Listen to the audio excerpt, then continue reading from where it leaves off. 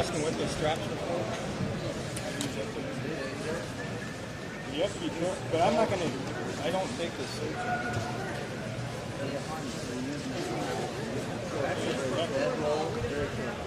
What I can do is put it on, I can put it on the very bottom.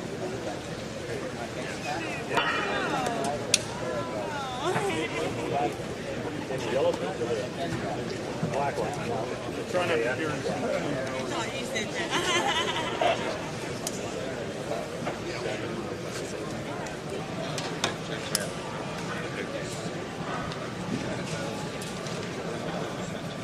Is that ribbon in there?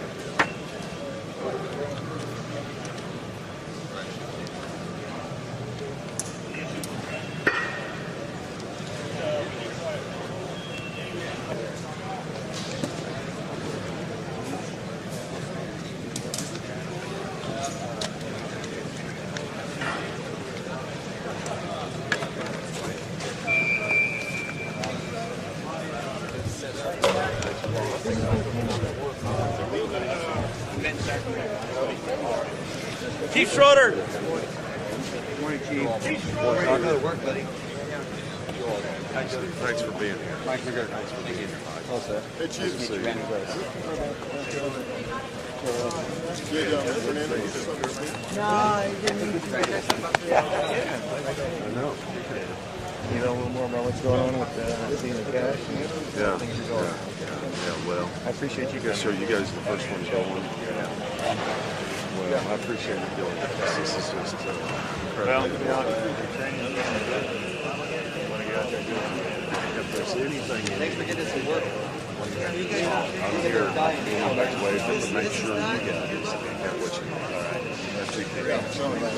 Yeah, no, I know.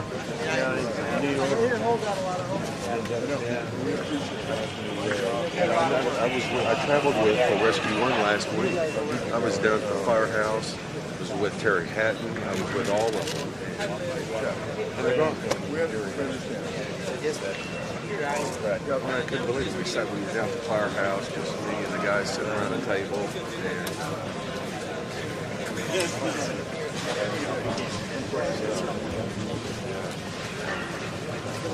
But Okay.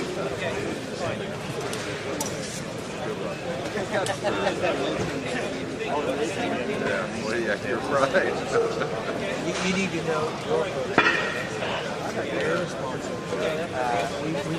this is at the massive mobilization. The level of difficulty, I think John and I see a little bit, it's over the top. But these folks, all the news task force are really up to the call. How many are you taking there? we're taking all 64 of our guys out right now. We'll just split into after 4 hours and we'll start working 12-hour shifts. 48 hours. How many days of 4-hour shifts? That's at some point. We're looking at about a 7 to 8 day rotation per team.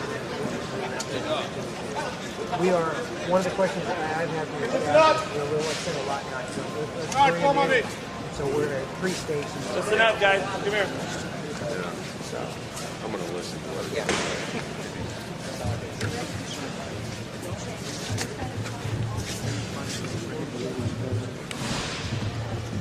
Barry, how many more back there?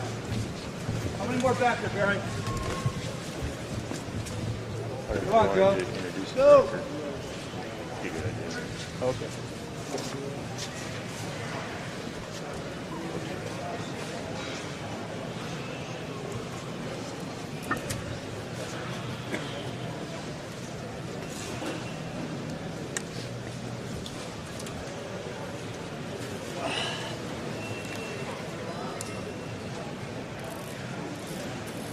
Okay, we don't have a complete mission yet. This is going to be our bus, like you guys all know.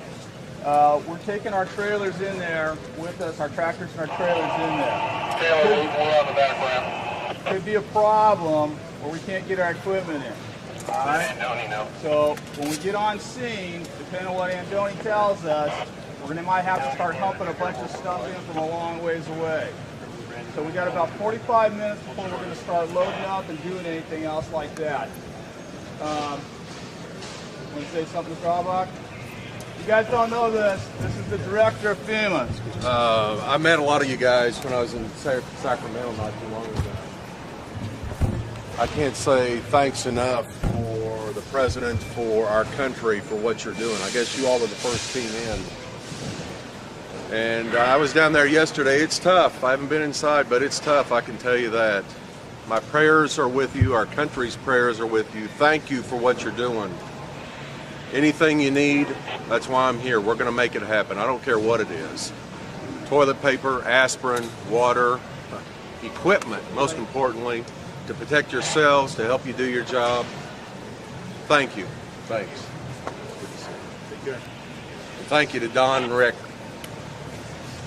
Okay.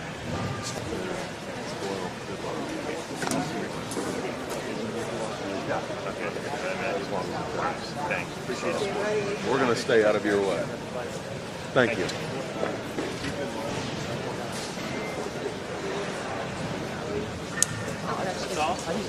Everybody see the bus driver? It's perfect because it fits into the story of the That's just alone. we've been on them, but this is a really lead. But there's no way around it. I mean, it's not an alternative. Still try not to put it in big buckets. Oh no, we're trying to. We're doing everything we can, but it's unusual. Comes with the territory. Yeah. You never know. And when that building went in, right down in Donald's Hall, and a few guys who I've been close with, I see they're the thing right on the counter, right under them. It wasn't here. He was off by the time he got here.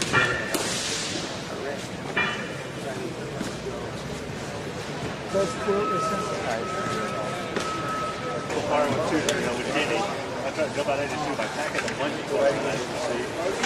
Nothing else. I ripped that thing out and got it.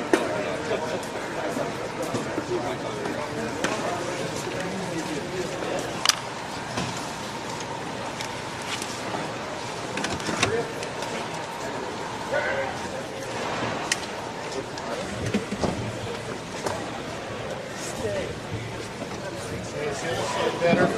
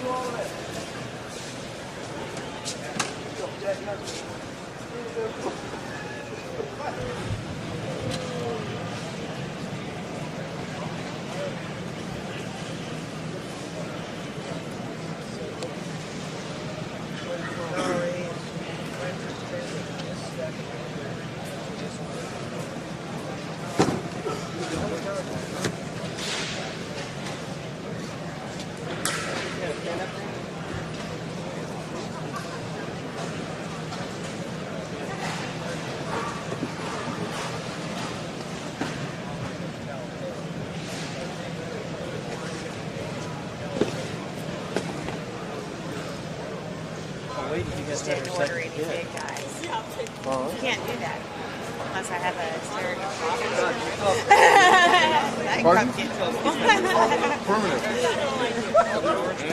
It would be the Steve Aiello case.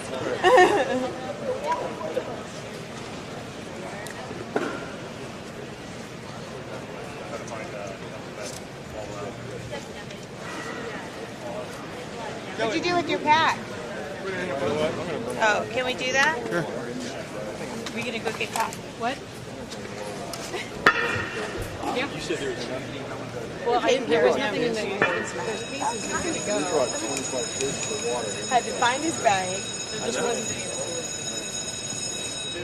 And then I turned around. You found baskets on. No, I didn't. Somebody.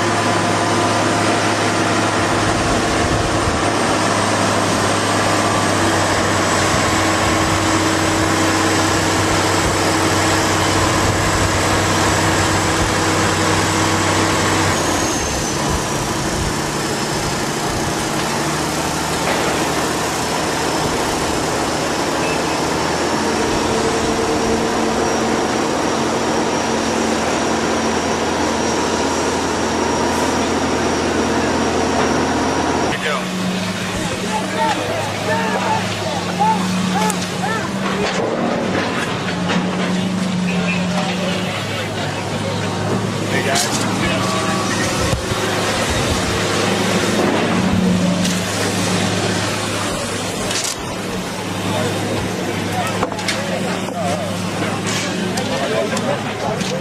way when it's coming down, I got no buckets back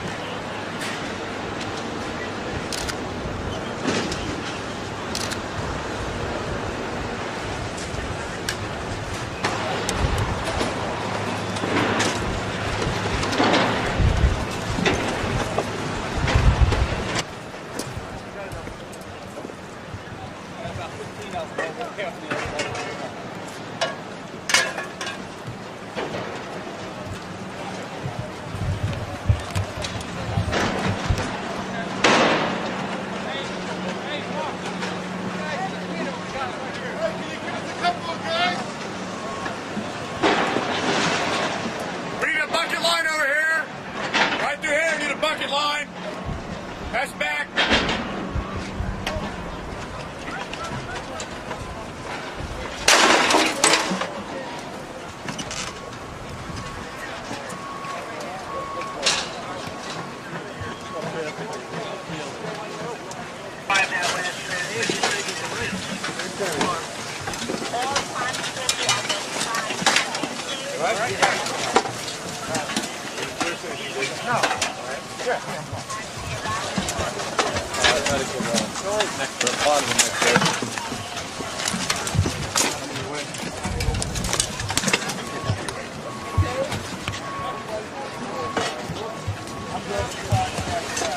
We got plenty of guys on this line, so.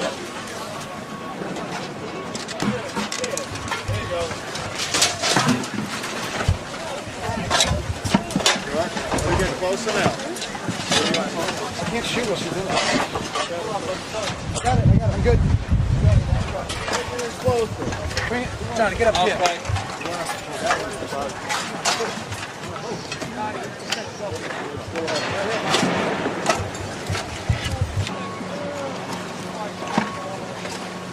Eddie. Get overwhelmed.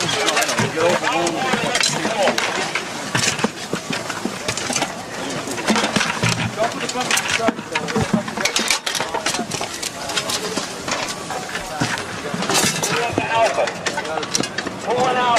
Let's see if I can see if that other for you,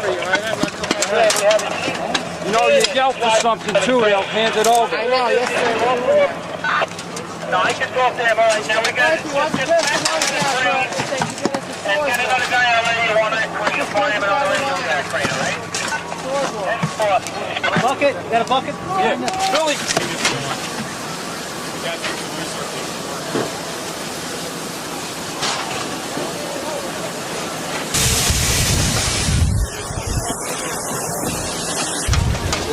I'm good.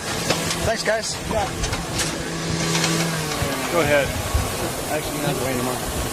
It's going to take me a while to get up the ladder to crowd. You guys are awesome. Good. Come on with that clipboard. See if you can go under and step up to the next one. Yeah. Okay. All right, John. Go under. Go under now. Good.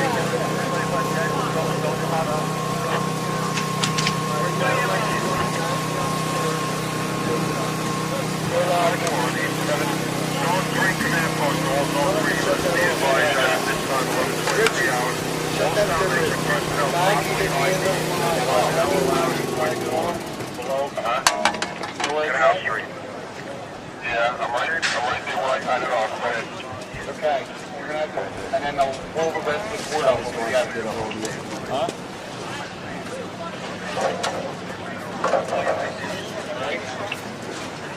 Where they bring me up? You guys toss any dogs down there anytime? Go to the end of the Toss any dogs down there anytime lately? We're getting a request for that. We got a dog standing by too. Okay. When did they bring him back down?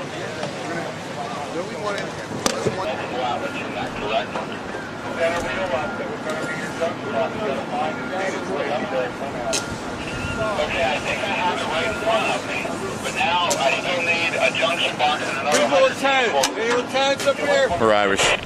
Coming down the ladder. Yeah, no, stepping on these guys' dicks and toes is the last thing I want to do.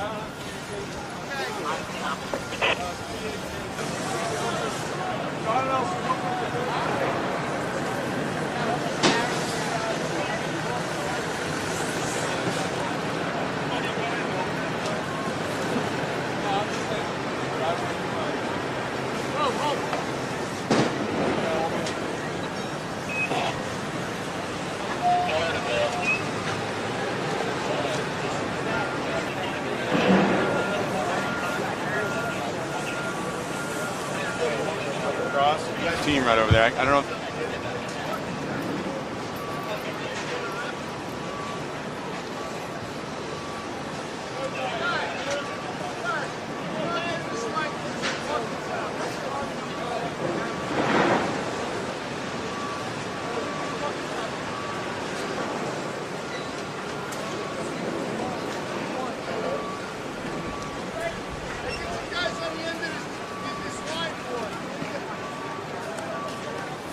what I'm saying. You know how Get in the fucking line. They got wrenches here for these tanks. They got wrenches for these tanks.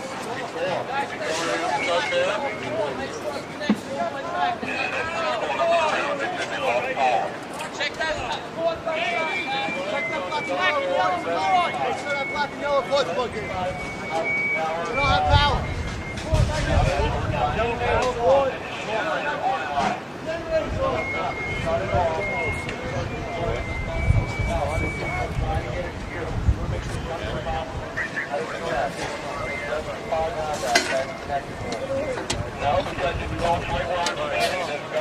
I like the preference.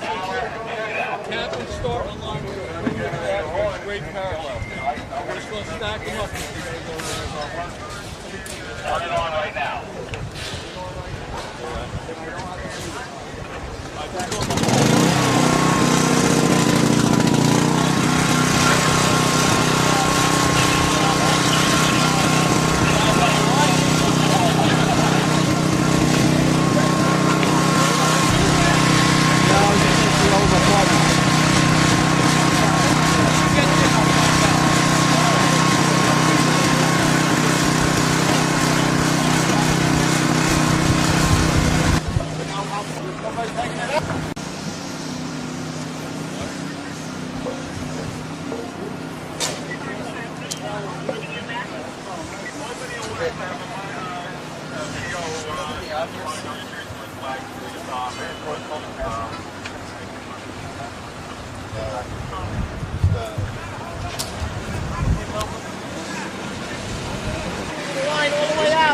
Getting out. You guys are going up. Now we need you guys to hold the buckets as they leave.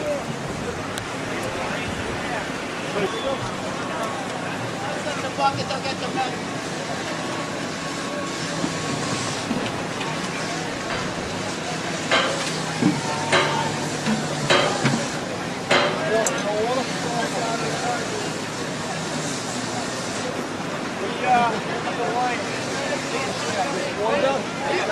I got buckets.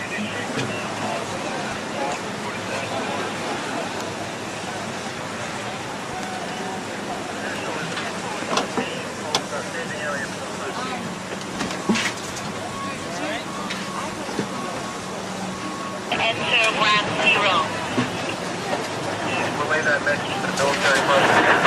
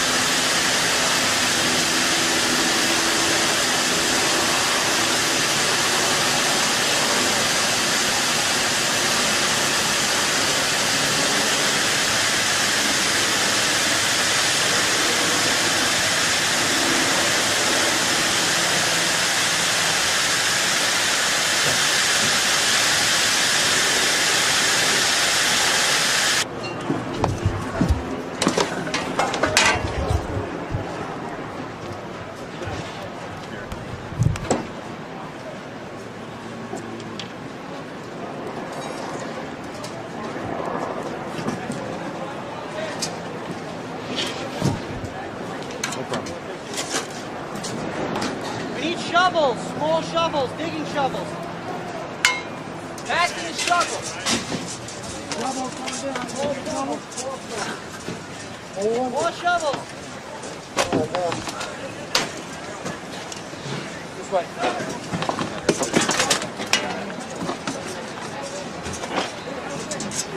More shovel.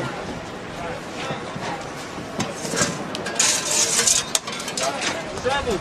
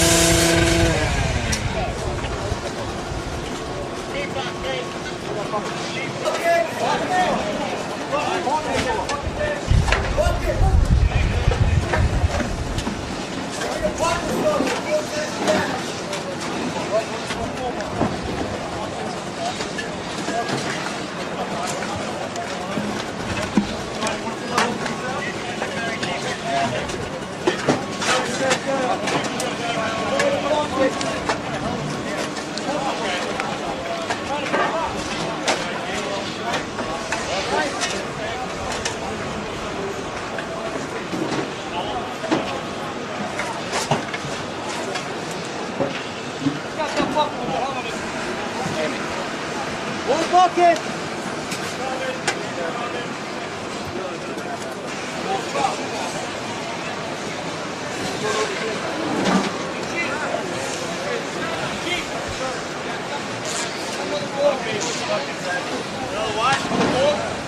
Yeah, all right. Chief, I need a sawzall or partner saw over here. Bucket. Bucket.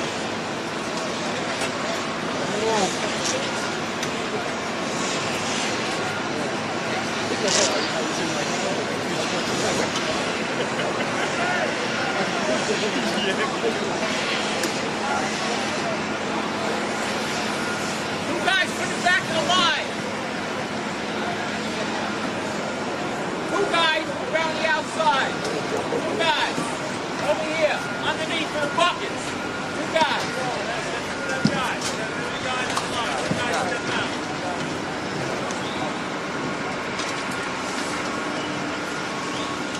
Good enough? Money right?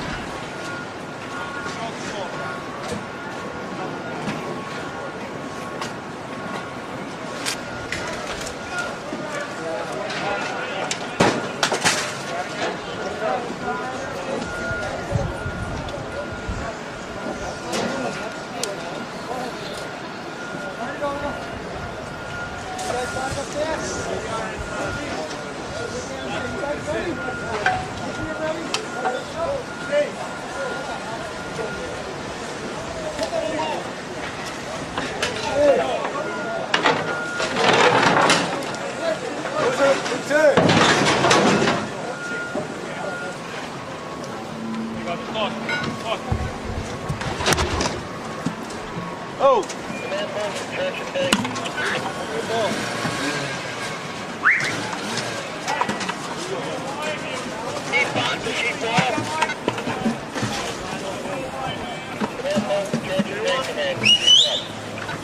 Yeah, that works.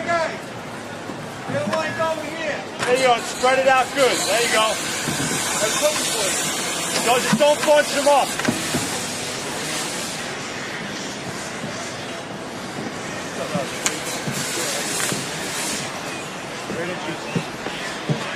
Alright, spread it out, stay close enough that we can pass the bucket off to each other. Be real careful.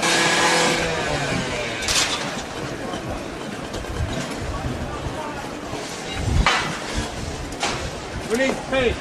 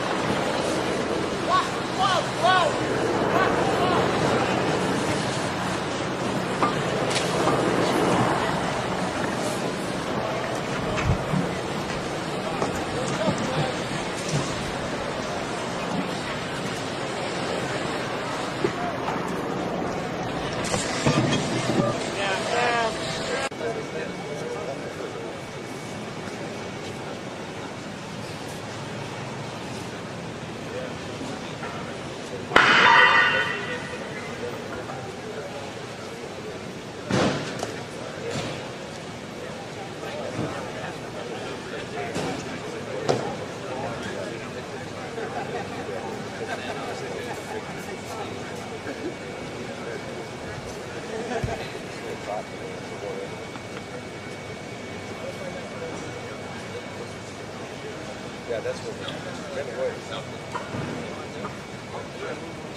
Once you start saying word go.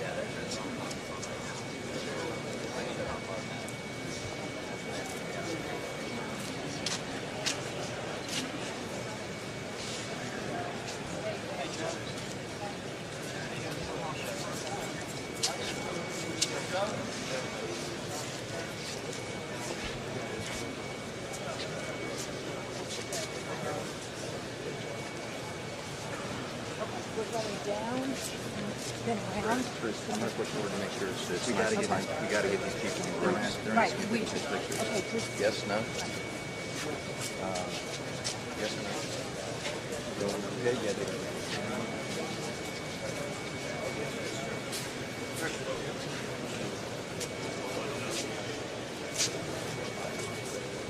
We want you to.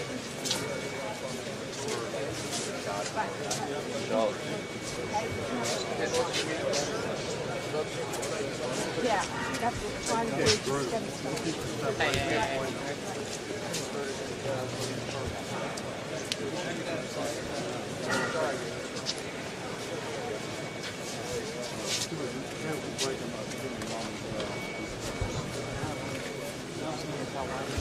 Hey, Paul. There, or that help? Okay, you need tighter.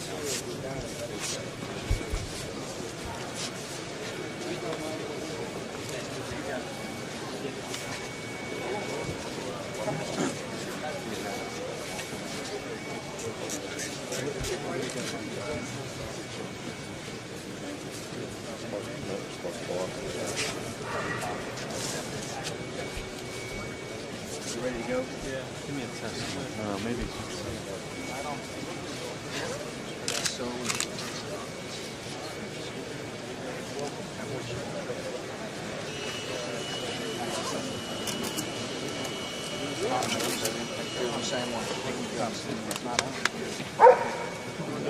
We're going to do 2 with this group, or we'll do...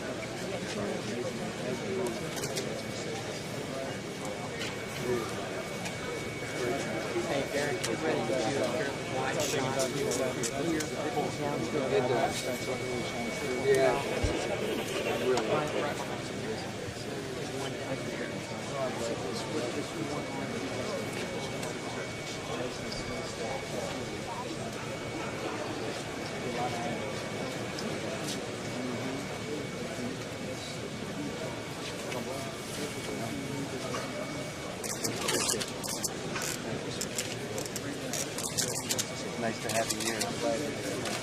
Thanks for supporting us. Proud of yourself. You're handing, but also you're handing it. I got the. Mr. President, we want to try to do 2 group photos if we could.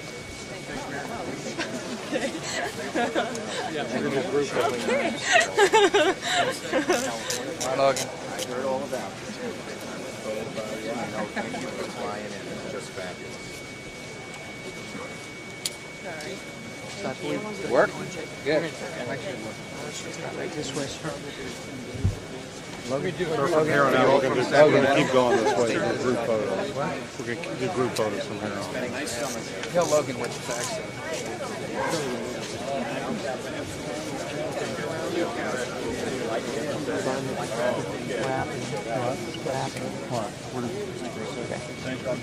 Where are you from?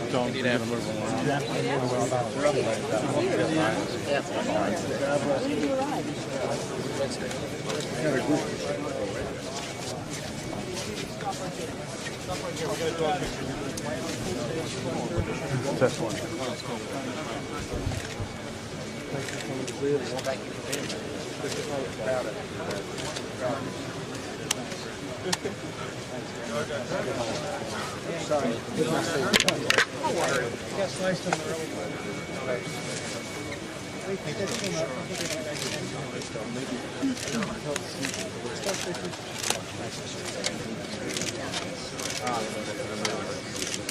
Grab the jaw here. Thank you, sir. President, we're doing a group photo here with you. Yeah, I'm sorry. They can, once the picture's taken,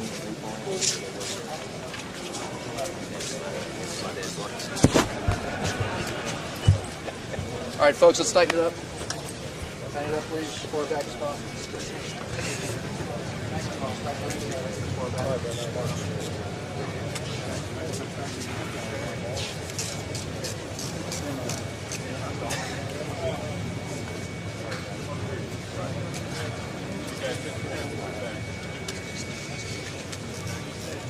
How are you all?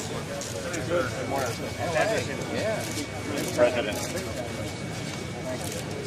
Glad y'all are here. Thanks so much for coming out. Yes, sir. People in New York really appreciate it.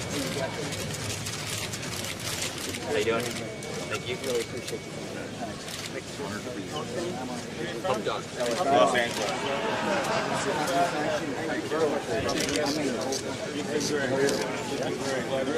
Glad you are.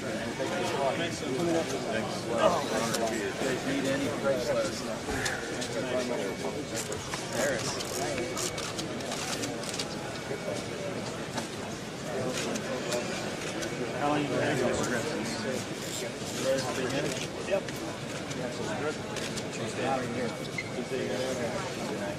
Dogs get worn out? They're holding up pretty good. You got to get them impressions. Yeah. Mr. President, I wonder what some of your impressions are. Well, I'm shocked at the size of the devastation. And it's hard to describe what it's like to see the gnarled steel and broken glass and twists in the building, silhouetted against smoke. I said that this was the first act of war on America in the 21st century, and I was right, particularly having seen the scene. However, out of the rubbles and ash and ugliness, there's a lot of good. Starting with the guys from LA that have come all the way over from California to help brothers and sisters in need, and that is that's a symbol of the greatness of the country. This is a country that's coming together. I was also struck by how angry many of the workers were, in spite of the fact that they had worked to exhaustion. Yeah, they're angry. They're angry at the people who did the crime. They're angry at the people who destroyed life. They're angry at people who caused the devastation. And as I said, I heard their anger. And America will feel the same way. And our response will be one that is justified. So what's your level of satisfaction with how the investigation is progressing and how the intelligence gathering is going at this point? I am satisfied that America has rallied during this terrible tragedy. I'm satisfied that the compassion of the nation has risen to the surface. I'm satisfied that if in any community, if we ask for help, we would find it. I'm also satisfied that the 4,000 FBI agents are working tirelessly to gather all the evidence that can be gathered, to find those who may still be in our country if they are here.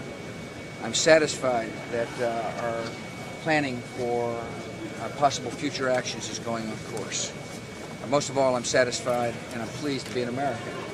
This is a proud moment for our country. Out of this terrible devastation and ruin, the greatness of America shines forth. And I'm here just as best as I possibly can to thank the American people who are helping here and to give comfort to those who hurt. A lot of the firefighters who we saw had tears in their eyes, and because they lost loved ones, and their brothers are missing. And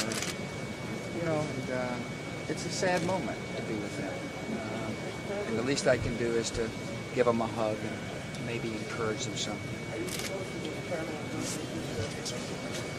We're gathering all the possible evidence. The appropriate time. We support you, Mr. President. Do you feel like you know who did it? We got a suspect. Thank you all.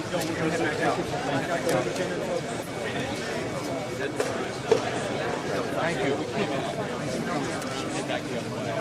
Senator Clinton, Please go back out. does she want to get through?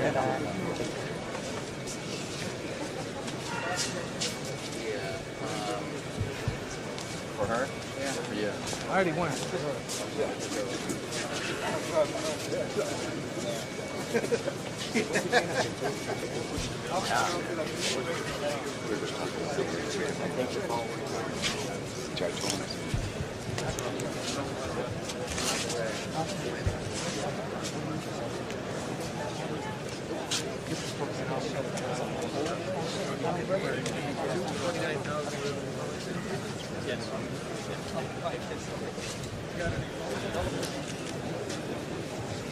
He's just going to go straight down. There he is, right over.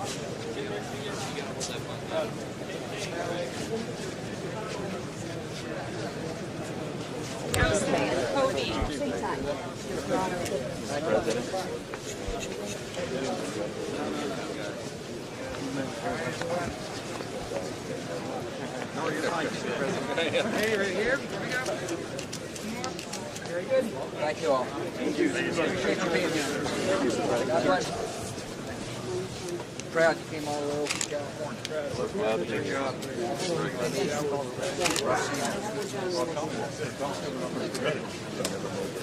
Mr. President? Yes, sir. Yes, yeah. Good to see you. On behalf of Pennsylvania, yes. I'm proud of you. I'm proud of you all for coming. Thanks. People in New York really appreciate it. Harrisburg, Philadelphia. We appreciate you being here. All right.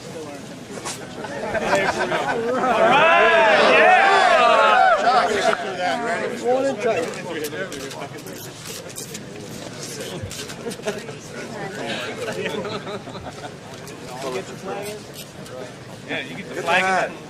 Who's Task Force One? Right. Thank you all. Thanks for being here. Absolutely. Give me a big mark. Give me a big mark. Right on. Thank you. Thank you. We're proud of you. Thank you. Thank you. We're grateful to have you. Thank you. Very good. Thank you, sir. Thank you, Mr. President. Good folks to be here. Good folks to be here. President. Caring for your neighbors.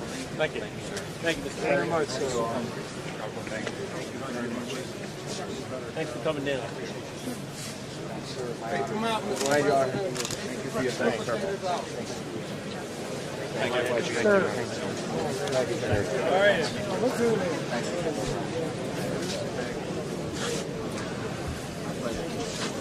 Thank you so much for being here. There you go. They let you in here? Governor! Yeah, come on, we got the Jersey Task Force. Under protest, sir, but Patiently here. Thank you.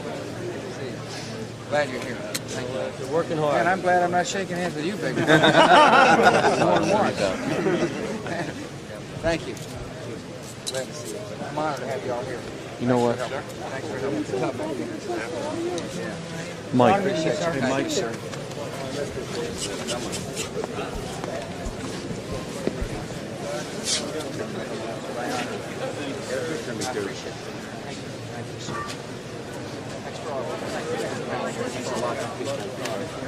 Right on.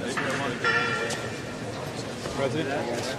Thank you all for coming. Thank you. You're welcome. Glad you're here. Thank you. Thank you. How are you? God bless you. You all know the governor, right? Sir.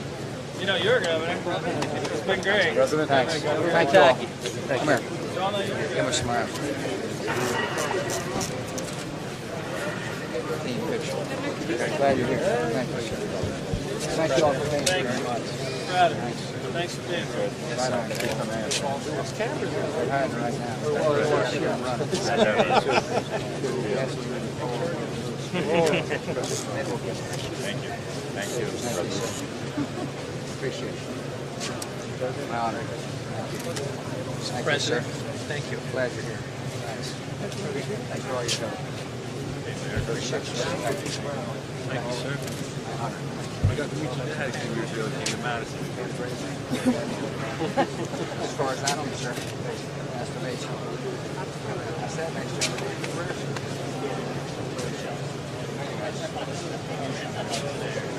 I hope so. I think hard work. Thanks a lot for New York. Thanks for being here.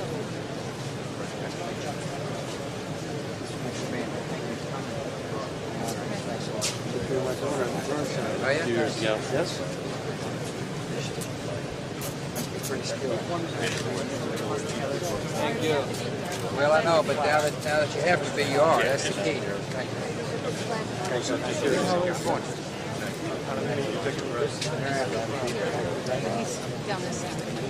You need me to take any pictures? You need me to take a picture? This one? Yes.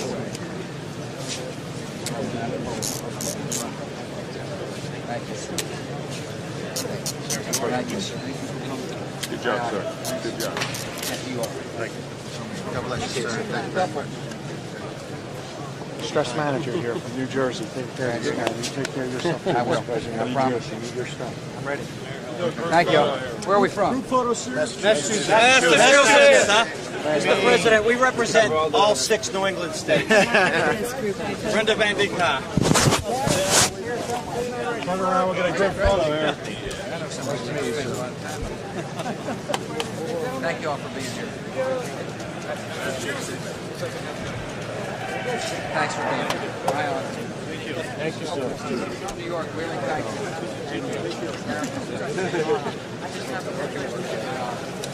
Thank you all. Appreciate you. Okay. How you doing, Mr. President? Where are we from? Massachusetts. They just claim the same flag. We're on the same group. Thank you all. Good to meet you. Proud of you. Proud of you.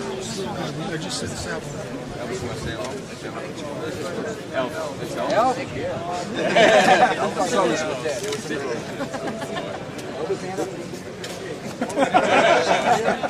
But I can't get it. Is he blocking everybody? No. There you go. I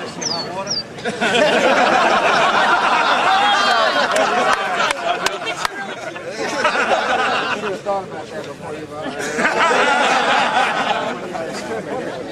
You got another group right here? Yes.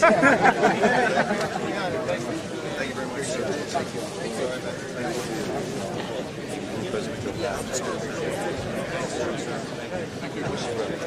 Another group photo here.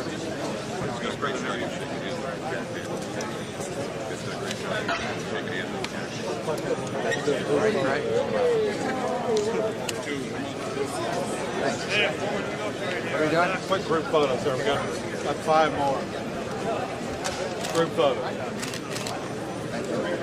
Thanks very much for your hard work.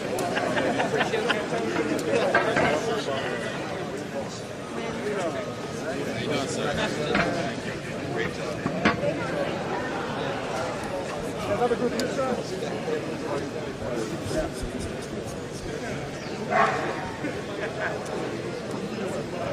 Another group right here. Got to form the line. Get one big How are group. you all? Thanks.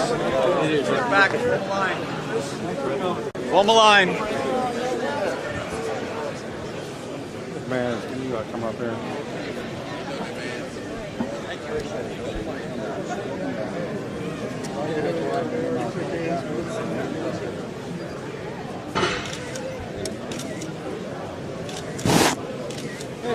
Thank you all very much. Work hard till we clean it up. You too, sir.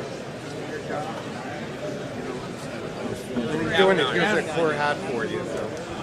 Thank you.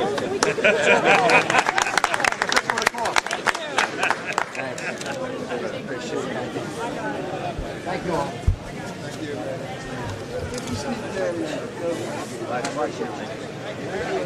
Thank you, sir. Thank you, sir. Thank you. Thank you, sir. Thank you. Thank you. Thanks for your hard work.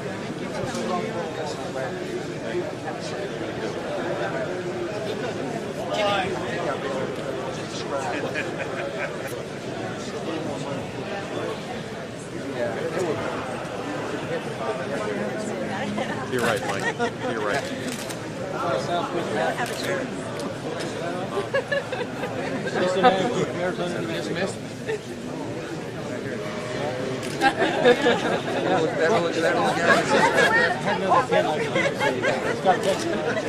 Yes. Thank you all. I appreciate it. Thanks. I'm honored. Thanks. Hey, Jimmy. We're coming up this Get this one here. About all. Yes, he is. You need to kick him around, let me know. They could have been a service No. Thank you all for being here. Got a lot of work to do. Nice to meet you. Nice to see you. I appreciate you. Thanks. Right here. Get in here. I'm right here, sir. Got it? Can I get that one, sir? This guy here? Yeah. You know what he's doing? Oh, it didn't work. Oh, man. I'm glad you're here. Thank you. Good to meet you, sir. Thanks for being here. Appreciate it. Thanks. Okay. We get when you guys have a picture of Mr. President? Okay. Mr. President, good job.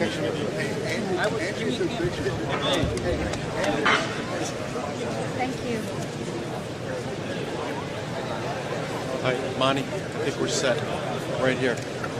Just where's the new group start right here? Mike's got where the new group starts. Right there. Where the photo.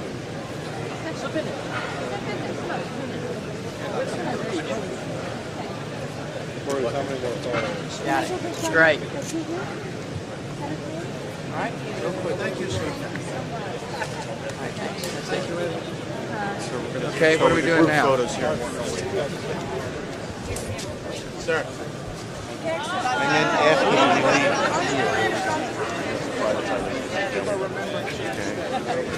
And what are we doing?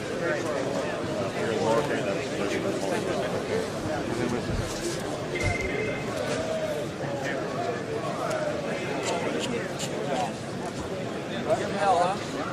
Give him hell.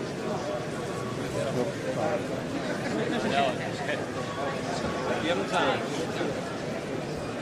Okay.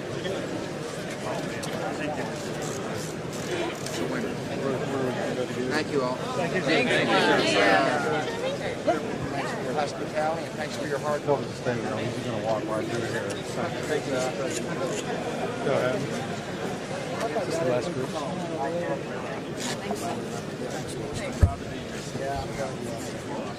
A wonderful prayer service today at the National Cathedral.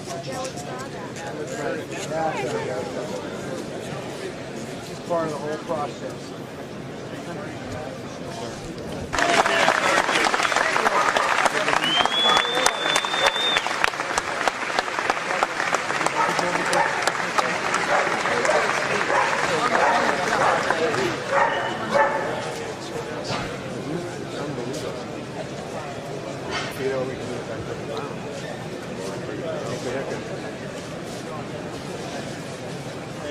You get these calls.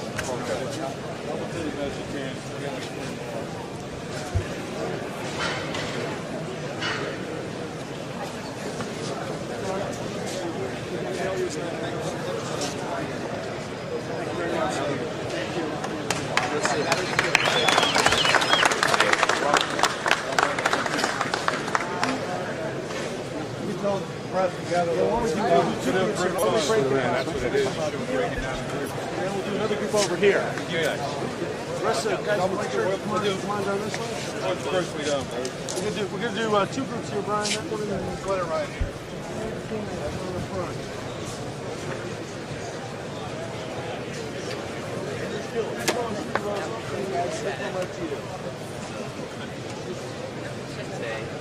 do you want to sit?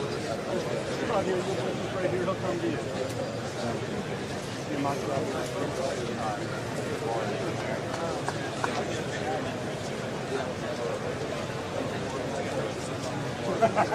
You didn't misunderstand what I said.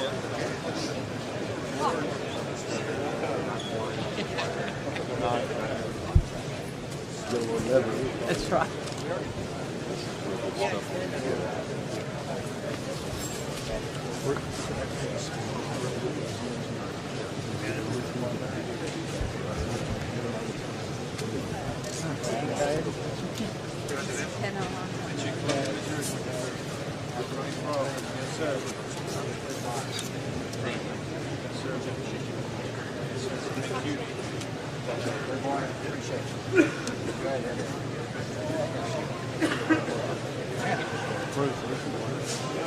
They're the best looking groups. Never seen one like him or her?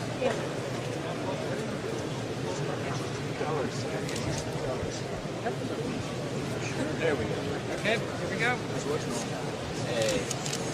Good.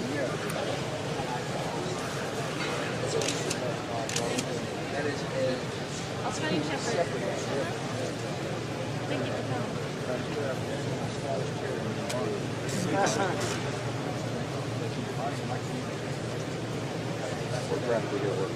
Yes.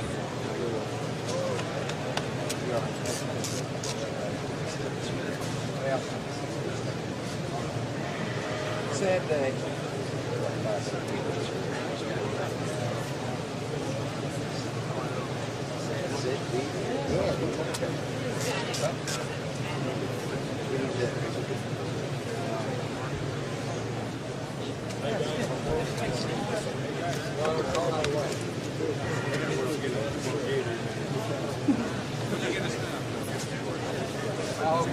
Bueno. Bienvenido. Appreciate you guys. No, I know. Thank you, sir.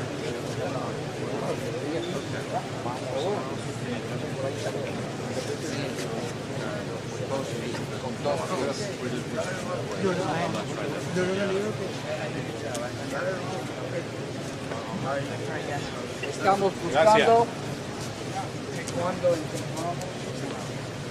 Okay. Completo. Completo.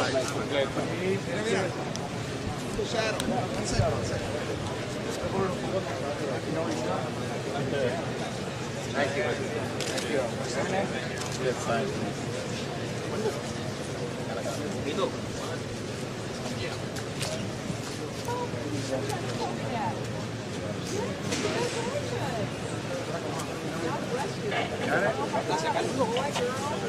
Perro. Yes. Puerto Rico. I know Puerto Rico well. Thank you.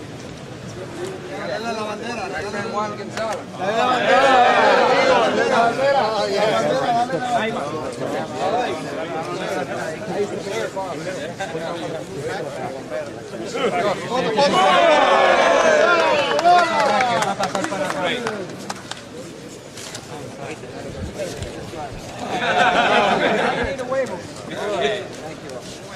Gracias por tu apoyo.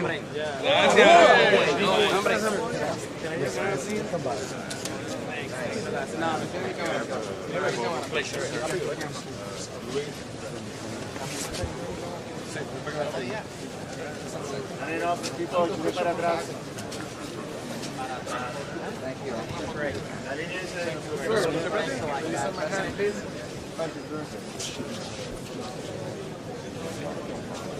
Okay. We'll hold together.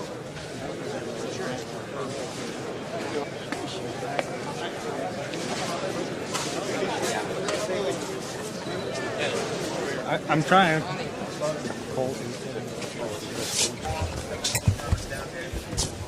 Okay, what are we doing now?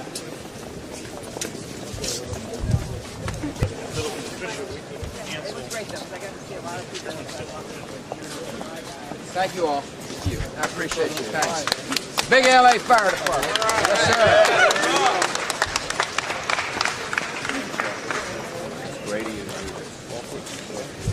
I did. It's just first time they wave with all 5 fingers.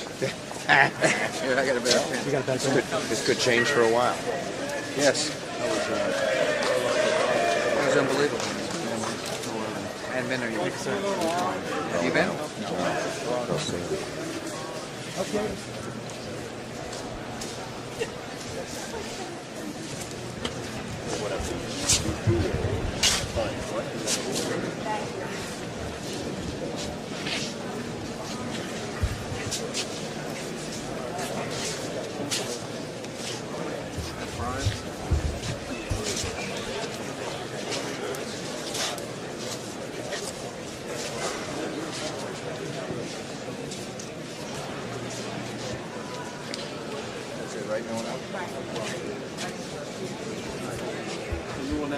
Folks, please clear the area. The other side, please. Thank you.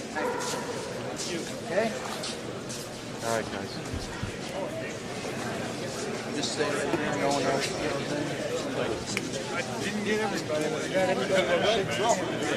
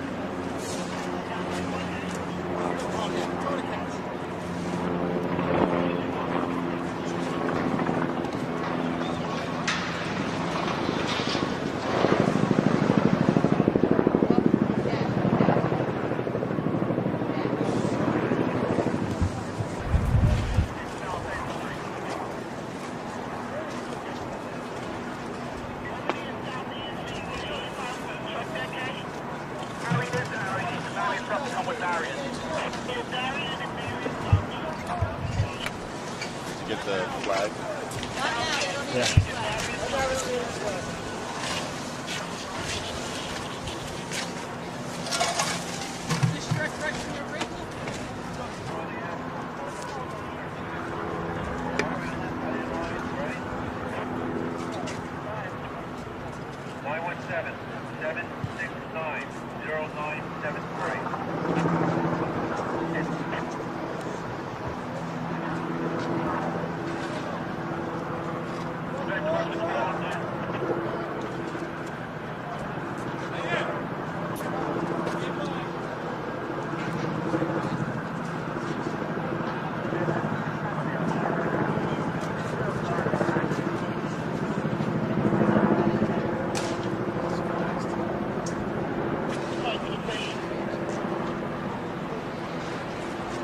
Outside, you received your message. I still don't believe this.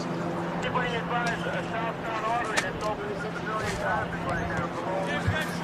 Which building was it that was sort of wobbling that you were in?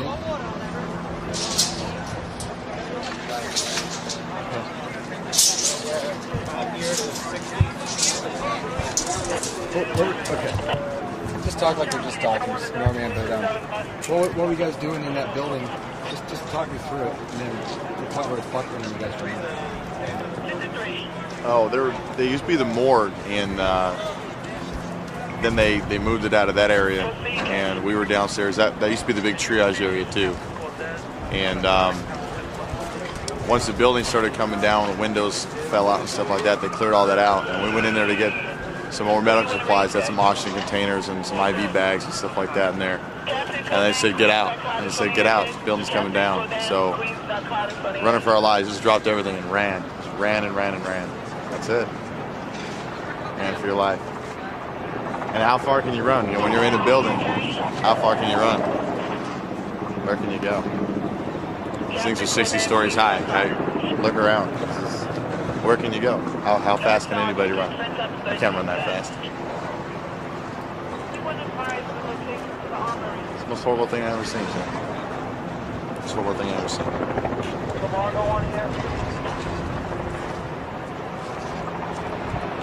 What's it like? It's got to be, the worst thing in the world to lose anybody you know, but it seems like whenever someone loses, a buddy. When it's a service like military, fire department, police department, EMS, it doesn't matter. When you're out here every single day, depending on someone else to save your life, if you get hurt, it's a bond. It's not a real personal bond. You know, you don't talk about personal things, but it's a bond. It's a bond that you can't explain. It's a bond that husbands and wives don't have. It's a bond that brothers and sisters don't have. It's a bond for public safety and military personnel. That's it. It's stronger than anything. Stronger than anything. That's why they're on. Yeah. I suppose, from a fire to a catastrophe like this is probably where those bonds are made. Huh? Bonds are made every day. This is where those bonds are tried. Bonds are made every day. Every single call you go on. Every fire that you run into, every building these New York guys must go into, everything. Every police officer that goes to a door and goes on a call or does a traffic stop or makes contact with the subject. Every firefighter that runs into a burning building or goes into a confined space rescue or anything. Any EMS guy that goes in and tries not to get stuck by needles or get blood all over him and try to stay alive. Or goes in right behind the firefighters in these buildings to pull people out and save them. That's every day. Every day. It's not disasters like this. It's not people coming together and building bonds at incidents like this. These bonds are built every single day. It's every single day. Every single one of these guys risk your lives every day. Every single day. Not a day goes by that you're working and you don't risk your life at some point. Whether it's running a street light, lights and sirens. That's dangerous in itself. It's just a bond. None of that's coming down.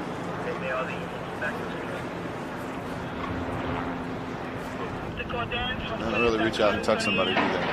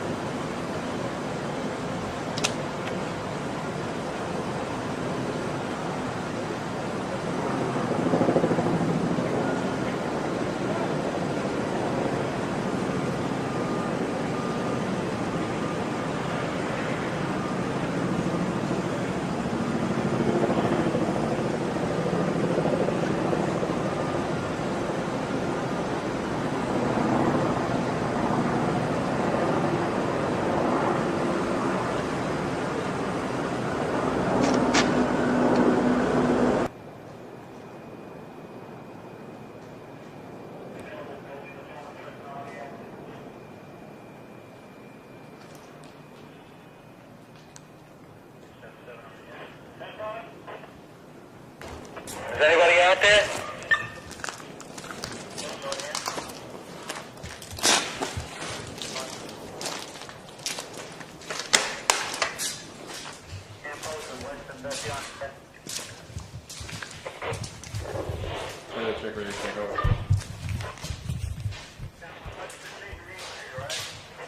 Sergeant, you been out in that perimeter or what?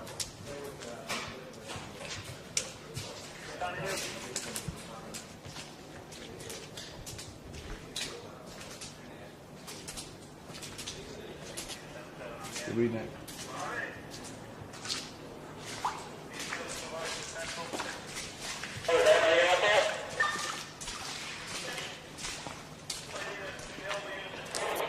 I'm picking up on one of our alternate nets. Who's this?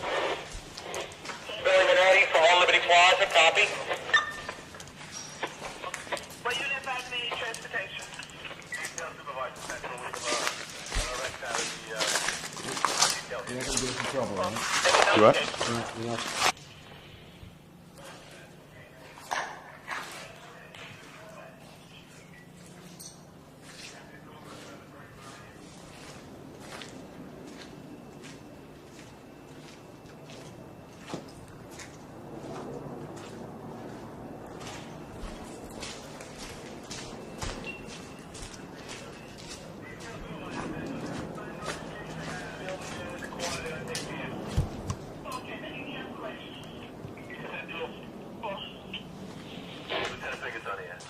Any crews working back in here at all?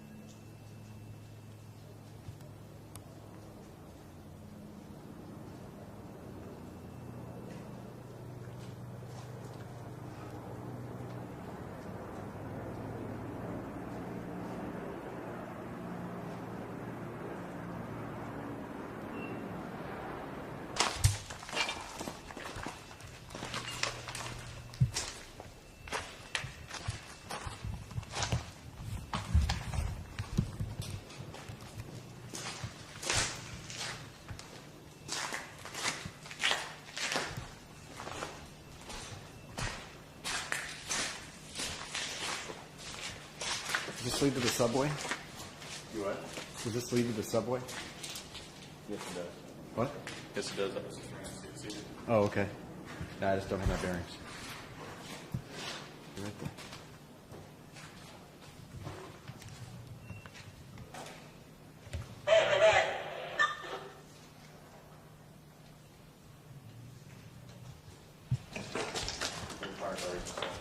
Ladder 80 went that way. They left their jacket on the ground, they said, for us to wait. So we're just hanging out until they do their search. Where are they at? Can you show us? Yeah.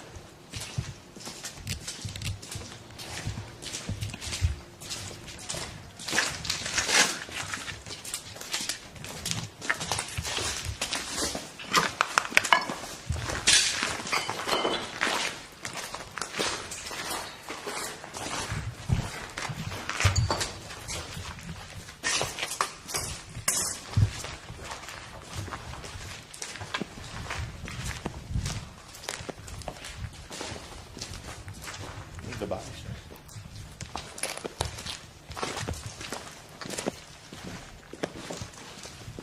My wife likes something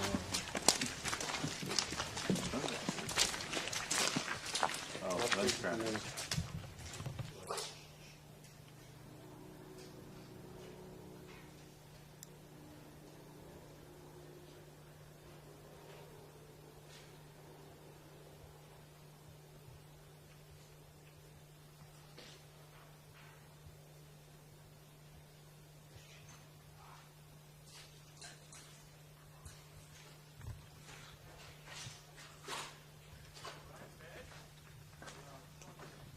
Are you guys in charge of the process then?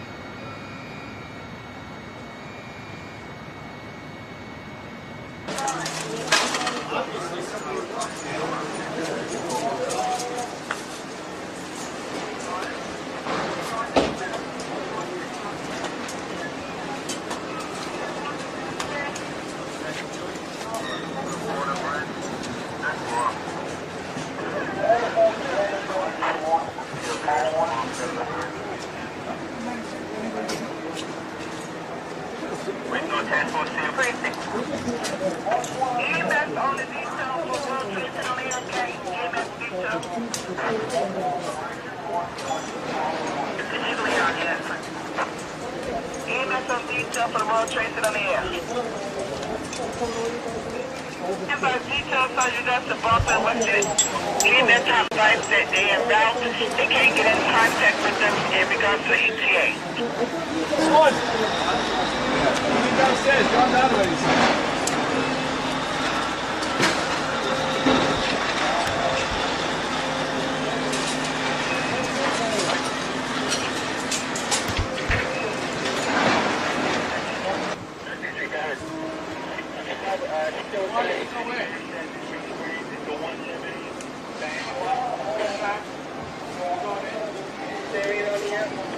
Hey, Cap, how many of you guys going in? What? 4-1. 4-1? Okay.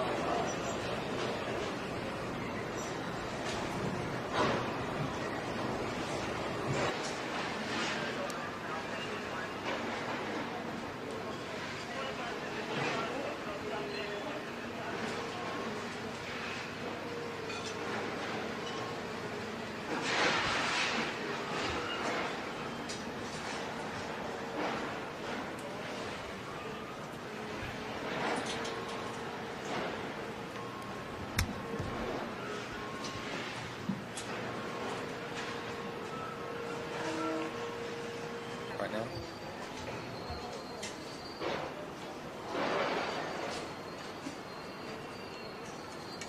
think it's more of a supplemental force. It's not like, you know, that's our mission. It's not like we're in charge of all that. I don't think that's his intention. I've never really heard of it before. You know what I mean? Mm-hmm. It's just one of those things we're cast out for. Because you're really, I mean, I've assumed the intent is, your job is to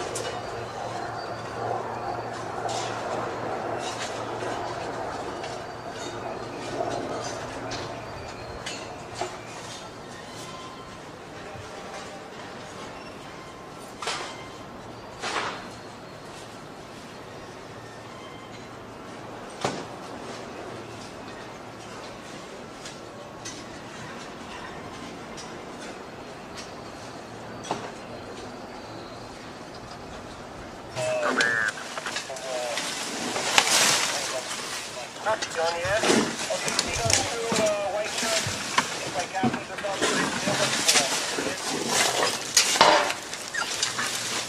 Air Force Man 5822, standing by. Yeah, 1 second, let me look.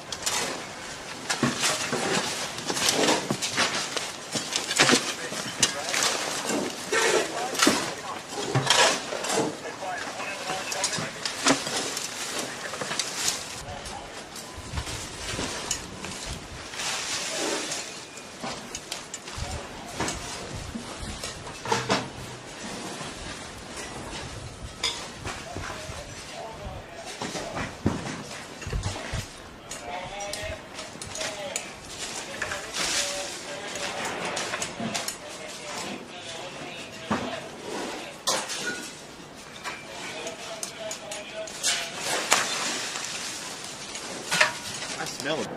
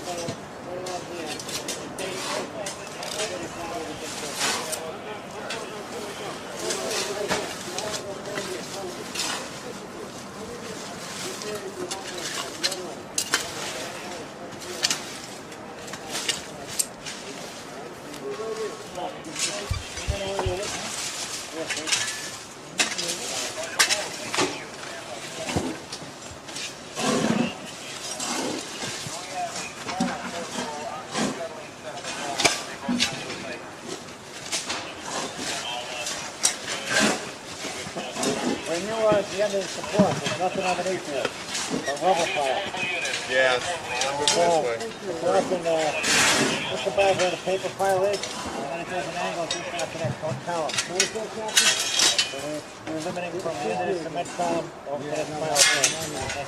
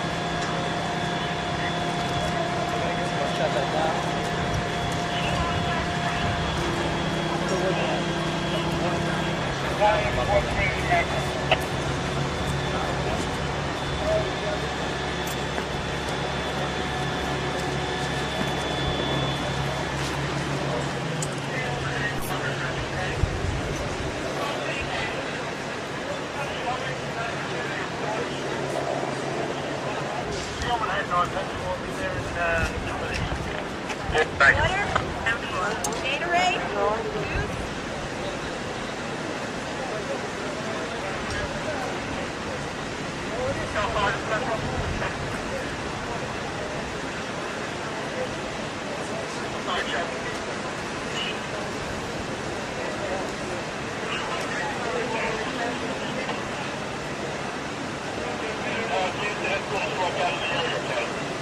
What are you doing here? Let's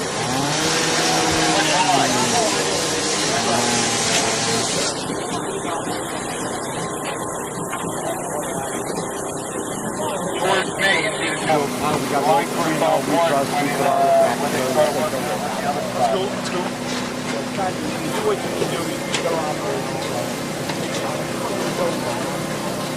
I'd like a normal team operation.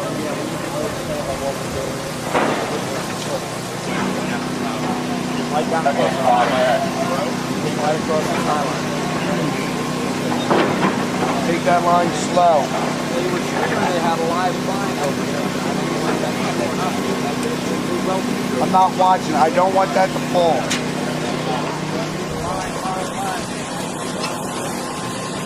Slow it down, guys. Slow it.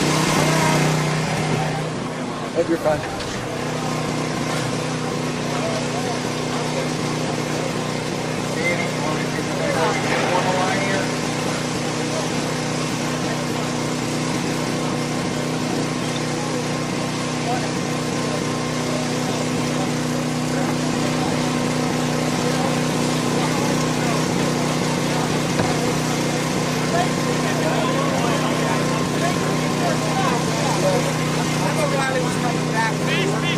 That's what I was wondering too. How's Raleigh doing up there?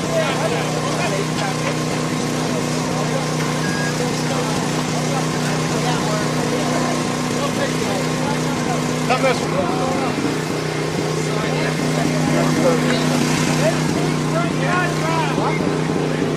They send those milk cratons.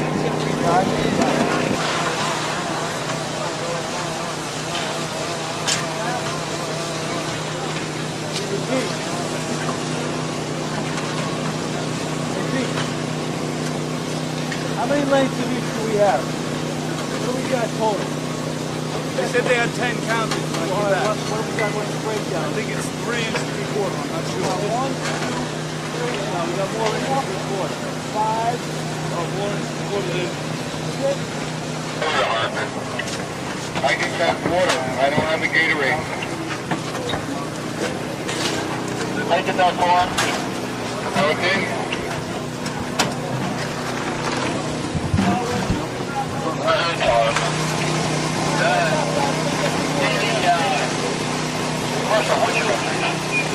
I'm just making sure that I've got my line straight up. They're going to bring about 100 cases of water over here. We're going to get it shipped up to you because those guys need it up on top.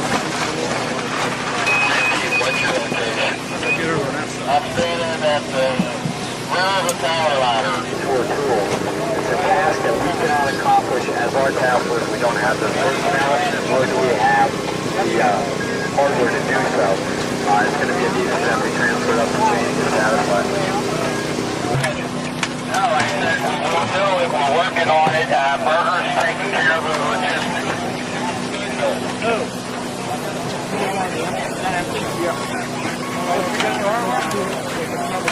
I really got about 3 pieces. I report like 3 pieces.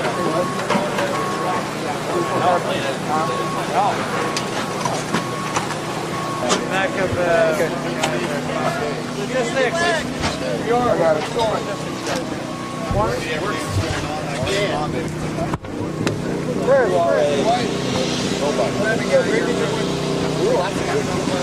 You like that? No responsibility. Yeah. Way back over there. Not yet. I'll say not yet. Tell me what's going on. Any duct tape? Anybody got duct tape? Duct tape. I guess tell me if you don't mind. Tell me what's going on right now. What we're doing is the rubble pile of the trade towers. We established a high line to get across the rubble pile to make it easier for the victims to transport tools back. We're doing something there. the south bridge, just north of the south bridge. I think I can get one. What for? Yeah, what's the location? It's unfortunate. So tell me your name and how to spell it. My name is Jeff Tracy. Tracey. Hang on a second.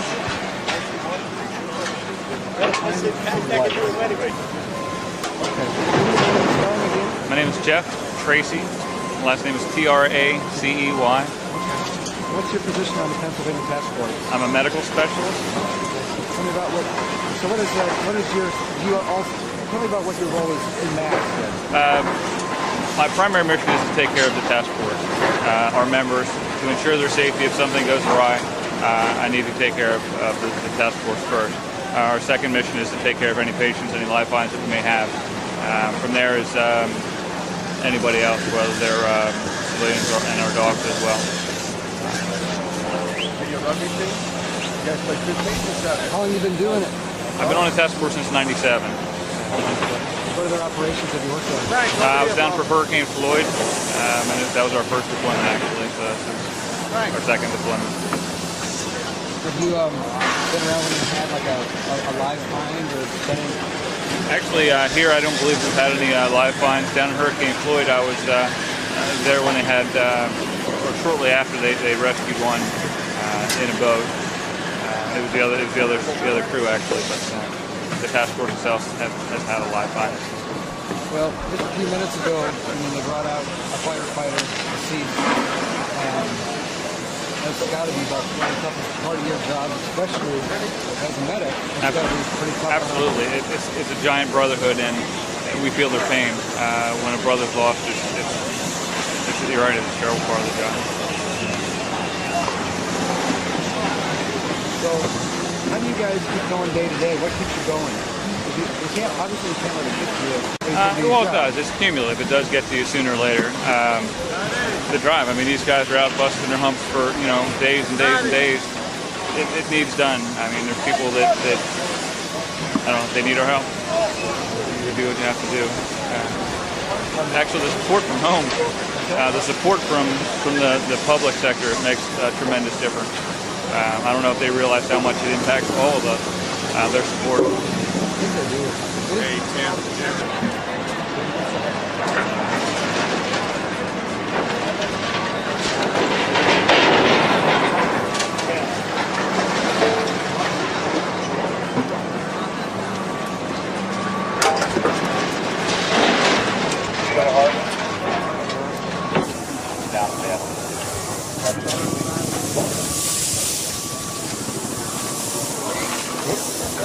Let me check this.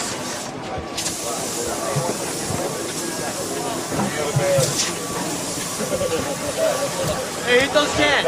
Shut those off.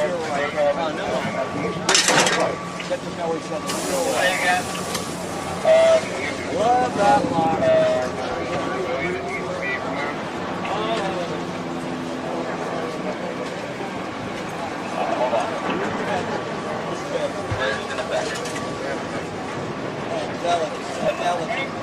Yeah, when the line hits off, that's not big more weight over the basket. That's what's making it go from side to side.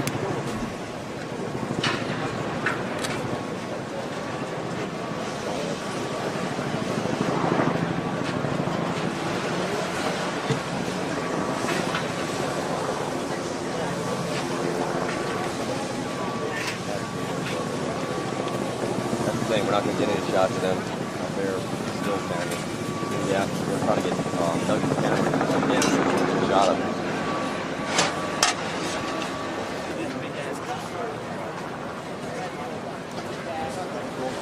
The Hornets was keeping up with that. Yeah, just the opposite. It's still way final they did. But I don't think the Hornets are allowing them. Right. The Hornets Prepare to receive Riley. We'll take you, Riley. Take up the flashlights.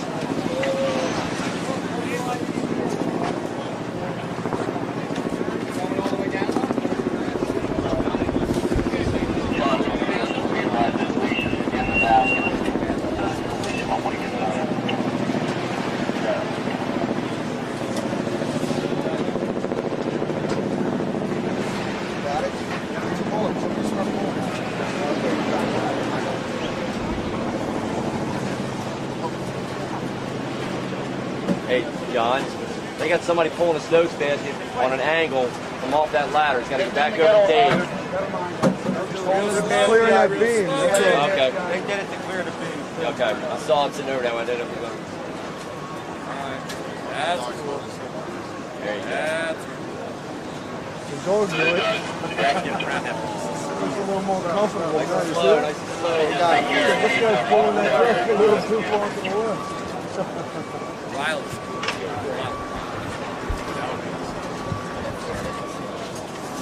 All right, Riley. Hey, can I trade places with you just for a second? Thanks a lot, man. Really appreciate it. Good boy, Riley. Riley is dog. Good boy, Riley. Good boy. Riley. Riley. Good boy, Riley. Good boy. Let's get it all. Good boy, Riley. Good boy. How many people here know what? You know Riley real good, Louis? We got Riley on. Good job, Riley.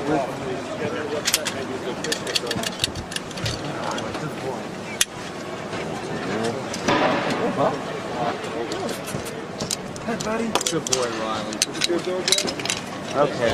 Okay. Take them off. Lift them with the lead. Down. Yep.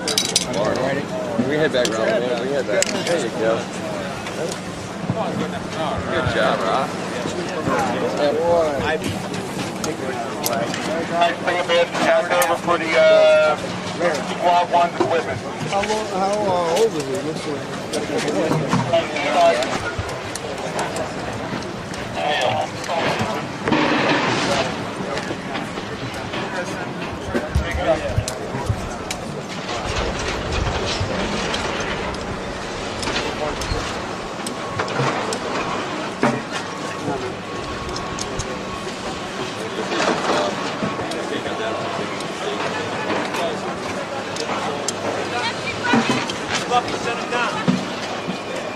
empty buckets.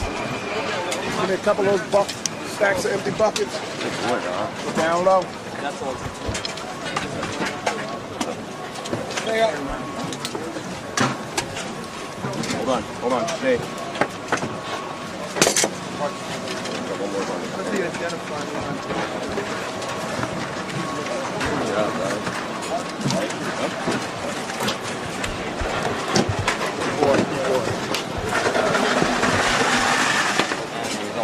Doug's going to use that for his equipment. Good job, bud.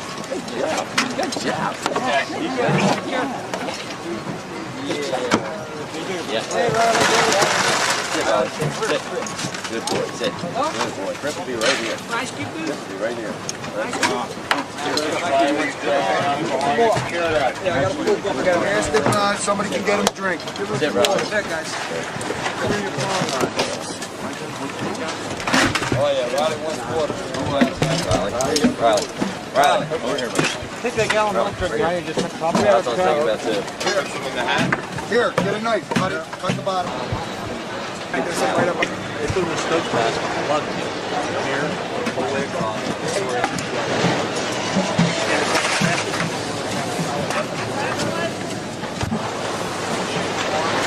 What's that? No, we're just checking over just to make sure, you know, you didn't get punctured.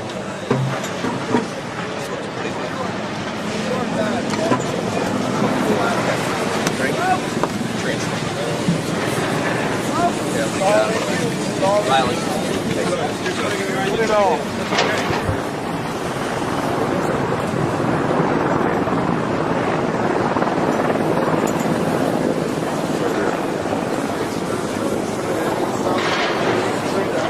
You guys were all laughing.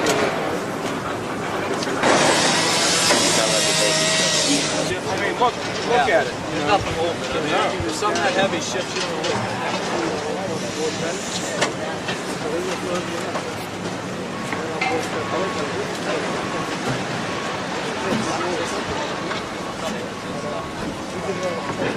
There's some boys, guys from the rest of the company down.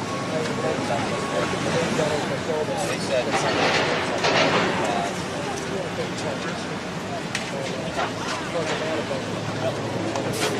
fucking the light went out. I do that this way. I'm fucking slide down the fucking thing. Back down.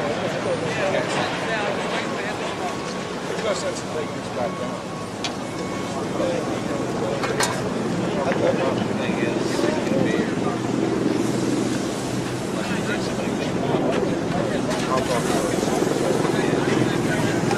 I mean, I agree with all of the songs.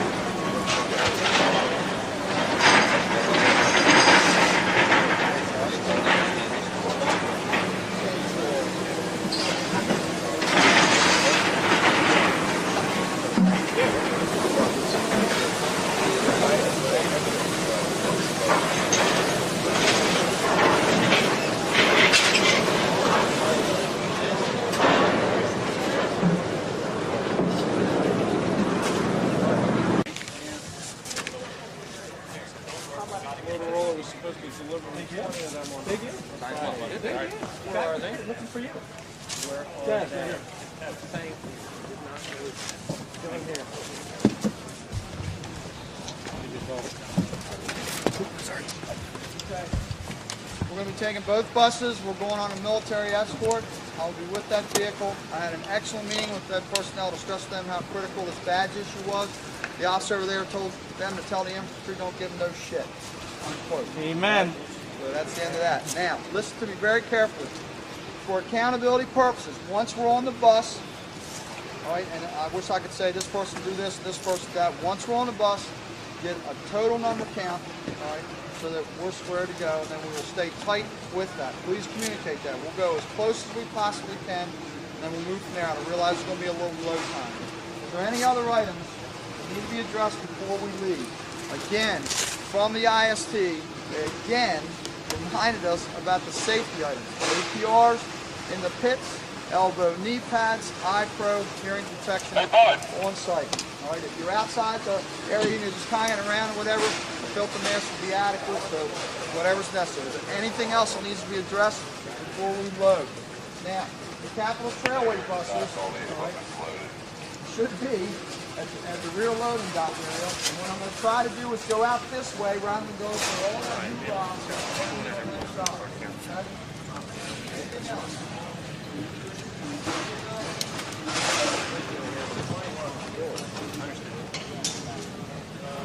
Have you seen anything else you might?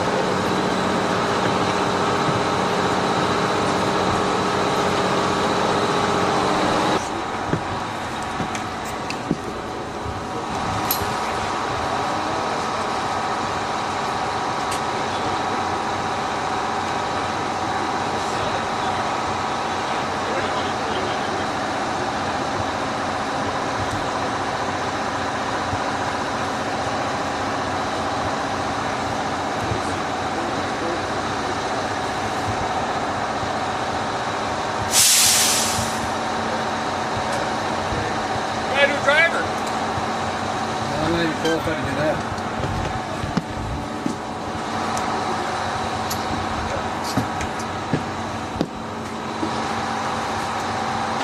I don't want to put everything to still, put all our skills to use. The terrorist operation. You know, a buddy of mine, training stuff. A buddy of mine one time, was telling me one time, you know, there was a fire, the lady asked him something, he said, oh yeah, it was a good fire. She said, what do you mean, a great fire? Well, these people come out standing in the street every night. Watch them by. that's not, they can feel good though. Oh, absolutely. Somebody call? I tell you what, these people down here are loyal standing on the side of the road.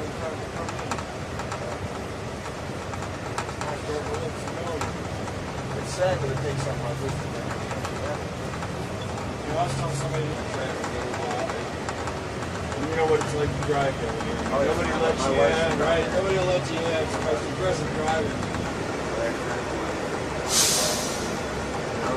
Well, that's a shame. People should call first.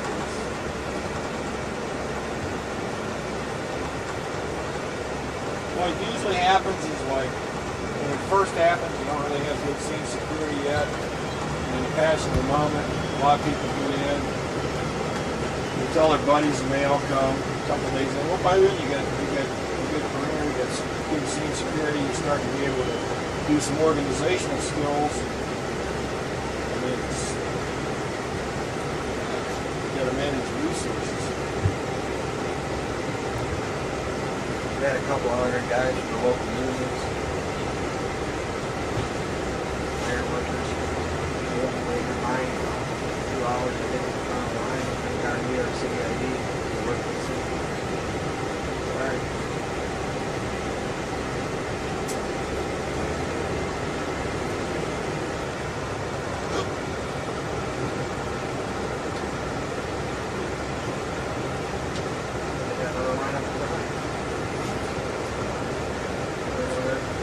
Before Steve comes out and talks, I think we got some lumber we can make a ramp over the roll. How are you? Oh yeah. What do you do with them after they're in this target-rich environment for so long? You know, you gotta decondition it. Yeah, I mean, it's phenomenal.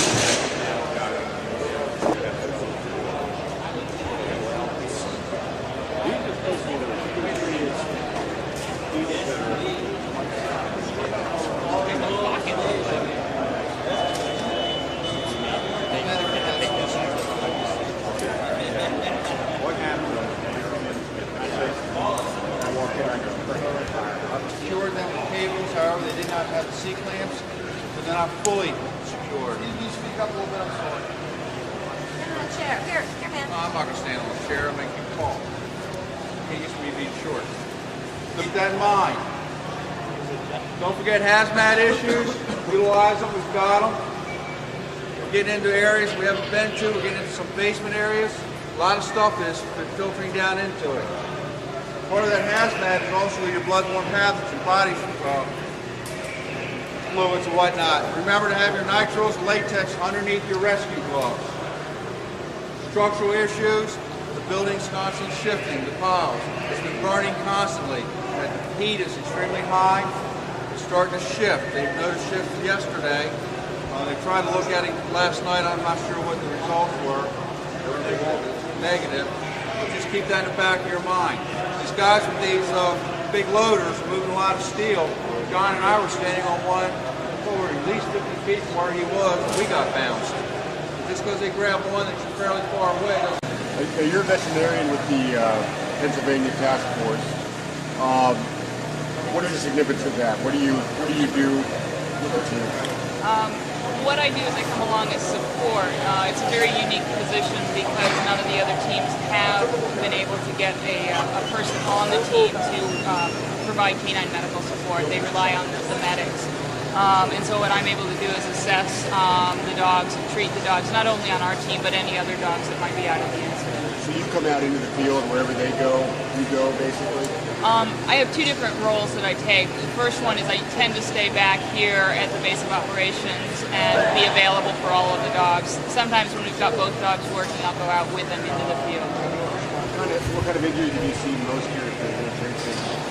The biggest issues early on were eye problems, a lot of dust and dirt and contamination in their eyes, and then paw and pad injuries. I've had several lacerations, not in our dogs. I've had some minor abrasions. Those are probably our major issues. However, the biggest problem we've seen is dehydration. They're working too hard and not drinking enough. It sounds like the dogs need to drink as much water as the workers are out there. Yeah, they definitely need to drink a lot of water. It's dry, it's dusty, and they're scampering up and down the rubble pile a lot more actively actually than most of the people out there. Plus the excitement of being out on the pile, they don't take time to drink. It's not a good place to drink. We've really enforced having the dogs come off the pile, have some rest between the problems that they were, and get them to drink and make sure they stay hydrated. In terms of thinking about how other task forces are organized, why do you think it's important that these teams have vets on site and able to do that? Well, the task force have really emphasized getting the medical personnel trained to treat the dogs. Unfortunately, those trainings might be once a year or once every 2 years, and they're not seeing dogs. And dogs have unique problems. And I think working as a veterinarian with the handlers, we've come up with ways to prevent some of the problems that they're seeing on some of the other teams. So you certainly recommend seeing more vets out with more teams? Absolutely, and the VMAT teams, the veterinary medical assistance teams, have been sort of pulled into this. This is the first time they've been involved, and that's been really helpful for the rest of the dogs. Logan's your dog. Yes. How does it make you feel to have a vet on site when you're out working? It's extremely comforting and reassuring because they can get in so many dangerous situations despite all their training and that, and to know that you can have critical care available like immediately on site is invaluable. Tell us a little bit about how you and Logan work together here. Well, we work together as a team. We're given generally an assignment by our search team manager of an area that they need to check for life and consent. And what we'll do is, assess the area and any dangers and things like that. They'll brief us on that, and then we'll send the dog in to survey and consent. So her job is to indicate and let me know if there's anything there, and through the training in that she is able to get into areas and situations that people aren't accessible to. So she relays that information on to me if she has anything that she finds, and then we in turn are able to pass on information. You generally work physically a little bit separate from where the other team members are, and you guys all sort of together? Generally what we do is we like to run one canine in a situation and then run a second one if there is what we call a hit or an indication of scent, just to back each other up. But generally we try to work in an area that's clear of workers. I mean, there's always going to be workers in that around, and they'll focus on confined and scent as we see.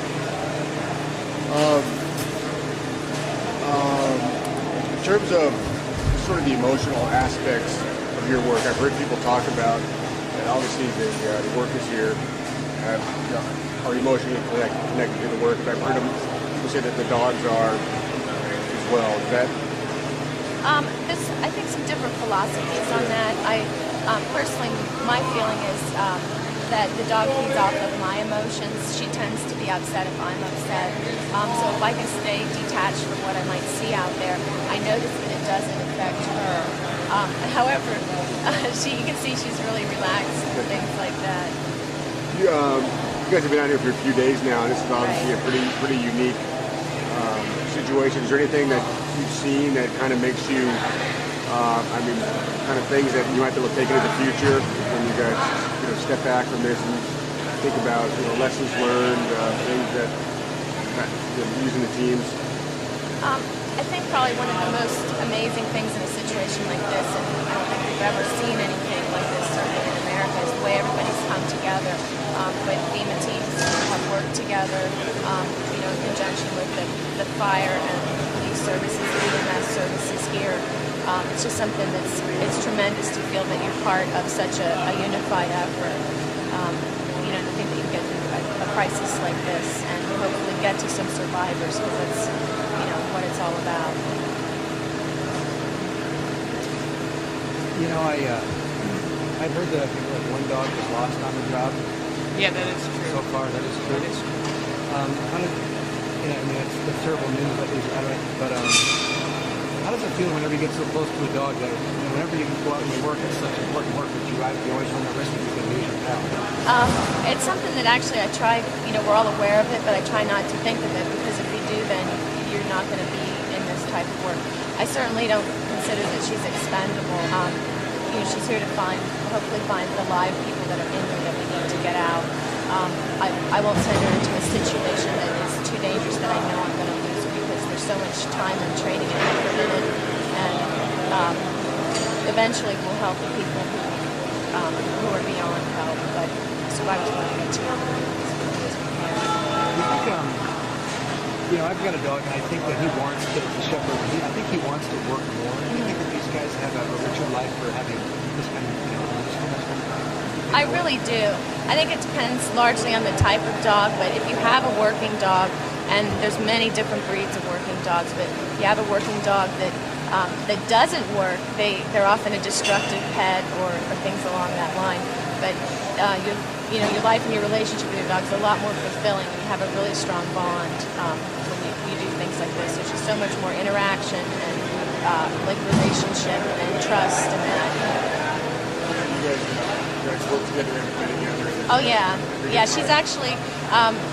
I have a regular 9-to-5 job.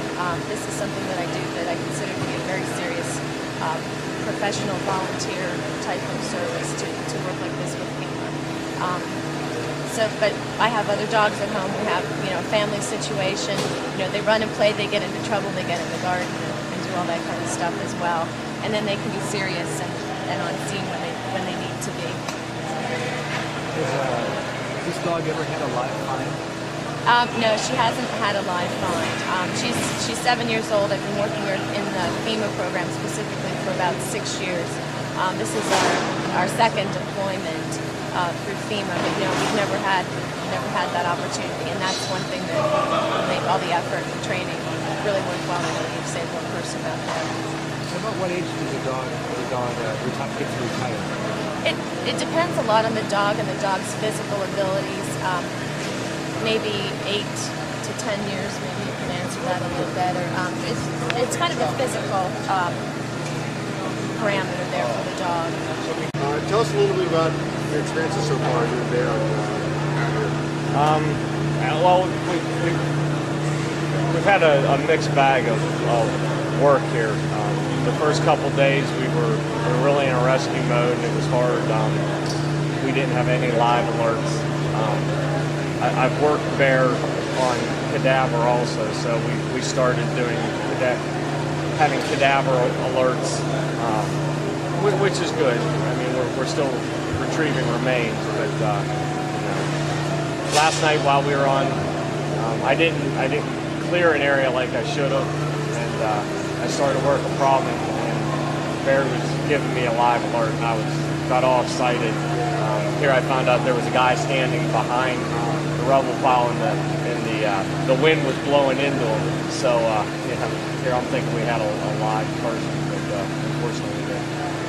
What kind of come here, Bear. Turn around. What kind of safety concerns do you have out there with Well, obviously the instability of the pile. There's a lot of voids that I'd like to send them in, although if a void hasn't been cleared for the rescue specialists, I'm a little leery about putting him into some of these voids. He is more agile than a rescue specialist, so he has searched a little bit more than that. There's a lot of chemicals out there on the pile. There's a lot of fire apparatus and vehicles. And the antifreeze is not good for the dogs. It can kill the dogs. So there's a lot of concerns that way. The hazardous materials specialists have been very good about monitoring the holes for carbon monoxide before we put a dog into space. Surprisingly, this will be our 5th day here. fifth day working the pile. So he's worked 4 days in bare feet, you know, in all this stuff, and he's got 2 minor scratches. So, I mean, I don't think I could have worked here 4 days in my bare feet. I know a lot of the team members, everybody's getting a little tired from working a lot of hours. Yeah. Do you get tired? He does, but you would not believe where they can catnap. He slept on the bus. More efficient with his time than the rest of us. Yeah, you know, he's come here, bud. There you go. We were talking to the vet who's with the Pennsylvania Task Force. That must be pretty nice to know she's there. Oh, I don't even know how to put it. Cindy's been with the task force as a tech info specialist for I don't know how long. Actually, since we started, and we all thought it was a great idea, you know, to have Cindy with us.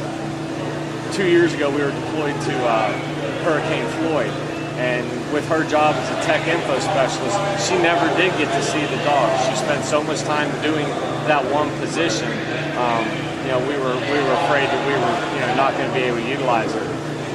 This deployment, she was brought on as a support person and was able to spend 100% of her time with it. It's a real comfort to know that when I have, you know, if I have a problem, she's there. She's kind of a mother hen. When we're working, she'll call us and say, "You've been working for too long. Time to come in. Time to hydrate the dog," or "Have you been hydrating the dog?"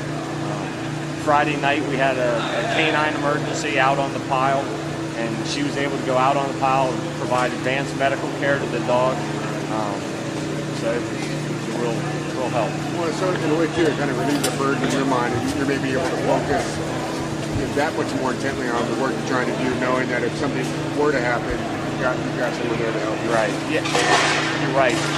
She's kind of like the team doc on a football team. Right. Everybody can concentrate on doing what they need to do, and you know, they're going to make sure that you know, everyone's taped up right. Or today, when I got Bear out after I took a shower, he was gimping a bit, and I was a little concerned about that.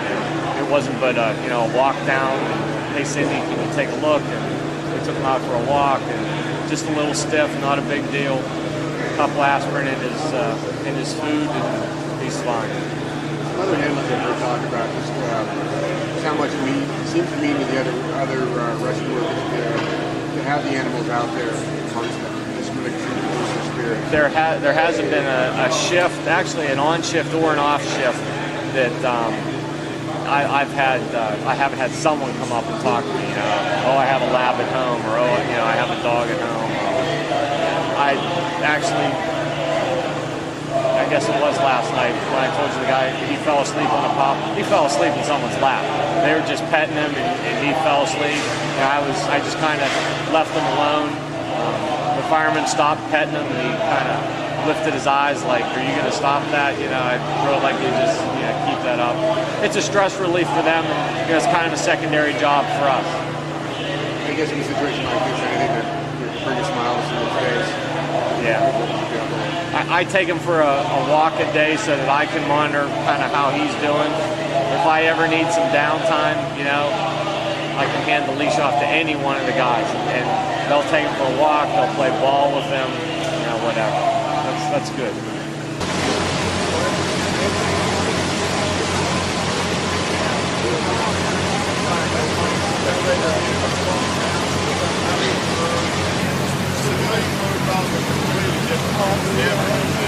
I would use that.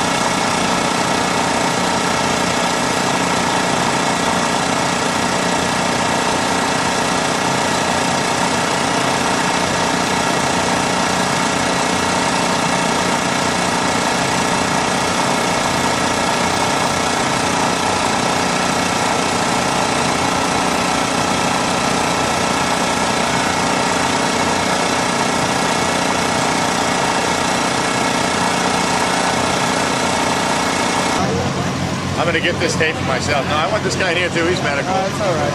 No. You guys all medical guys? This is all documentation. I'm going to get a copy of this and take it home and keep it forever. This is going to go to CNN or anything. All right.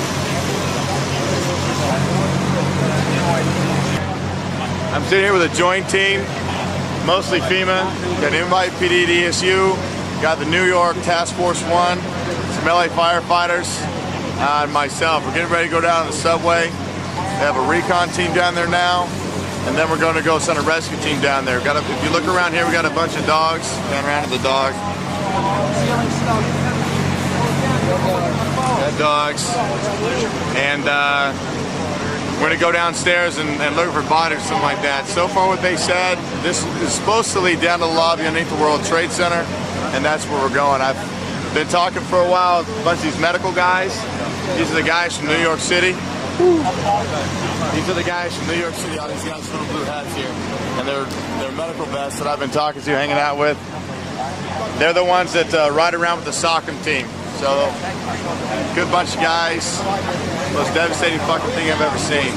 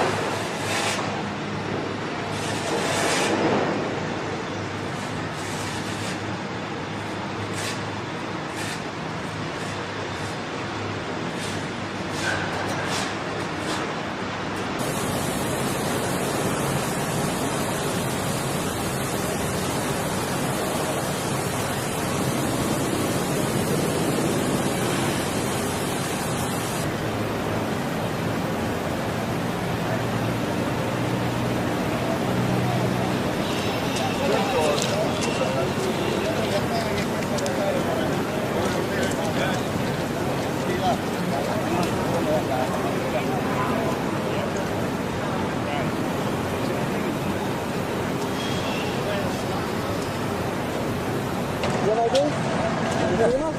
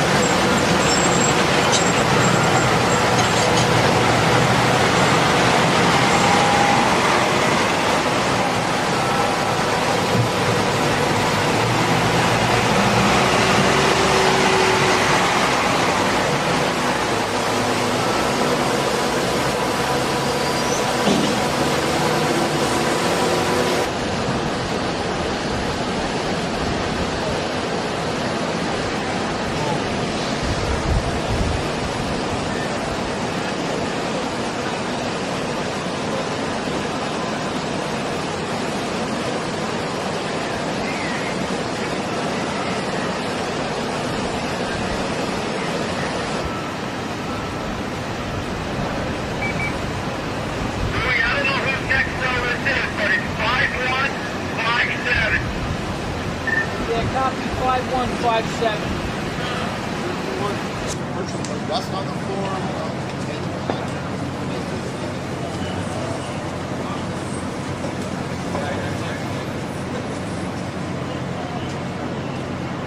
It's sort of sad.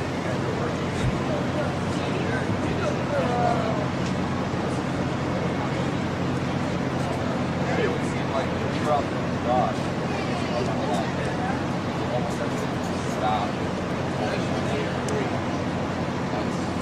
He's waiting to be your feet in front of him. The way the protocol is read.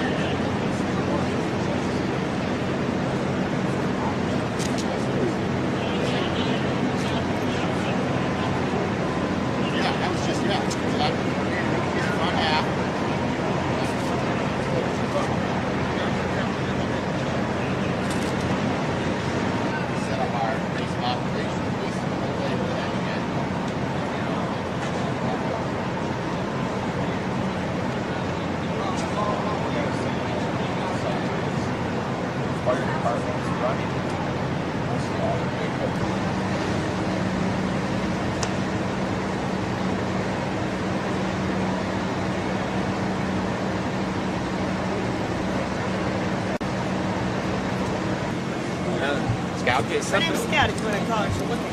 Yeah, if you call her name. Put some peanut butter on your lunch, she'll look at you. Really won't be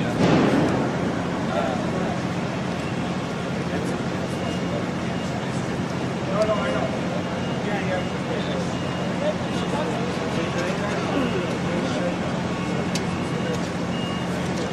They usually come in. They're with us. We're 12 hours on, 12 hours off. But the amount of searching they do varies from day to day, depending on what mission. Like yesterday, they sat for 10 hours. And then they had. This is actually.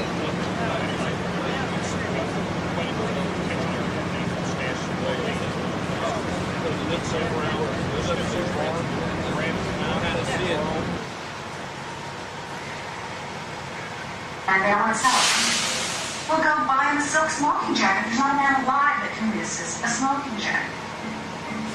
Just kidding. Just kidding. Can you imagine, Jake? And else you got those yet? Have you got to the market? About every 5 minutes, yeah. Okay. Put all those thoughts out of your mind right now. Because weddings have a way of coming together at the last moment, I promise. And why does my feelings come apart? Like what? No, I'm sorry, I don't want it. The moment I arrived, the department spent one moment for work, and I know you love your work. So you're not worried about leaving the girls alone in the room.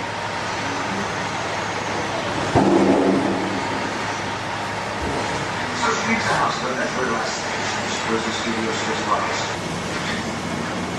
So,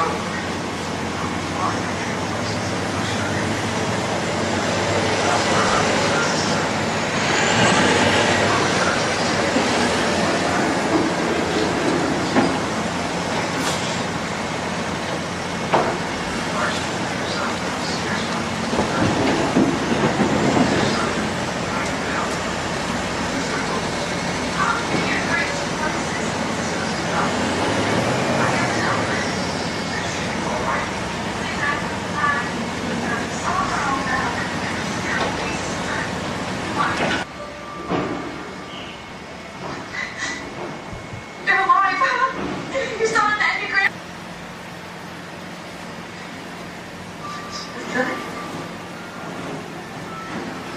Is he all right? Oh.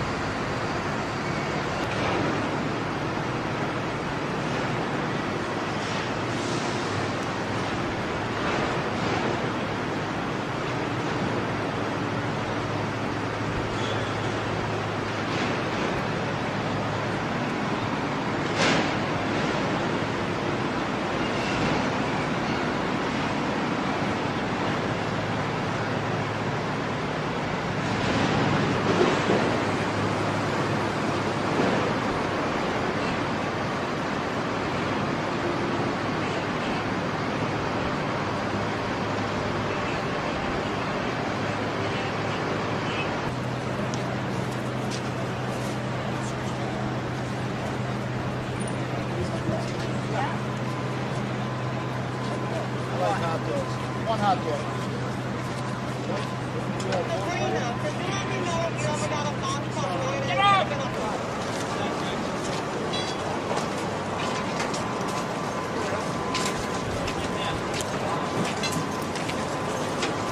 Here we go.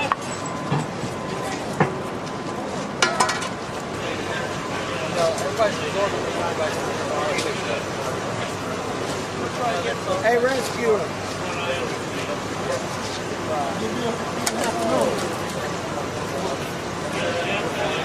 I got another side of the later.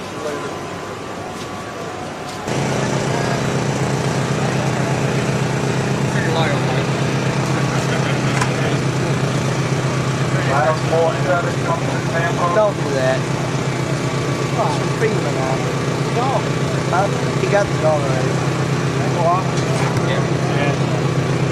Yeah, you're like now.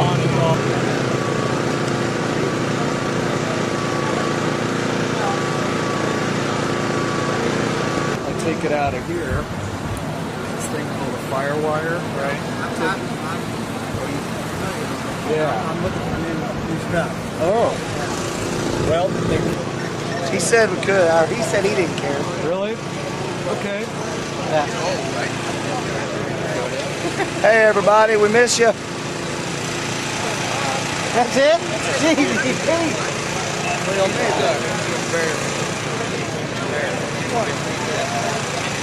Anyone else want to say anything? Say hi to your family. Hi Angie, hi Ellie, I love you, I miss you. We'll be home soon and be home safe. Thanks. Interview with today's guy. That's good. They'll love that. Love that. Can I do mine over? Ready? Hi Missy, hi Daniel, Josh, Bethany, and Hannah. I love you, miss you. Say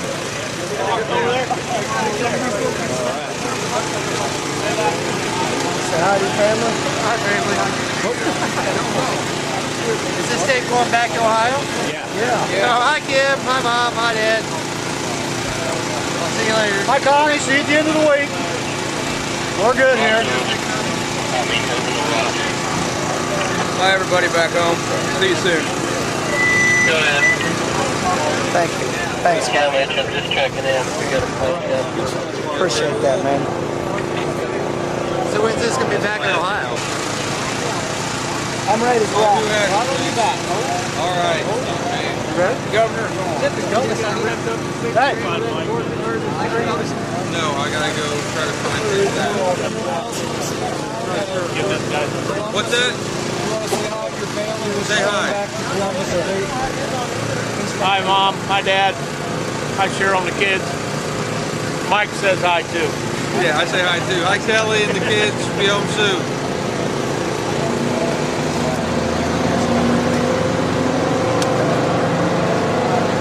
They went out.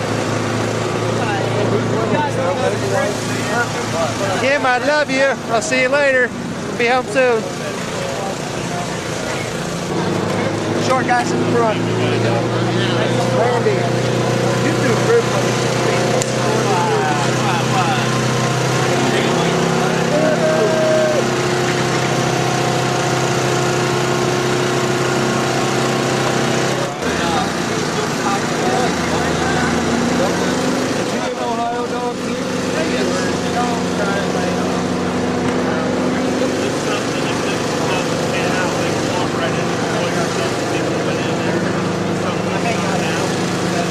I'd like to say hi to my wife Linda, Ricky, Lauren, and Leanna, and all my friends at Miami Valley Hospital.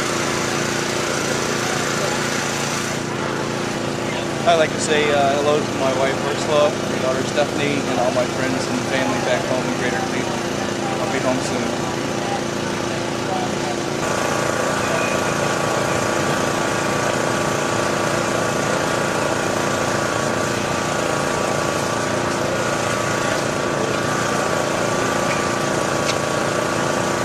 How you doing, Ohio?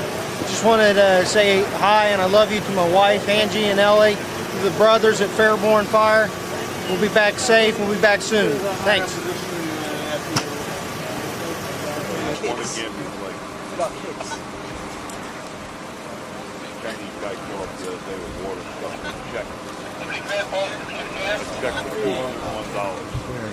How are you, Ben? Good?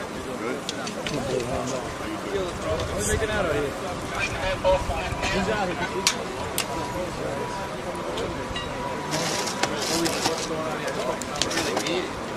All right, I got a good shot of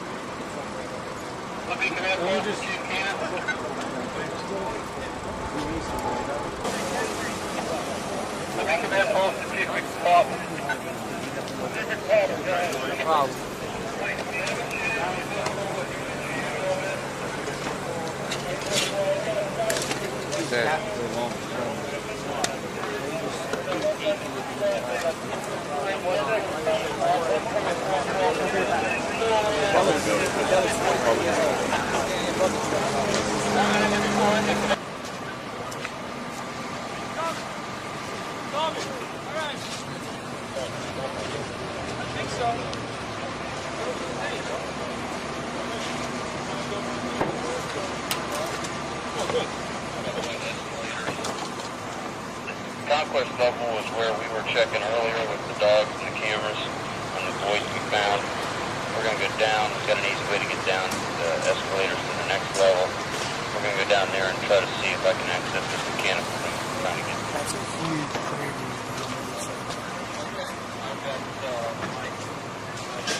See that guy down there? He kind of gives you an example of how far down it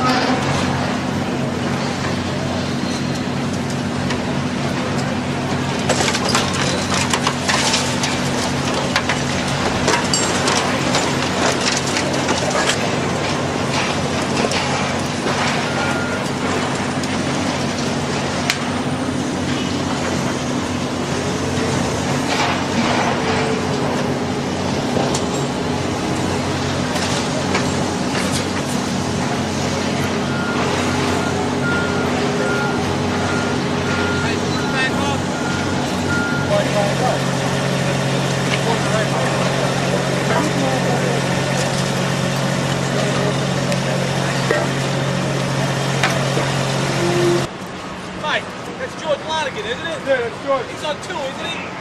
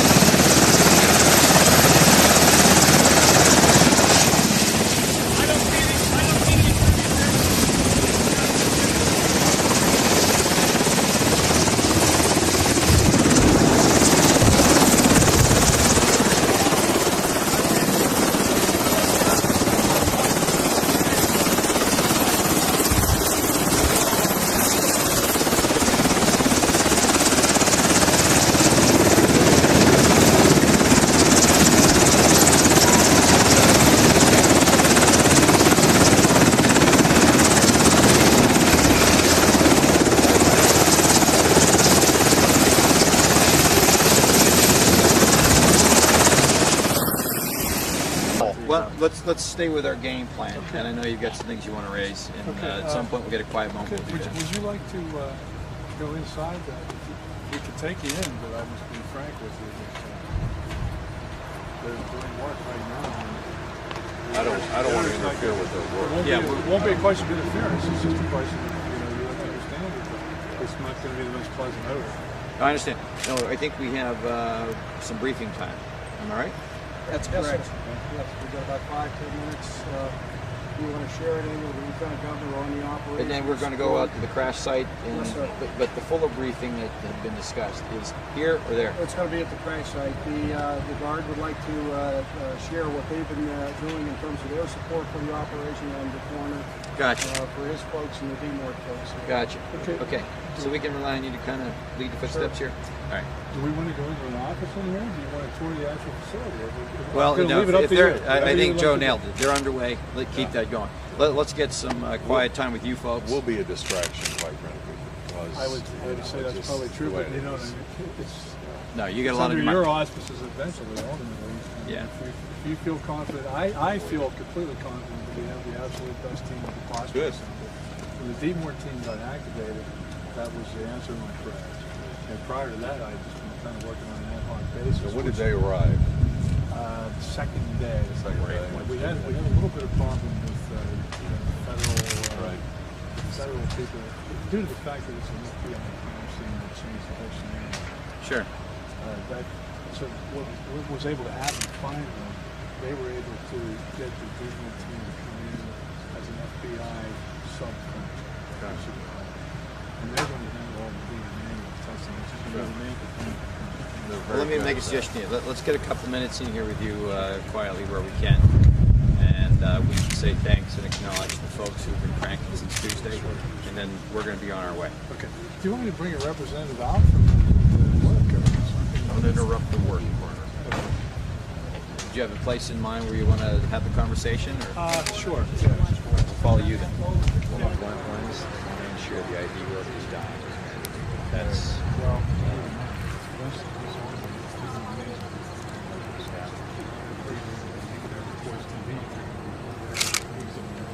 so you're talking about security of all that.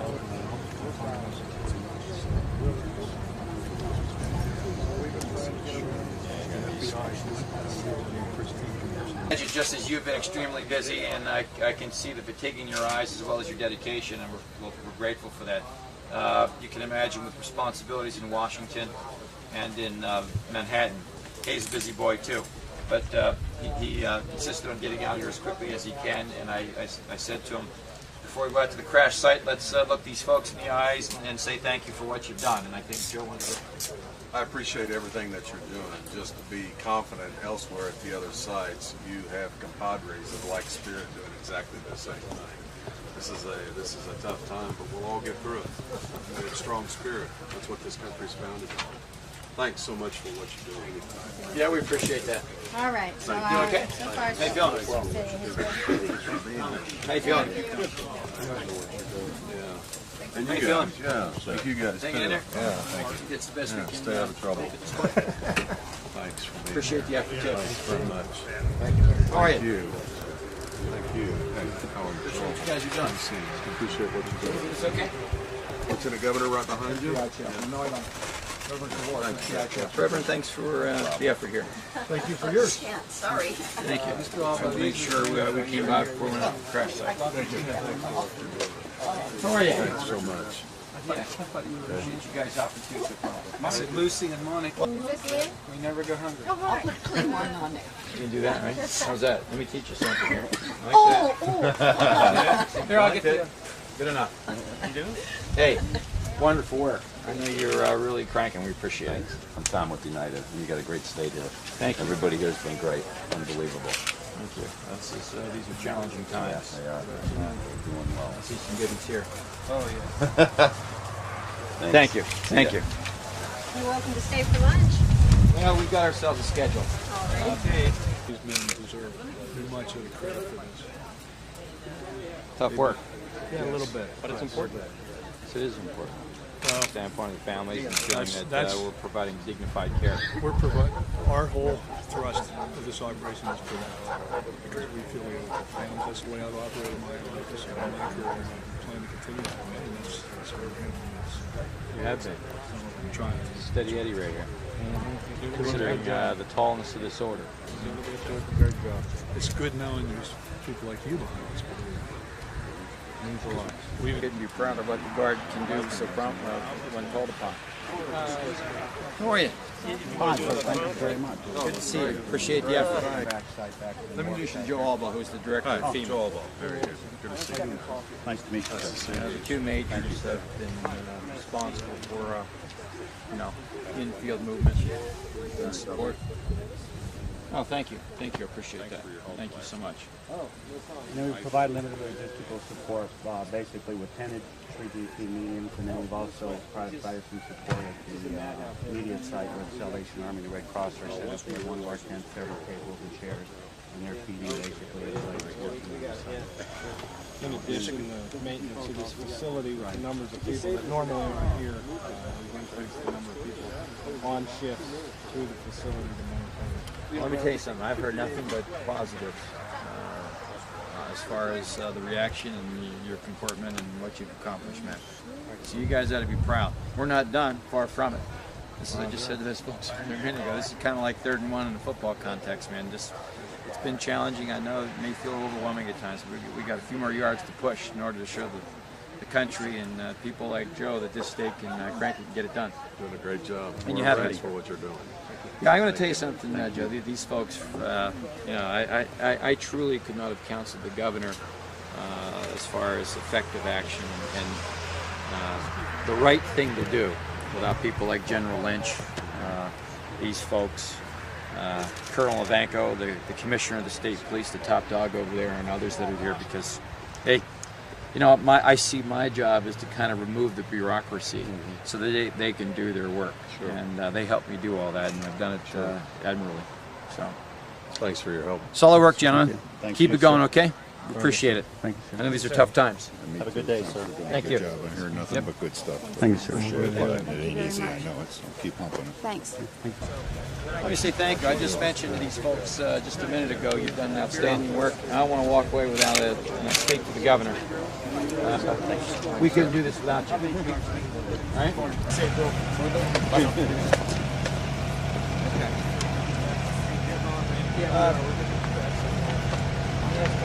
Dave, when we get out of the door, stop.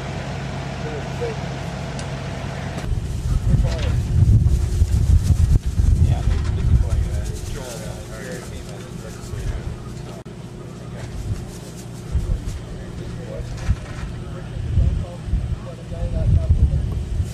Go out there and go get them. These guys are going to that car park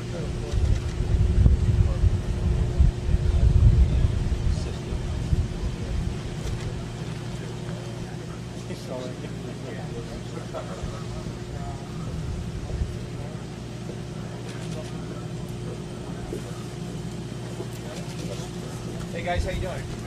Joe Albaugh, who runs FEMA. We've had a couple times out of respect for the families that he's actually failed to shut his operations down. He's a smart man.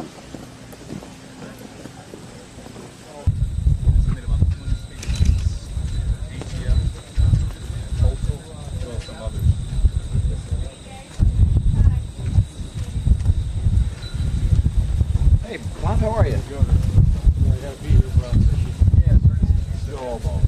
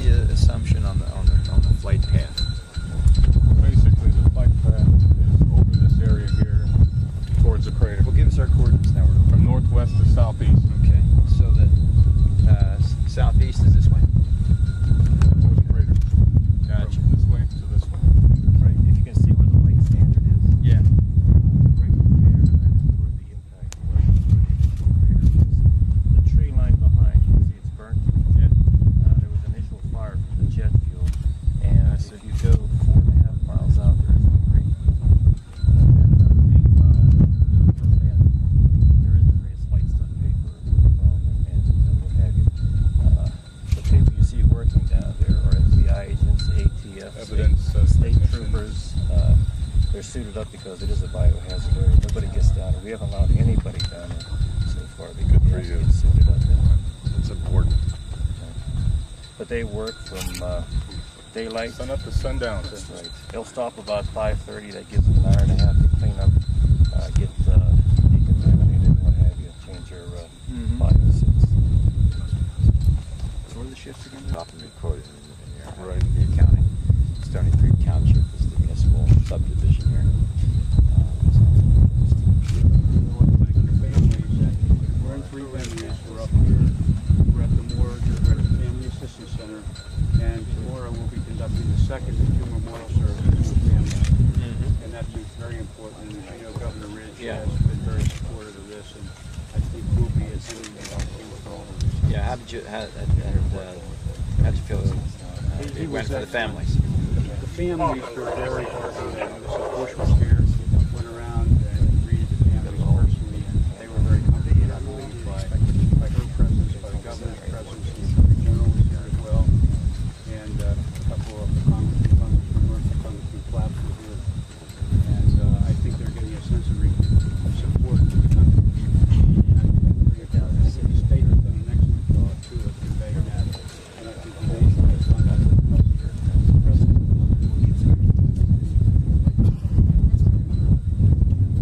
That's why I'm here. The governor and I did talk prior to the arrangements being made for the memorial service.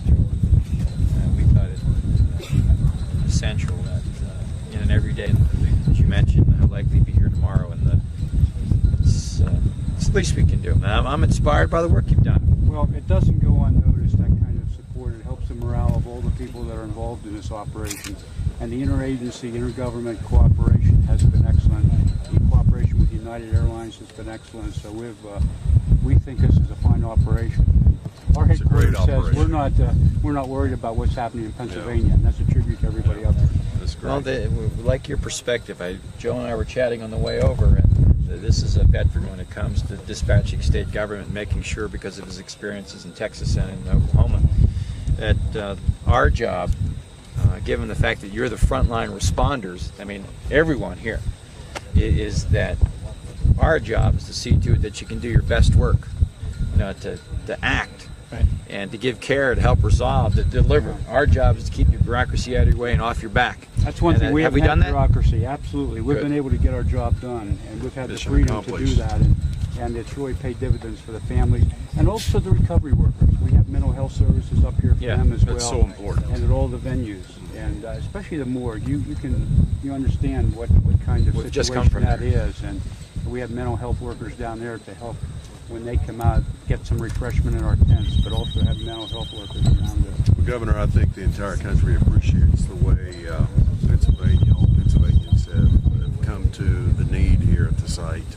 and done whatever. It's just amazing, and I thank you for it. Thank you. Yeah, you kind of mentioned it. And these are the folks that have lived it. And I know you've done a lot. You're accomplished people for meeting challenges gone by, but you got to live your lives knowing you've done important and noble work here. And I wish you had the opportunity, to listen to Mrs. Beamer last night. Did you get a chance to see it? I did, Governor. I know that she's a rock, and it's worth saying a second time. She knows an awful lot of care and important effort's been provided. I've been in touch back home, and it's amazing the support coming from all communities across the nation, but in Pennsylvania, to support the activities of the Red Cross and others involved in this kind of situation. So we thank you for your support. You guys stay with it. More to be done. Lieutenant Governor, I'd like you to sir. meet Jill Miller. She's with Somerset Ambulance. They were the first ones really on the scene here with their EMS crews. Yeah.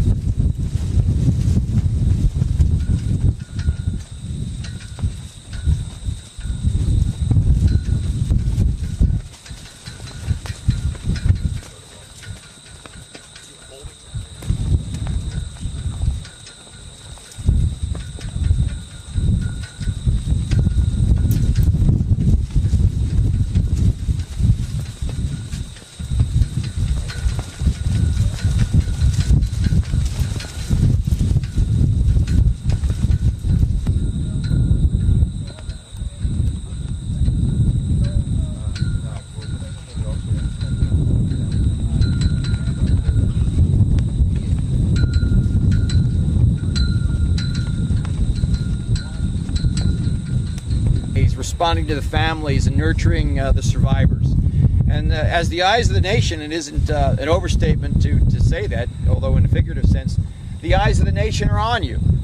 And I think the nation has concluded that you've done remarkable and positive work. We're not done, and to say that a second time, but in light of that, I wanted to come out here today as the top executive, so to speak, who handles emergency response for Governor Ridge, in the company of Joe and people like General Lynch, who directs the National Guard, and Colonel Ivanko, and to say thank you and to look you right in the eye and realize and to confirm for you that this is essential work.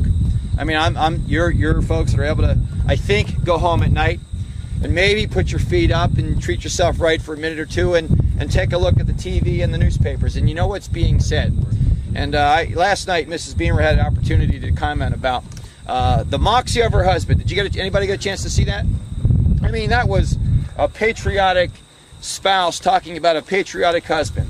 And she talked about the fact that her husband was a gutsy guy. And think about it, just in the skies over top Pennsylvania, we began to fight back.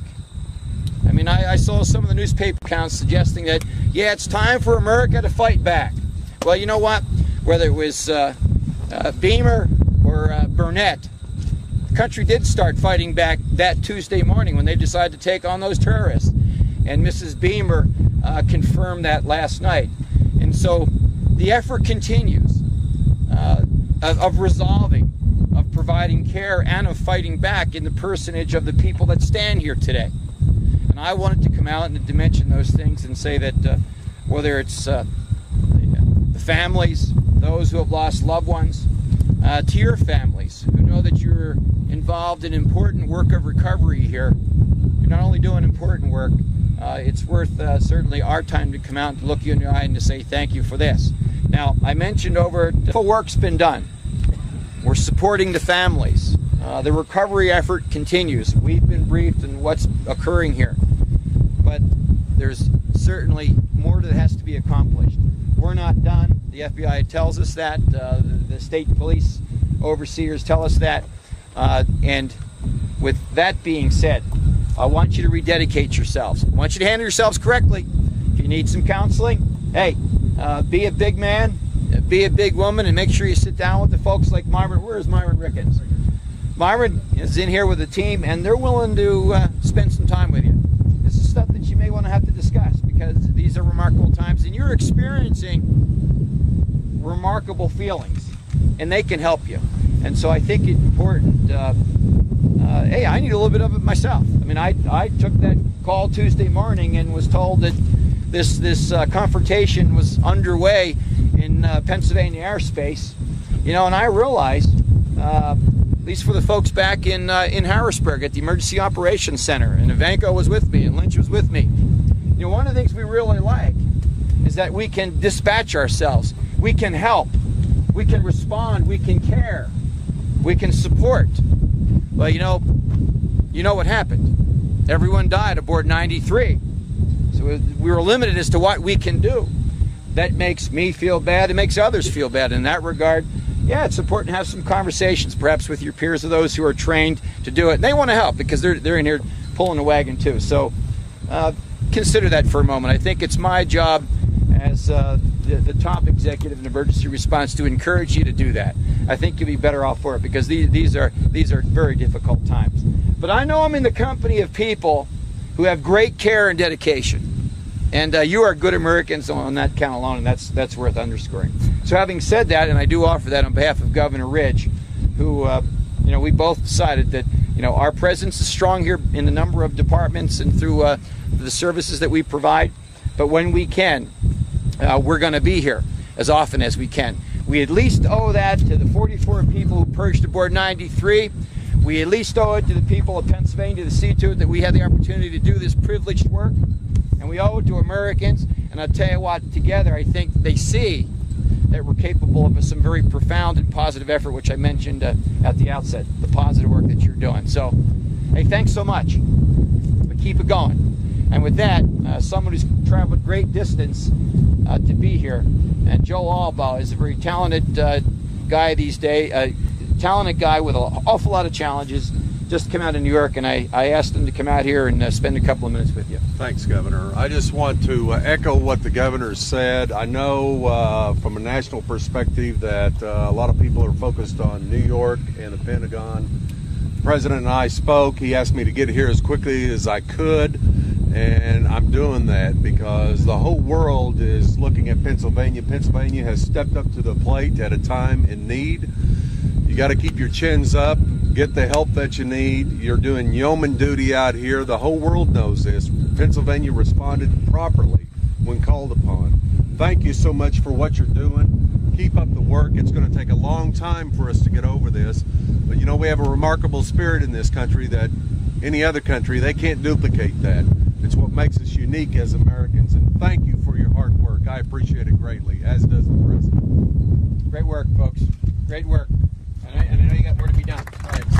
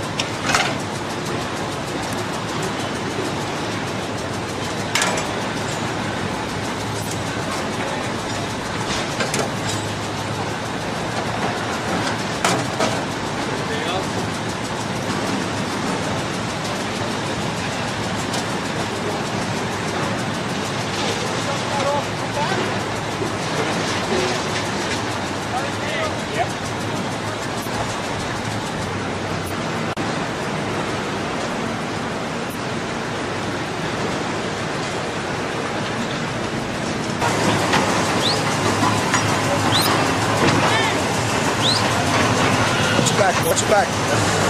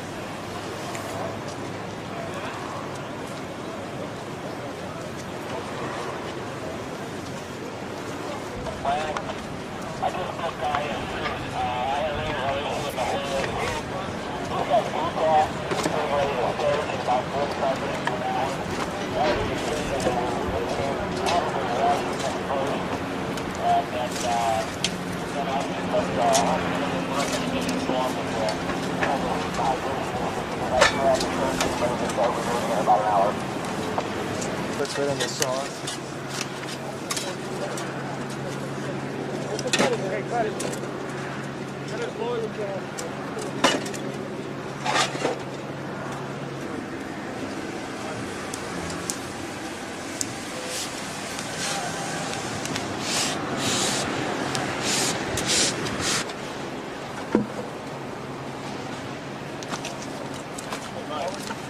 Yeah.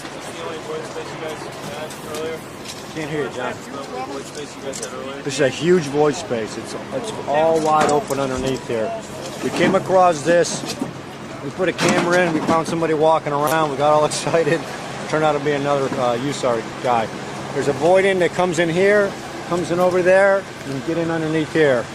We're on top of the mezzanine. I looked at some earlier pictures and recognized this globe, and we're underneath the concourse mezzanine area.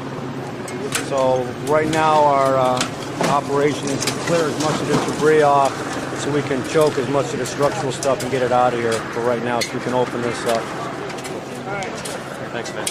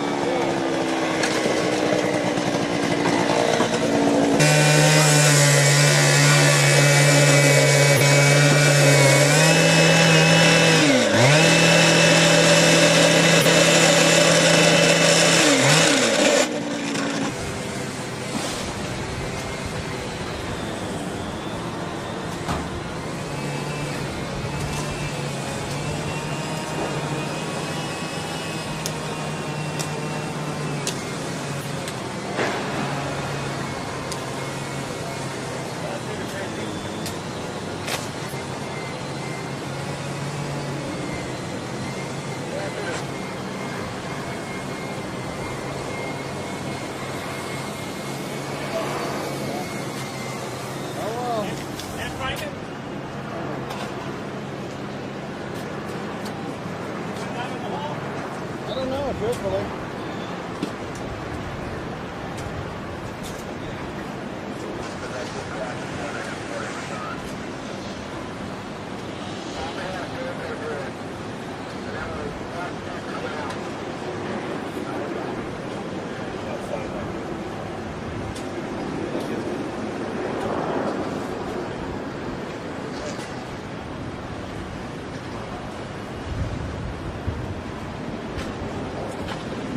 Nobody will learn? No. Take your Take this off?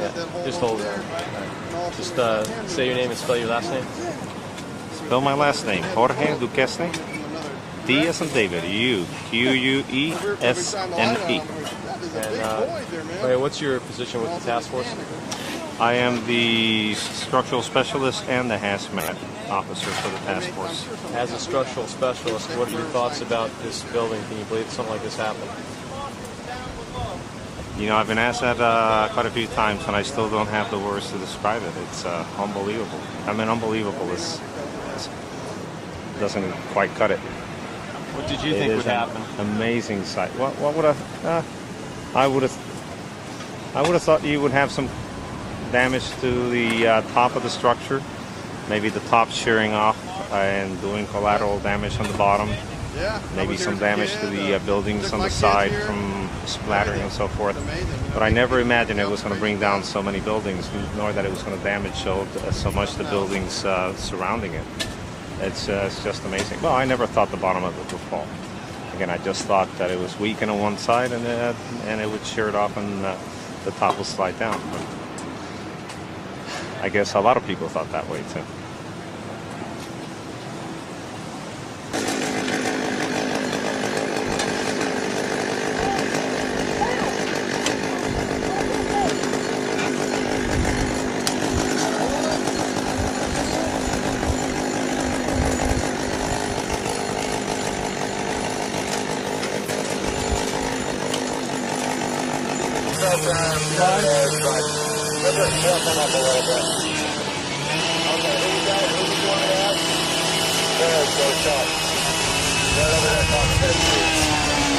Okay, good enough.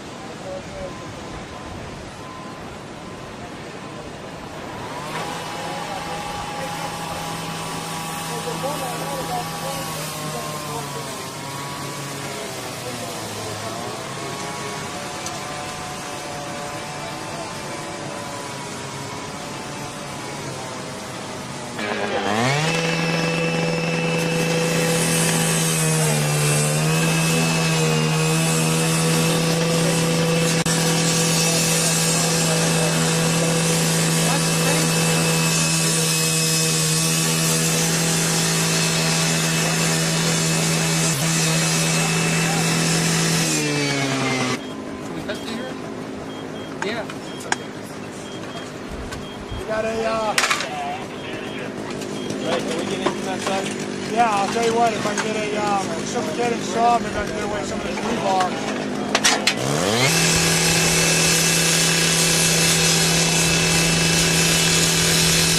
If there's any toxic gases or flammable gases in there. I need to be there at 6:30? Plenty of air moving down here. We got plenty of hose, Jimmy. Okay, I'm giving this to who now? Okay, so at 6:30, I'm giving them an update.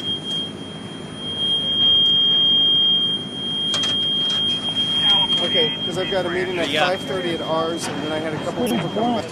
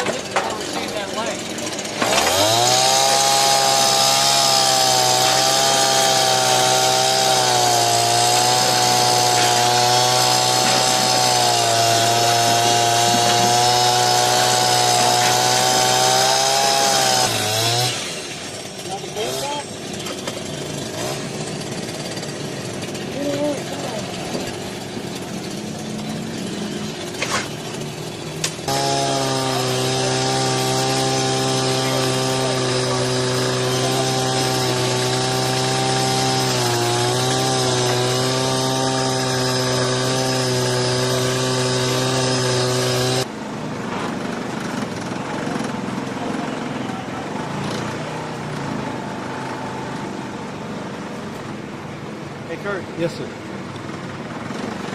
I'm listening.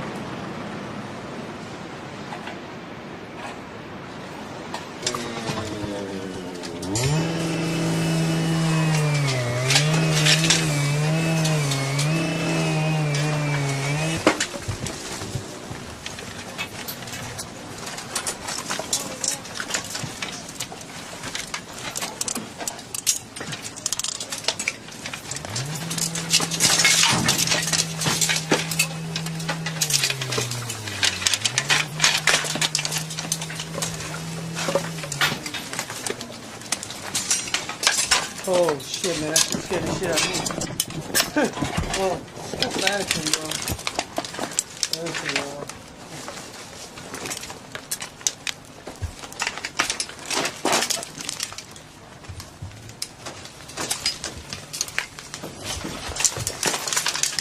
That's an ill shot, man. We got another light right here. Good light.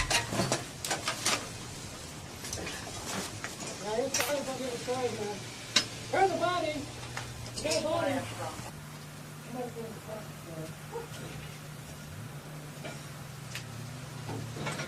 Dallas, East Branch from Task Force 8.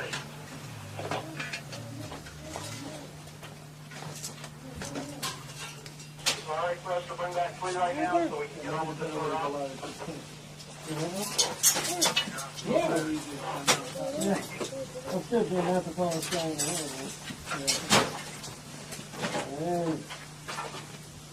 Exact memories. I'm a rebel in here.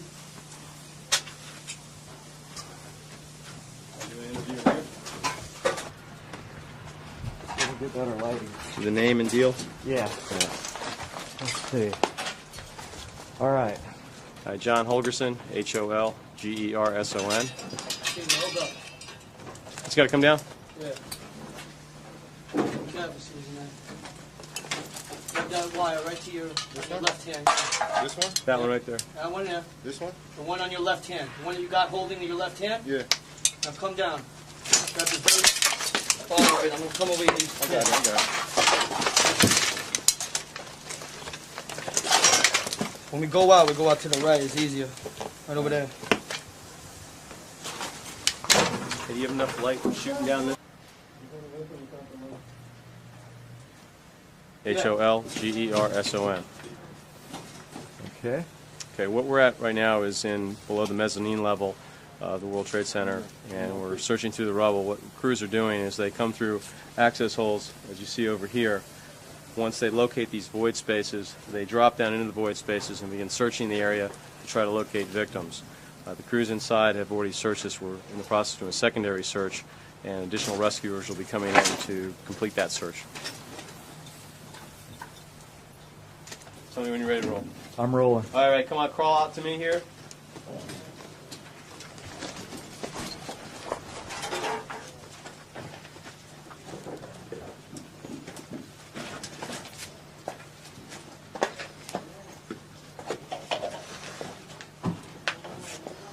And as you look to your left, look through this opening here, Ray, where the danger sign is, and kind of look your head in there. Do you see anything? It's a dummy. What is it? Is that a mannequin? Mannequin, yeah. I hope it's a dummy. Yeah, you found something.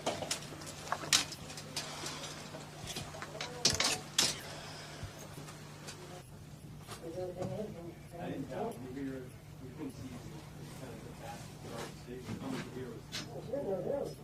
the yeah, you were already through by the time we said Right on there for you. Yeah, that helped. I'm going to swing to the left now? Yeah. I'll follow it. Swing back to the right. Yeah. That on camera? Yeah, just look at the guy in the red hat. Okay. Look at him. Can you spell your name? Say your name and spell. Yes, my name is Raymond Herschel. Last name spelling Hoecherl. And which task force are you with? I'm with Task Force 2 out of Miami, Florida Task Force 2.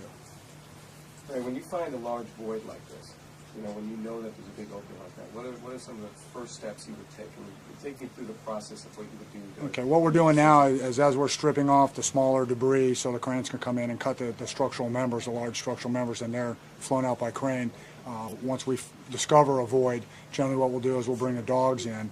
If the dogs alert on something in that space, we'll send in technical personnel with cameras and listening devices and things like that, and they'll attempt to locate any possible victims in that space. They might not be able to see them, and we try to confirm that there is a person in that space before we actually come in. Sometimes that's not possible, and we'll just come in and basically do a quick recon. This is a quite massive void right here, and you would expect to find a lot of people, but I guess most of them had made it out at this point. But we'll send in a team to go ahead and do a quick search of the area and make sure it's clear, and then we'll mark it and go on to the next one. Well, what's the process in searching? I mean, when you mean search, what is it you actually do? What are you physically doing? What we're doing is we're looking for any possible sign of any victim in that space. We're going under any void spaces, any debris, and just attempting to locate a victim. In this type of environment where you have a lot of material, concrete dust and stuff like that, it's very, very difficult. You could actually be crawling right over a victim and not even realizing it. So basically what you're doing is you're looking around and just looking for any signs, shoes or body parts or just remains of people. Unless they're alive, you'll try to make contact with them. How long would it take you to search a void, something like this? This, like I said earlier, this is a pretty massive void with probably a team of 2 or 3 in this hole. We would probably be done with this in, I don't know, maybe 5 to 7 minutes, and then move on to the next one. All right. Thanks. Thanks for Thank you. Yeah, I can. All right.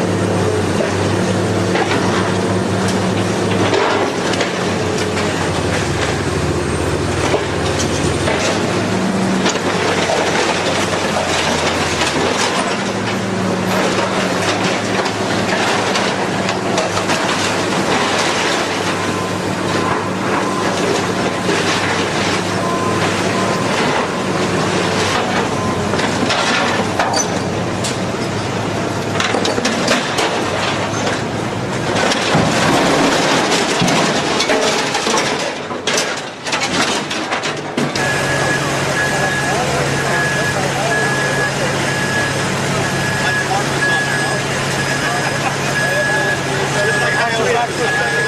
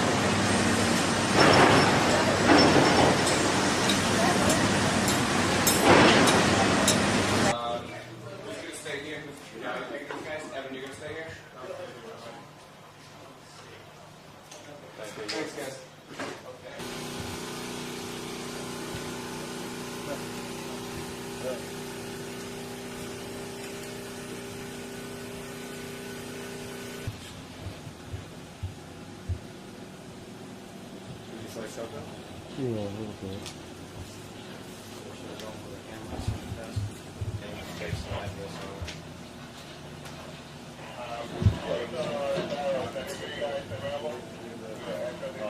There's no bodies at the value, but the biggest piece of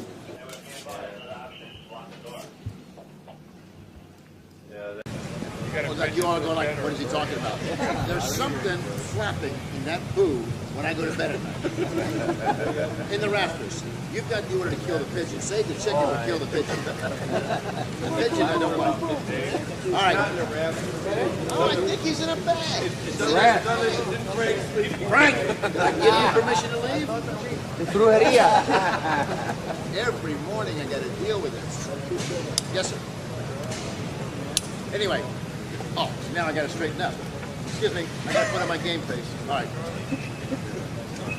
All right. I'm not going to read you that silly thing, but I will tell you this. They put a brand new sentence in the safety measure. Please be aware of falling debris. Duh. Item number 2. The weather's going to be nice again, hot and humid. The winds are going to pick up a little bit, but again, we've got drop zones. There is no longer a concern about collapse zones between area 4 and 5.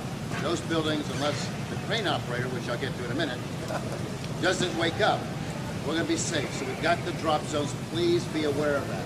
Item number 3, they're pointing out where's Nugent. We just get out right here. Sam. Get over here. Sit down. Save those feet. Safety. Yes, IST is noticing that safety is doing more than safety. IST is reminding us that safety only does safety. I'm saying that it's not on our team, but they're saying that safety members on other teams are doing other work. Okay? If you're assigned a position of safety, that's the point when you don't do safety. I mean, you don't do anything else. Okay? Just an issue on the 11th. Said the second wave was due 11 days later. I am happy to announce that somebody in IST can add and said that today's the day this is supposed to happen. Heightened state of security at this location, much more at the booth. Once we get in, get resolved, get sat down, that's not going to be a problem. But expect a little bit more delay in getting in and out today. Give us Larry. We're going to parking chambers. We will not be allowed to take the buses in. I've got a meeting right at 8 o'clock at the command post to get our assignments. I have told them again that we are not moving our equipment through. Evidently last night, in a difficult time evidently, on the street that we're on, Portland, with the wind direction being overcome or being filled up with smoke. We'll deal with that this morning. I'm not moving the booth because of smoke. Okay, we'll put on our masks, we'll move. But those 3 booths, those equipment booths are not moving. Other than the trucks, if we get out of here quickly enough, we get comp shot of it first, and we get to our site first. So what I'd like to do is, unless there's questions going around the room, medical, how am I doing? Am I losing anybody? I'd like to, Mike, I don't want to interrupt. No, seriously. No, what a good job you were doing. Anything we need to know beforehand. Everybody, always wipe your lip before you kiss someone. On my birthday, I returned it, so it's okay. Here's my briefing for today. Yeah, the pressure's still on. Let me say this. I'll report this. Frank, did I tell you to talk? Jesus. Somebody, and I'm not going to name names, Virgil Fernandez, thinks, because he said so last night, you were standing there and he said, how many people on A shift have been injured? And I said, nobody. And he said, well, nobody's been injured on B shift yet, and if it takes me to get injured, I will. What doesn't he understand about this picture? Somebody tell him this is going well. Plus, this is a reach around, isn't it? All right. I feel like it's going to be a good day. I think that you must recognize that the San Diego team yesterday, who was introduced to us, they think we're jelly tight. They really do. Washington, the gentleman from Washington, the team leader, is thrilled beyond words. He knows that his team is safe down in there. He is listening to Joe's recommendations. He's not real sure of this guy, but he understands that we've been there the longest and that we know what we're doing. I think that I'm going to get permission today to expand our search area. We'll take advantage of that opportunity. I'd like to do it early because I don't know about the rest of you, but by about lunchtime, my feet start swelling and really start being painful.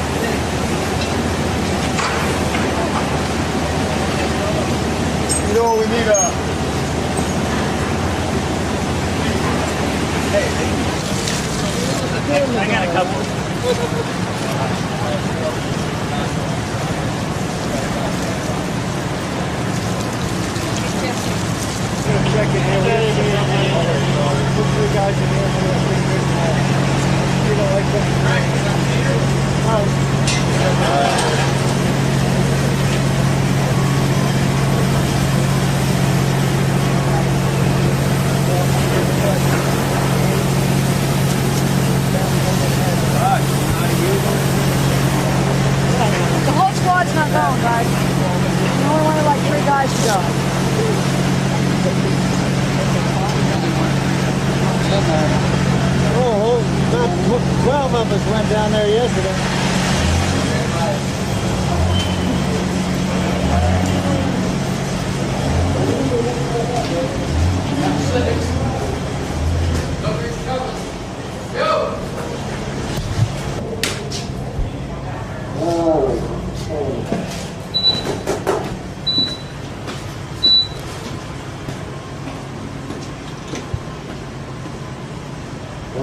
We're good.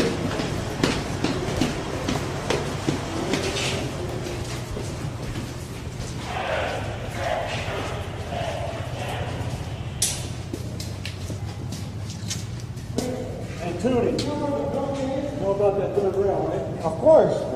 But there's no, the only access is crossing. Yes, I know.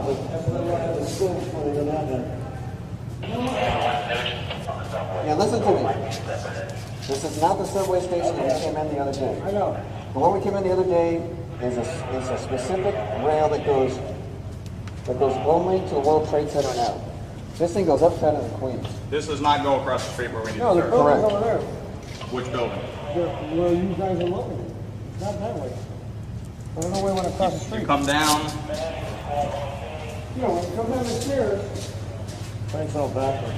Yeah, Frank's fucked up. Right, so this is not going to give us what we need because this is going to come straight back up on the middle of the street. That's all it's going to do.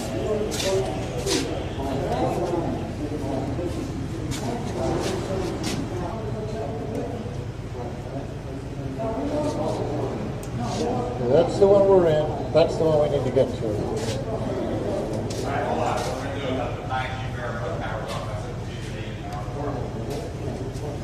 What that is right there. That's all the way down on the other side of 1010. And this is a totally separate turn. Yes, this is This is the one that we came in on, Yes. which on one end, it's a terminus end, it's shut down. Yes. That's where all the debris is, going uptown. It's uptown. We came coming downtown, and that's where we came up and came, that's what we need to find. All right, Frank, you with me? All right, come on out.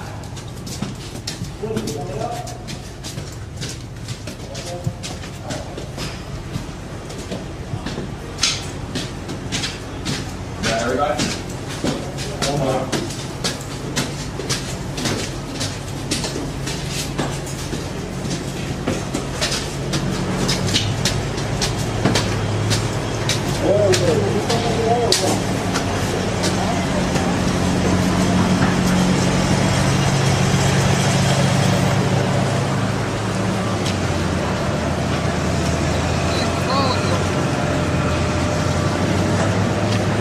Back this hose out of your stage, you didn't even do it. Putting this debris, buddy. We can just get it off over here. We can throw it back into the building. That or we're going to give up on going through that side.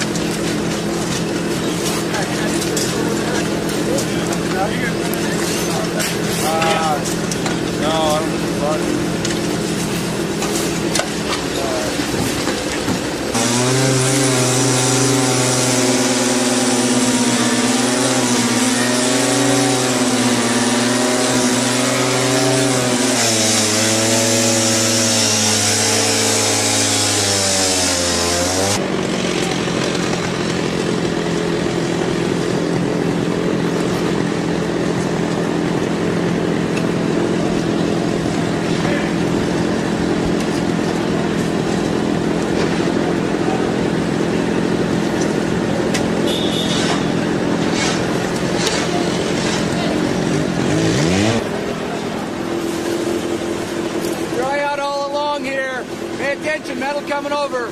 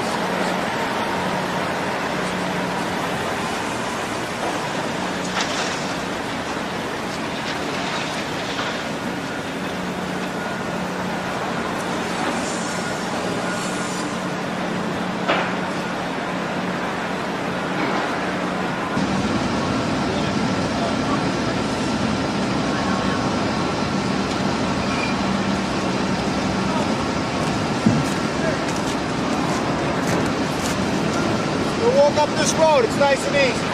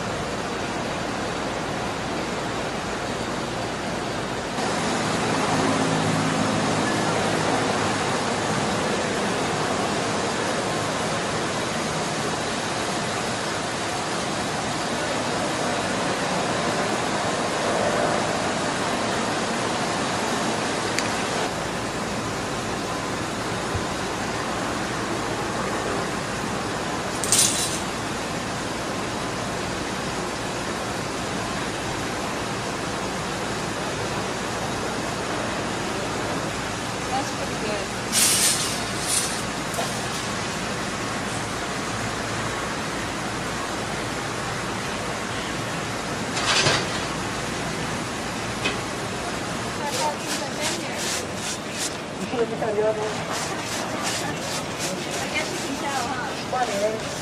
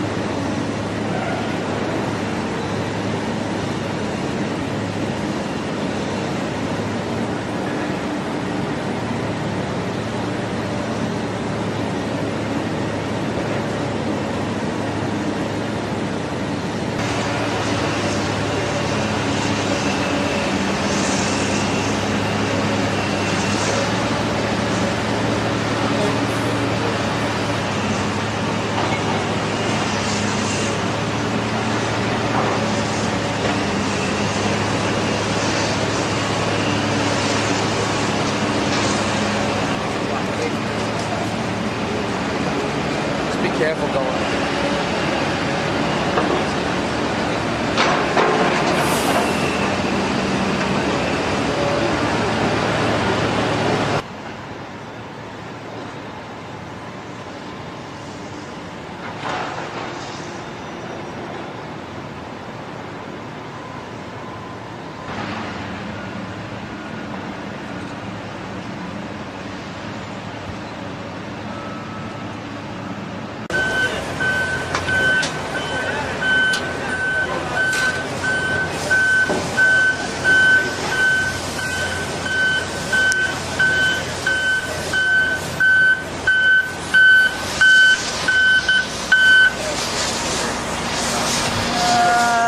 How about we look under here? Looks like a decent little spot.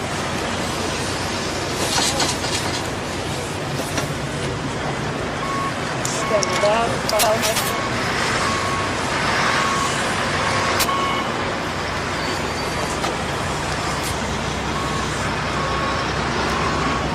I can increase the light on this, make it brighter. Its own source of light back It's got an all sorts of light at the end of the tip, so I can make it brighter. Now I can articulate the camera end to go left.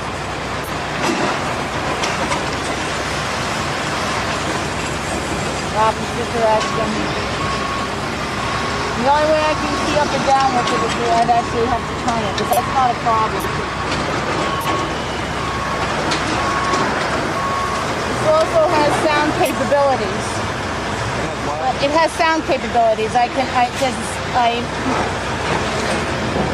Sound source at the end of it, and I can put a hearing camera in my ears so that I can listen to voices, heartbeats, anything like that that may be at the end of this receiver. How long does that stretch? 8 feet. It's got 2 articulating arms. So I can get this one to extend even further here.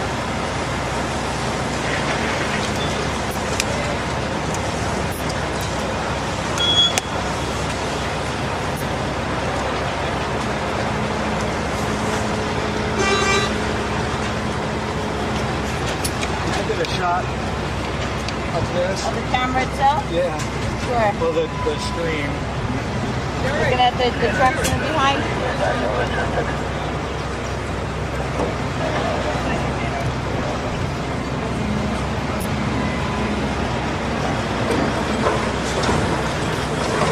Got the dump trucks in view? Yeah, I see it.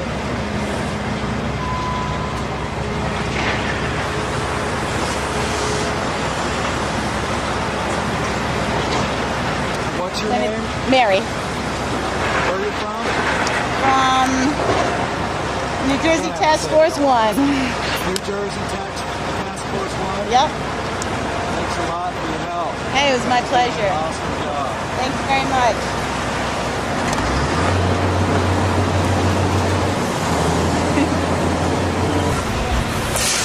He likes the profile.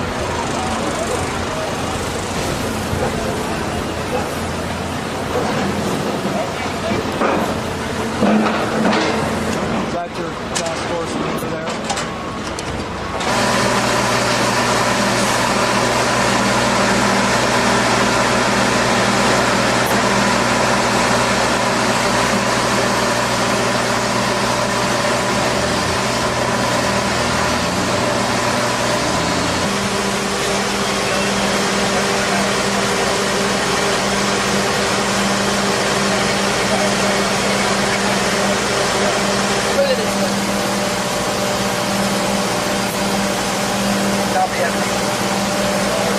This device is designed so that we can put out sensors on the ground or on a pile.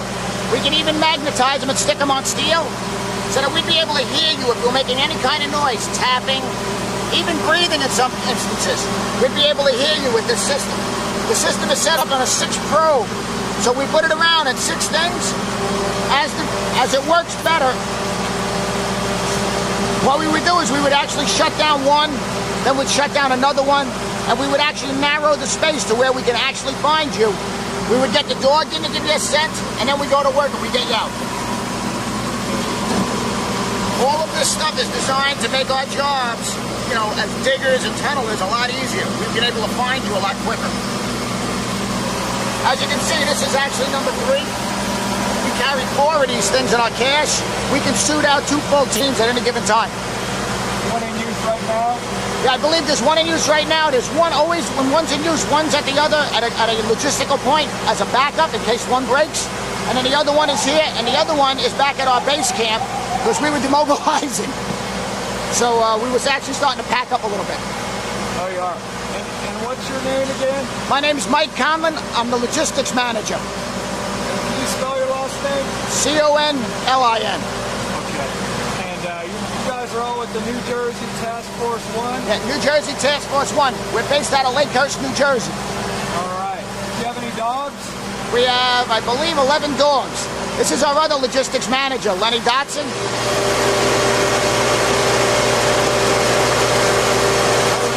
How you doing today? Good. We're here just taking a sort of a survey of the high-tech gear that you guys use in search and rescue. Can you tell us about anything you're using now? You just showed us some sensors. They have the fiber scope out? Okay. First of all, can you spell your last name? Dotson, D-O-T-S-O-N. Pardon me? Dotson, D-O-T-S-O-N. Okay, thanks. All right, now what about the search cam? How about we get one out and show it to you? How about I get one out and show it to you? All right. Thanks. See where we're famous too. The reason why it's in the back of this truck, our other truck didn't come in yet. We actually have another straight truck coming in that would match the set of these 2 tractors. Now this is your emergency operation truck? Yeah, basically when the plane hit the building, we went to the Navy in Lakehurst and we commandeered 3 vehicles. The Navy down there is great to us. That base commander is tremendous. I mean, basically, whatever we need in a time of emergency, we have. Get right down to drivers. You borrowed this truck from the Navy then? Yes. Might be up here. How long you been out here? We were here and operational, I would say within 5 hours after the plane hit the building, we had our people on the pile. You were down here 5 hours after? Our base camp was set up. Our command post out here, the forward command was set up, and the logistics section was being set up, and the dogs and the guys were setting up New York City's base camp for them, and our dogs were on the pile already within 5 hours. We try to move as rapidly as possible. Okay. That's the nice part about the trucks. Now this is, what do you call this? This is a search camp. Okay. Yeah, we got a picture of this earlier. Did you? Really? But we kind of had to get out of there. Oh yeah. You don't want me to hook it up Okay, there. now what does this do? The light on it. It also has a speaker on the end. We can extend this into holes. We can actually rotate the tip around. It shows you back a videotape, actually a picture on a video screen. And we can also hear, if you're down there, we can talk to you through a speaker in here. That'll come out there, and then you can talk back to us if we're trapped there.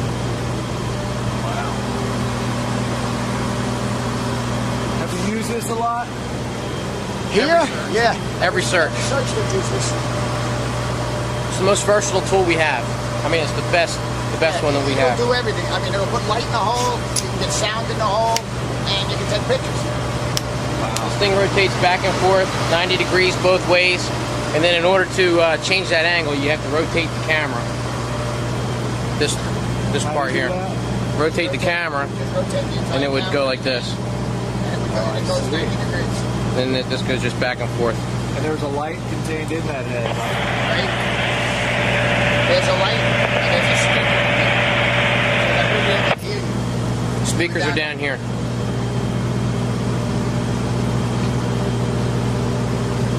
Cool. How much do those cost?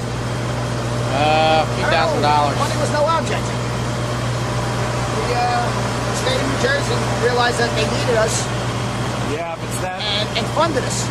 And basically, we get $1.5 million a year. They basically some of the best guys in the state in this field. We went down and we chose the tools that we thought we needed. It was all state of the art. This one's about 10,000. The other one that's up there in the yellow case is probably 25,000.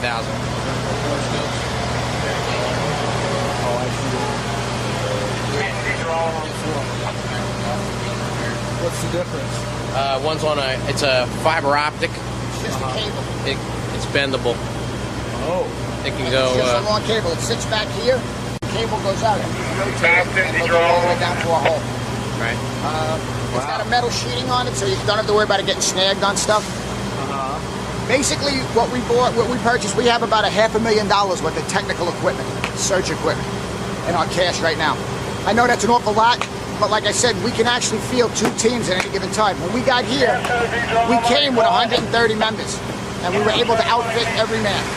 And it's been more than worth the expense for Oh yeah. No, New Jersey definitely feels they're getting their money's worth out of us.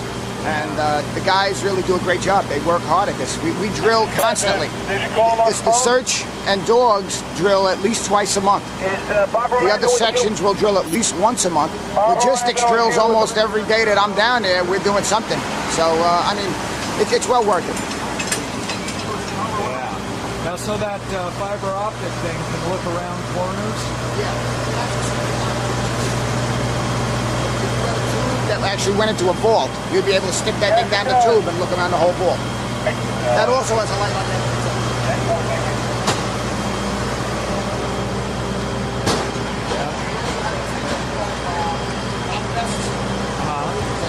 Camera on a vest. And as you crawl in, the picture is projected outside to a screen, so the incident commander can actually see what the guys are looking at. That's in the field right now? I don't know. They might have it in there. I just came on. I just came off. Let me get you this way so I can get Yeah, we got about 130 guys with us right now. Yeah, we have approximately 130 guys with us right now. And how many are out here today? 32 guys. Doing 12-hour shifts? Right. We have broken down into 3 shifts, 3 rescue groups, 1 logistics group. We have a structural specialist out here. A task force leader. We have a liaison to the FEMA liaison. The medical group. We have the doc out. We have a medical group here. Medical specialists are here. There's like 5 people to each group, 5 to 6 people. Plus the search group with the dogs. Search group and the dogs. And is there 2 search groups out? Because I brought out 2 more dogs with us just now. And we brought out some extra people just recently, so our TO is a little higher right now. I'll probably have maybe 50 guys here now. You've been working since the day of the Tuesday. Plane crash. Yeah, got activated at like 10 o'clock. 10 o'clock, and we were here and operational by 1 o'clock. 4 hours. 2. I'd say 2 by the time we got everything set up and booed out. And I mean, that was building our base camp, getting everybody on the buses, getting the trucks, and getting everybody here. It was about 5 hours. How close could you get in right after when you deployed? We got to the Javits Center, Yeah, and then we deployed from the Javits Center. This is right where to we've here. been ever since. We got here, we had to use forklifts to clear the street. move vehicles out of the way. Police officer vehicles were in the way. We brought a contractor that was working over on the other side of the building. We got him right over here and we started moving vehicles. Loaded them up on these flatbed trucks. These contractors that were moving the material out now, they were nice enough to let us utilize their trucks to accommodate us so we can get our equipment in here. The way that this looked like when it first got here, it looks like that over there. No, they want to go down there. Inside that little courtyard area is exactly how much debris was on the ground right here. I don't think it is. Our guys got here, we started cleaning. The first thing we did is we cleaned the area, got our area pretty much cleaned up and set up our shop here. And then we moved inside the Dow Jones #1 building here and took over the lobby. Made it a secure area and kept people out. You're sleeping there? No. This is just our forward logistics area. Okay. That's all. This is where you wait to actually go in and when you're called. Right. To dig through the rubble. Right. What would happen is this was the logistics area, then we had a forward command post. The forward command post was located at #2 World Federal Trade, which is the next one over. And Here is where our logistics was, and if they wanted to do a rehab or something, the guys would come back here instead of jamming up over at number 2, because they had New York FEMA team there, New York Task Force 1, they had Pennsylvania Task Force 1 over there, and our New Jersey Task Force 1 was located over there also. So it got kind of jammed up in their lobby. So we had probably 10 or 15 people, maybe 20 guys in that lobby for quite a while. And that's where the 3 teams got together and they worked on their plans for the day, what each guy was going to be doing. Over here, logistics-wise, whatever they needed to go out in the field, we had it all set up. It's a shame you weren't here the other day. You could have seen our operation. We just broke it down last night, thinking that everybody was going home today. And when we got here, we had some more missions to do. So we this is not the way it looked like when we got here. We brought some more stuff out, so our guys need the tools that they needed to have, or stuck on the truck in the bottom. That's why it looks like a little mess out here. And have you gone out today? Your other crew is, right? Yeah, the other crews are out there. They're out front of the building right now doing search and recovery of some more body parts. We had some dogs, had some hits out front. There's pieces everywhere.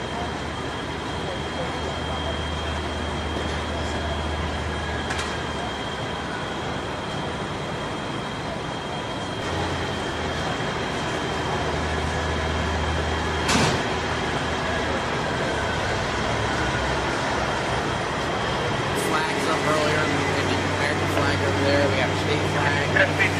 We had our New Jersey Office of Emergency Management flag in the middle. Got SB2. Have you seen me? We came with our forklift. The forklift attaches to the back of our trailer. They went over to where the guys were mentioned, I think.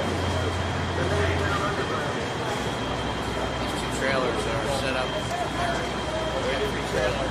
We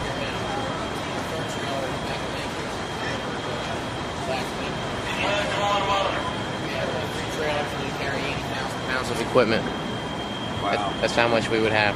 80,000 pounds. So,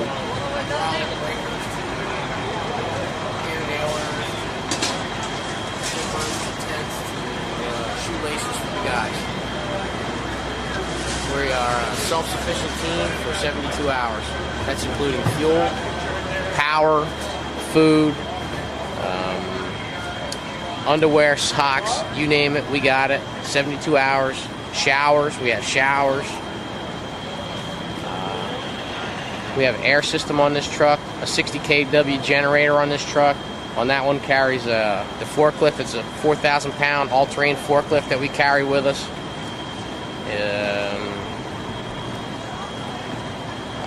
6 portable generators, 6,000 watt diesel generators, 2 5,000 watt gas Honda generators, 5 or 6 Honda 1,000 watt generators, inverters, whatever you want to call them. Here's one right here. It's a small one. what's that do? That's a real small. What is it? Listen here. This is a real small generator. Oh, I see. It's small enough to take into a hole, and it's very, very quiet. Turn it on, put the choke on.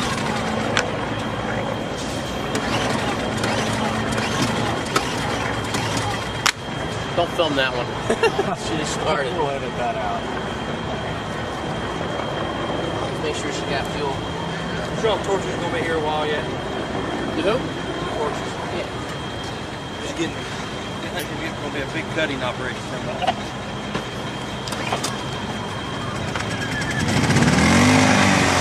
Pretty quiet. Pretty quiet unit. Yeah, it is. The exhaust on it here is not even, it's not even hot. That's how cool it is. It's not a very hot unit at all. And do you use that to run? You can run this. You can run 1,000 watt, 2 500 watt quartz halogen lights, or you can run a 76A. One of these. You can run a coring drill with it. One unit, one thing at a time. Here's a 76 hammer drill here. But what makes it nice, instead of taking a big generator into a small area, you can utilize this for what? This is a hammer drill or a chipping. It's used as chipping or hammer drill. space. If we're trying to enlarge a hole, we'll use something like that. It's easier to get in, it's more maneuverable, and it has the power to it. Yeah. It'll drill from half-inch, even smaller than half-inch. This is a 1-inch bit, drill bit, all the way up to a 2-inch. 2-inch drill. Same piece of equipment. Can you run that off that generator? Yes, you can. Lose of electric energy. The Honda 1000s have one drawback. You have to let them run for about 5 to 10 minutes to build up the capacitor that's in them. Otherwise, you'll just keep blowing the circuits. You have enough electricity. And we had to tell the guys that. I mean, our guys are so used to pulling, start, and going to work. We had to tell them they had to slow themselves down and start that. So now what we do usually in logistics, we'll start that up before we give it to them, run it, and make sure that the capacitors build up. Then once they get out in the field, it's already working. This one over here is a hammer too, right?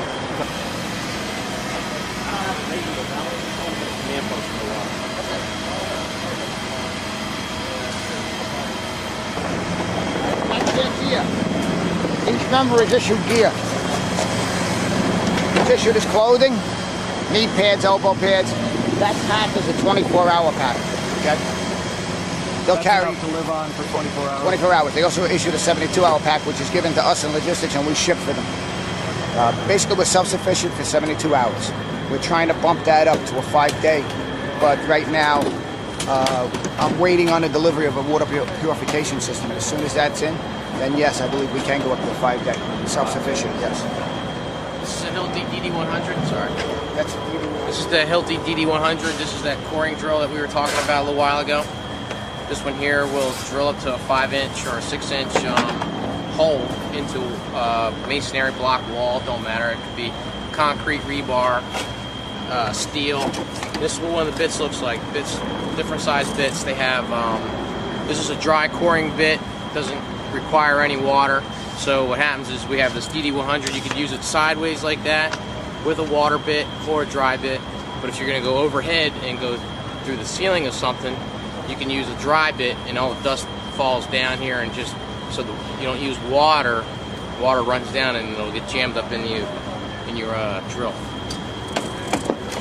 Water off some of those like jaws of life kind of things. Oh, yeah, you're starting it up. Yeah, we have 2 complete Amcus sets, not Amcus, Homatro sets. To switch over to a water operation, you stick this adapter on here. This has a water hose that connects us to a Hilti pump can. This bad boy goes on like that. You got yourself an extension if you need an extension, and then we have a water bit, which I don't have one right here. There's one over there, and that attaches onto the top here. And then this is what they would use for drilling into the ground. If you were going to use an extension. It has its own water can, so you don't have to bring a water supply to it. It actually has a can that you can set up next to it and run it with that, and then you have to go fill the can up, every so often. It makes it a lot easier than trying to run a garden hose up into a rubble pile. This one needs to be cleaned up, guys.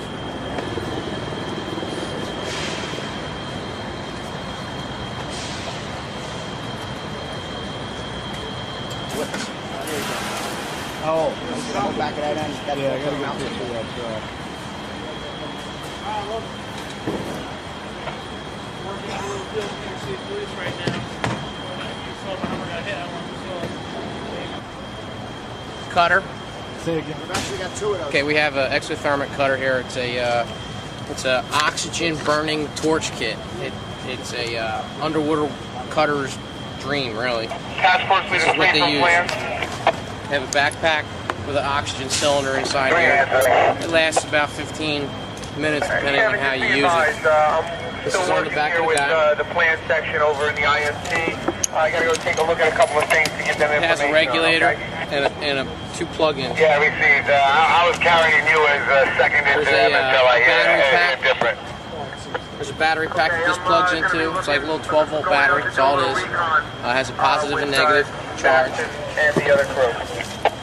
At the other end of this thing is the burning end of it. And it has... SP2, the plans, you still on the CP there? Affirmative.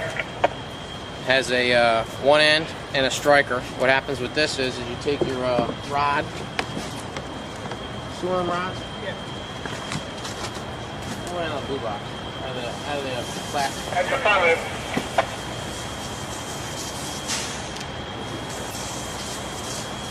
I need a big one. But anyway, this ain't the right one. This is a smaller one.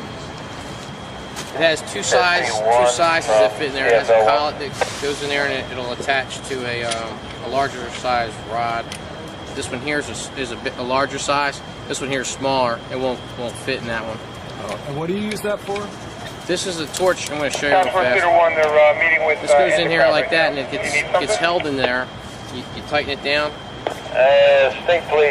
What happens is the oxygen, this tube is actually a composite of different metals that burn. When you hit this to the striker here, it creates a spark, and then the oxygen is flowing. It gives the oxygen that is needed to burn the metal, and this end burns at 10,000 degrees. 10,000 degrees on concrete, it'll just blow it away. You can cut with one of these, you can go through probably 12 inches of steel with a little bit of training and a little time. All it does is the oxygen burns this, which in turn melts the steel, which this in turn blows the slag and the steel away.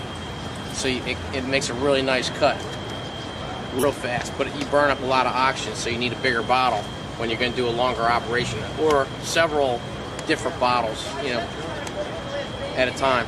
This is set up to be a small portable setup, or you can use it on a larger bottle, so it's more of a permanent base kind of a setup. That's about it for this one.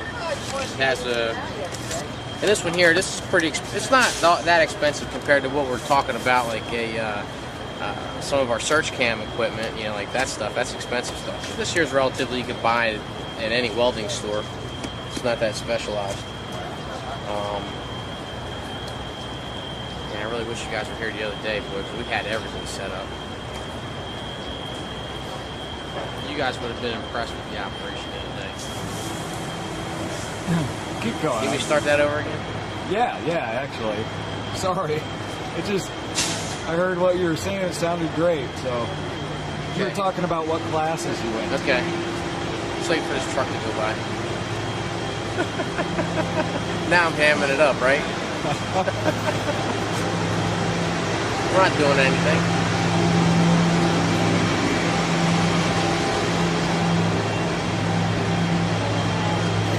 All right, here we go. So anyway, I'm a logistics manager for the Urban Search and Rescue team.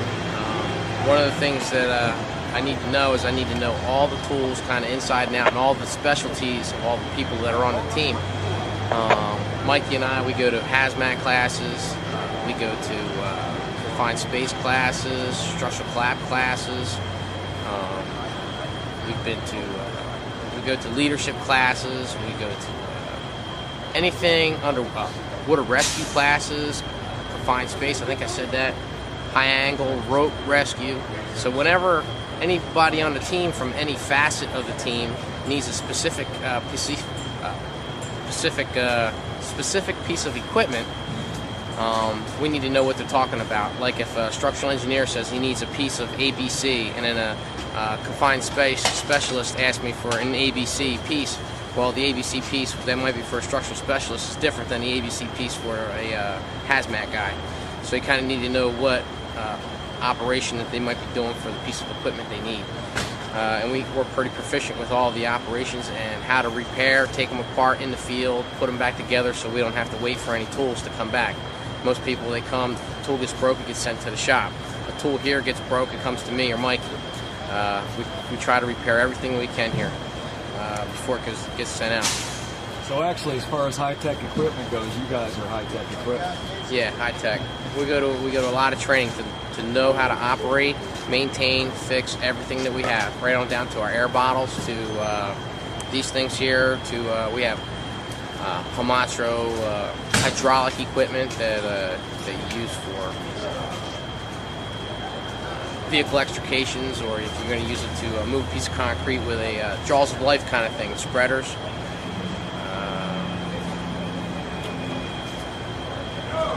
That's about it, I guess. We have a lot of stuff. I don't want to say much, but we have a lot of neat things that we play with, and we use. We're pretty proficient. We do it at the office on a regular basis, so we're constantly doing different things, different training, and learning how to operate these tools to the best of our ability. That's about it. If we're gonna knock it down, we probably got a good shot into the water. Let's see if we can talk to you. Can we talk to you? Do you mind if we ask you a couple of questions about your dog and stuff? Yeah. Let me just clear it with these guys, make sure it's all right. Oh, he's a handsome one.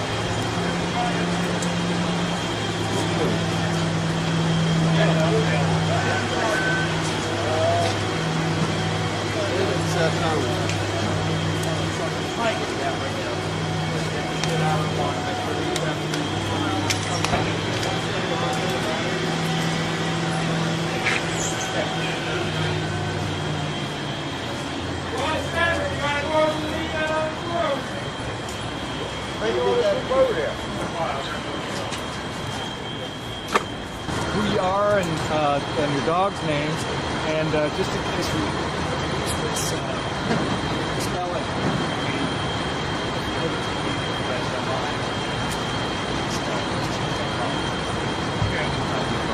Okay, so let's start out with you. My name's Bob Rolando. I'm with New Jersey Task Force 1, Urban Search and Rescue. It's my dog Argus. Say hello, Argus. Okay. Hi, Penny Sullivan, New Jersey Task Force 1, Urban Search and Rescue. My dog Quest. Say hello, Quest. Are they related? They look alike. They have just friends. Just friends, huh? And okay. Let's see. So this is your own dog. Yeah. How long have you had him? I've had Argus 3.5 years. And how long did it take you to get him up to the point where he could be a search and rescue dog? Just about a year. Year of training. What kind of things did you do to train him? We went heavy on agility for the rubble. Build his play drive as a reward. Bark alert. So when they do something, when they complete a search and rescue task, you don't give them a treat. You give them like a toy. Yep, it's all done. Motivation, you see, Argus. You see how they come alive? Totally different animal. Oh, can I see that again? That's all. Yeah, that's all it's about. Just that play drive. That's how you pick your dog. If your dog doesn't have a play drive, then you're not gonna be able to reward him, and it makes your job 3 times harder. Wow. And what's her name again? Quest. Quest. Quest. They do look alike. Yeah, they do. Is it because you want that? They're long-haired German Shepherds, right? These are it's regular German Shepherds. Standard coat. They're standard. They're regular coated German Shepherds. They both back-a-ways have similar lines, but we look for dogs that really have the drive, because that's what you're going to use to keep them going for a number of days. And have they been working hard these days? Yes, they have. They've been here since Tuesday. We were one of the first teams in. Got in about Tuesday, 2 o'clock in the afternoon. And we've been running on 12-hour rotating shifts, 7 in the morning, 7 at night, 7 at night, 7 in the morning. They get exhausted. Towards the end, I've even noticed with him just showing up on the site, I see his whole demeanor go down. It gets a little stressful on him towards the end. How are his feet? His feet are fine. He got hurt last Thursday, coming off a pile. He twisted his front leg. The state police in New Jersey ran us up to a hospital. Had an orthopedic surgeon come in special to look at him. And turned out he was all right. They put him on Rimadyl. He's been doing good. Good dog. You're a good dog.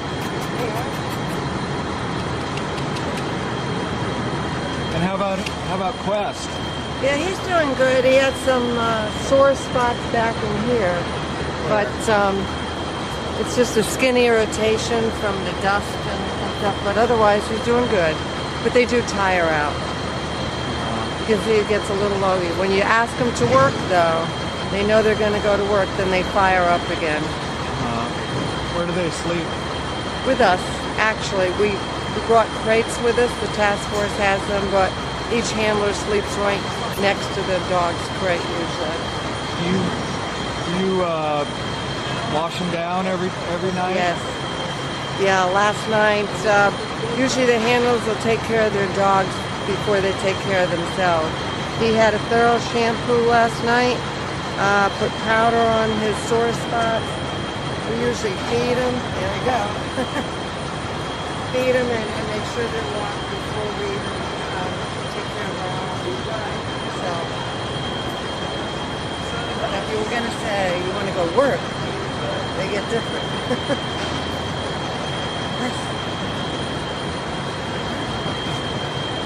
Wow. They're great dogs. One of the comments that was made to us by the search guys was we don't realize how lucky we are. We get to bring our family members with us. Yeah. That's one of the biggest jobs I think they do is relieve some of the stress, and actually almost we think of them as therapy dogs at times.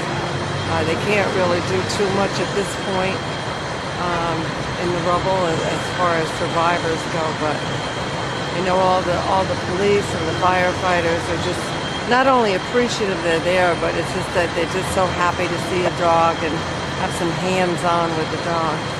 A lot of them tell us, "Oh, I miss my dog," you know, when I get home to their own. Yeah. I miss my dog, and I keep petting the dogs. Get a picture of the strap. Yeah, I keep petting all the dogs too at the Javits Center. Quest, you gotta stick. Quest! There you go. Go on. You wanna go work? Yeah.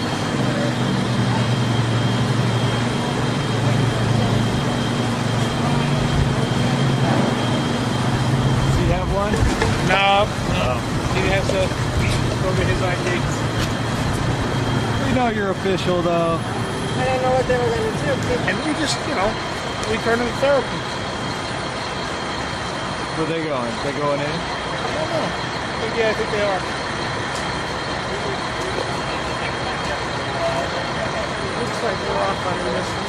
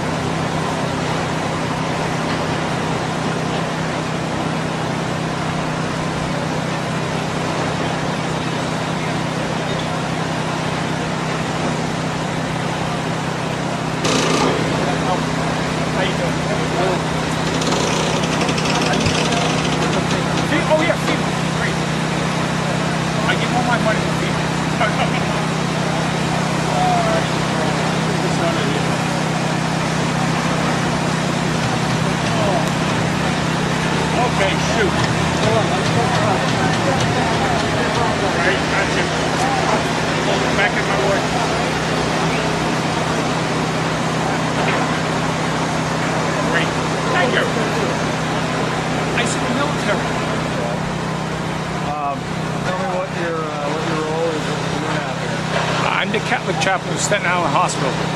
I'm on the first disaster team. I was here last Tuesday, about an hour and a half. About 10:30, I got down here from Staten Island. And I've been here ever since, doing what I can. I'm sorry, what's your name? Deacon Rosario Torella. And I'm Staten Island University Hospital, and I'm also assigned to Holy Rosary Parish in Staten Island. Just to get your Right. smelling.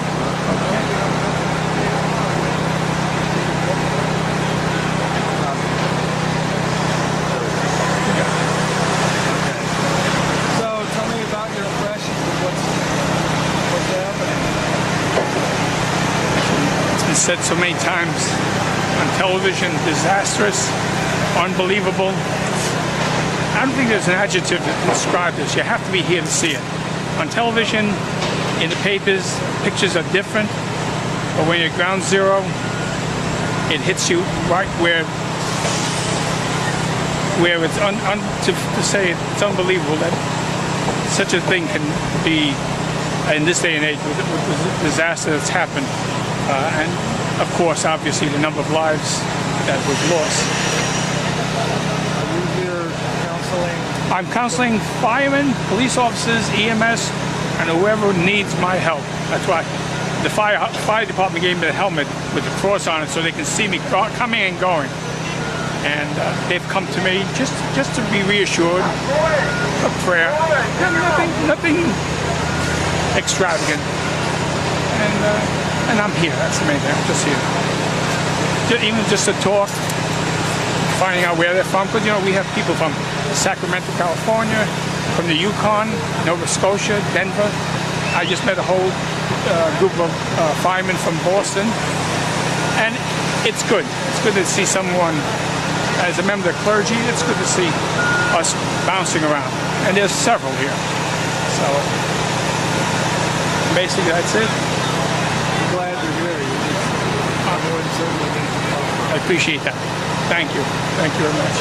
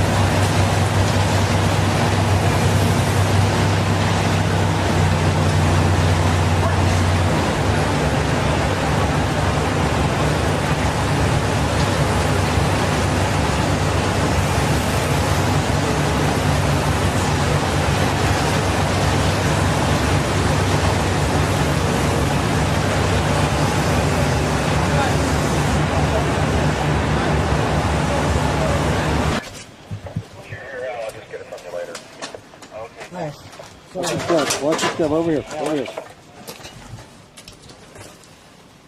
Okay, before you can hear me, Dunn's going to come with me also. We'll leave Tananus up top here. Thank you. All right, let's go. Okay, we're going to go down in here.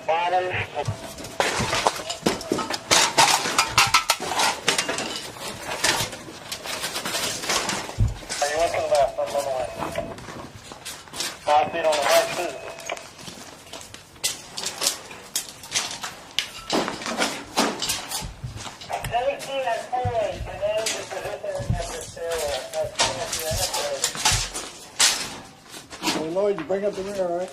You what? Bring up the rear. Okay, I got you.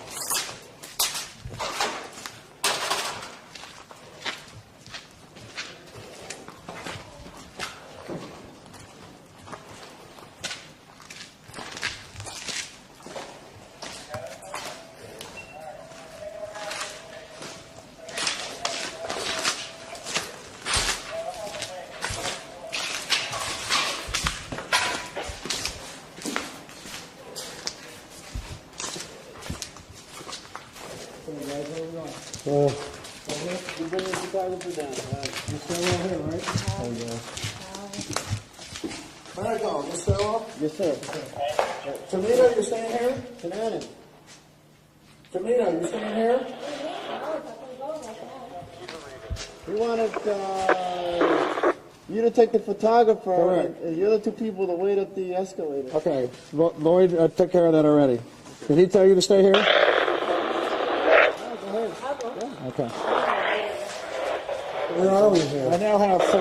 Where are we? Yeah, this is the mall. We're on the mall, the gallery or whatever, the mall level. You can see all the fire hose that's been deployed. This is fire hose that's deployed by occupants, not firemen. It's been pulled out of the racks and the occupants have deployed it. Firemen, we bring our own hose in. We don't use this hose.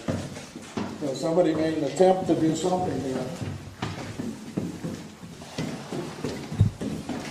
We're going down to a parking garage level now.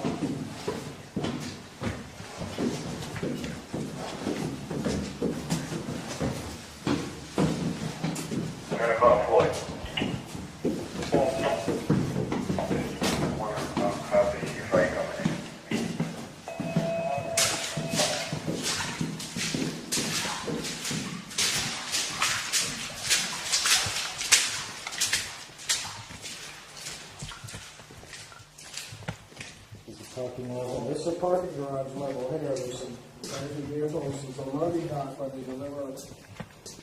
Make the deliveries underground here. There's a trailer here from Port Authority with all their hazmat stuff in it. It looks like they deployed and they started whatever they were going to do. They've got their breathing equipment out. They've got their metering equipment out. A lot of decontamination equipment out. Boy, you gonna go to the next level? I don't know what they're doing. The engineers are checking out stuff. Which way they go? I don't know. Oh, well, where's the, did you know where he's going? They're not doing what you thought they were doing. Okay. These are engineers. Right. They're checking out the structures to see if they need to do any reinforcement. Okay, so that's the area that's collapsed down there, so that's a good spot for him to go. Can I take this guy down there? Well, wait and see what these guys are doing. I don't want to get people going all different ways. I go with them. Are we supposed to They're take coming them? back.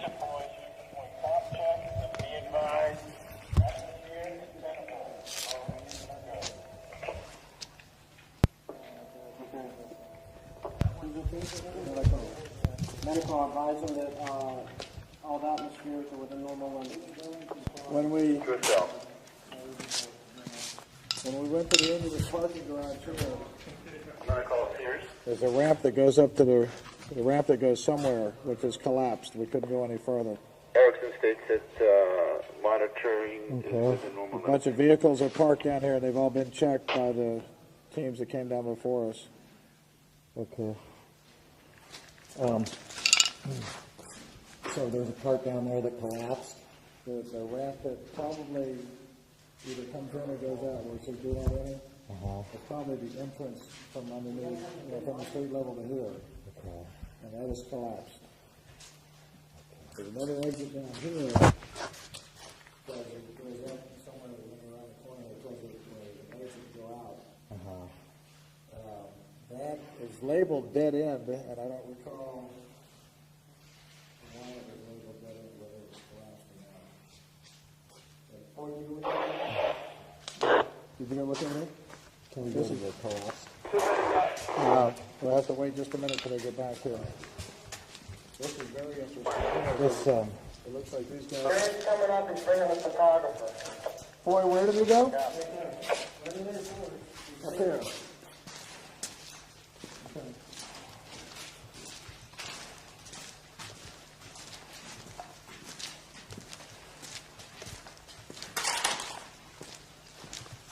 Sure, once you got split in from there, okay?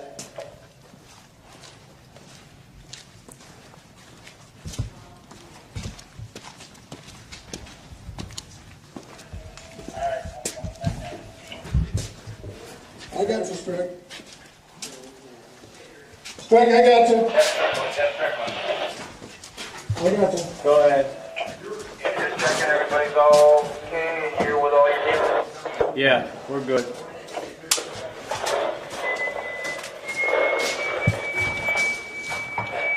Mike.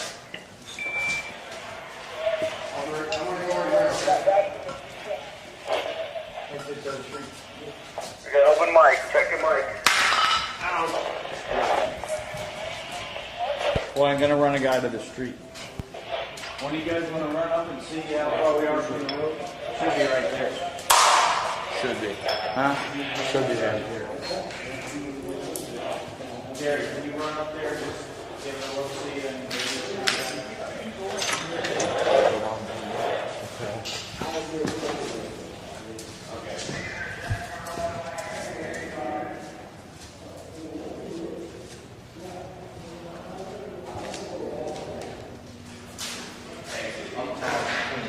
The end and the R.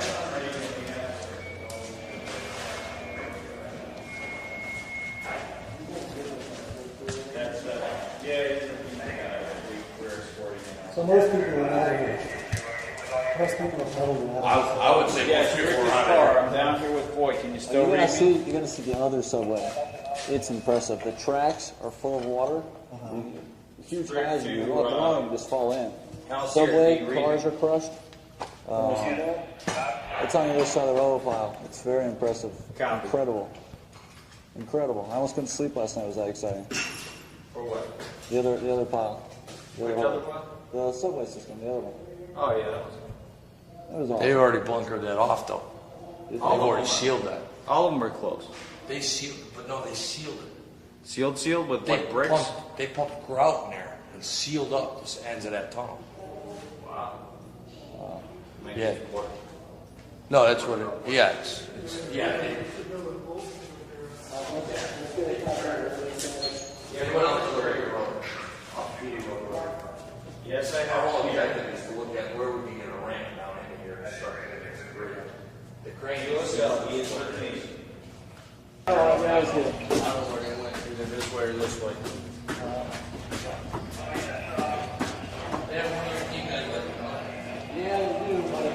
I understand.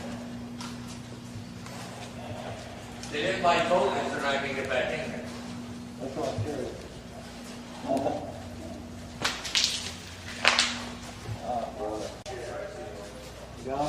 Let's try to get them back, or at least where we can all be together. Rich. Yeah. Where are you guys at? I'd like to go park out right now if I could. They're looking for you guys for right here. What's interesting is Portland Street Station. They're trying to get on basement 1, and they want to survey basement 2.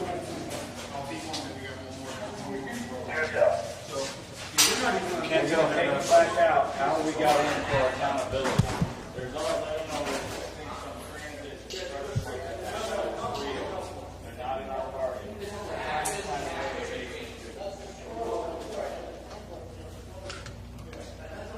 Back out to the local you're at. Come on, fellas. Let's stick tight. The fact that there's no escalator there. You can't take the escalator?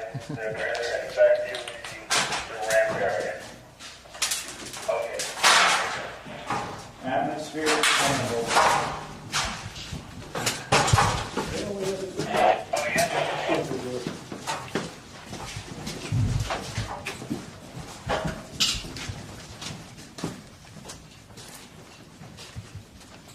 Okay. We've been down here before? Right, there's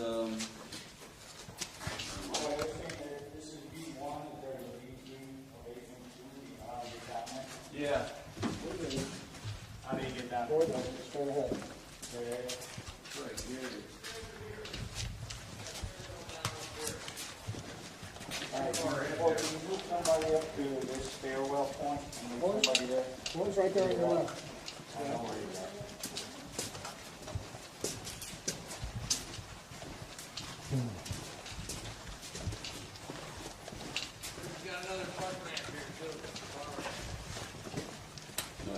they're all open. We want to go. We want to go down and deep. This is it. You're gonna have this hose stretched all the way up the hose line here. You have it stretched up here and up there. This building is secure above us. It didn't fall, so you can't even imagine the fear. Well, anybody down here just rolled this thing out and walked out that fucking front door.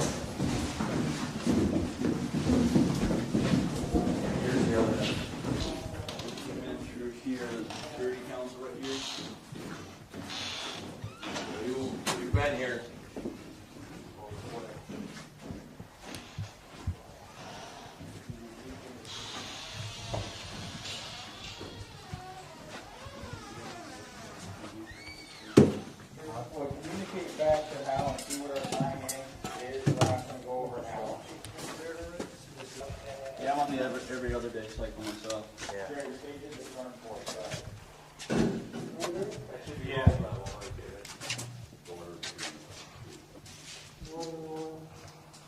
This was all flooded. There's some marks in there where they had the water level marked in the subway area where it was all flooded at one time.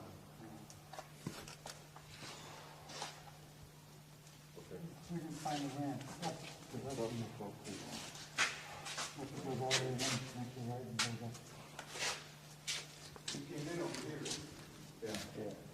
You guys need to go down there? We'll go wherever you want. I want to see how far this goes. Okay, yeah. It goes pretty far back. Yeah, we'll go wherever you want. If we get too far, we'll get off. Well, just stays one or two guys here around the airport. Yeah, I got medical down there. Where were you at? Living here.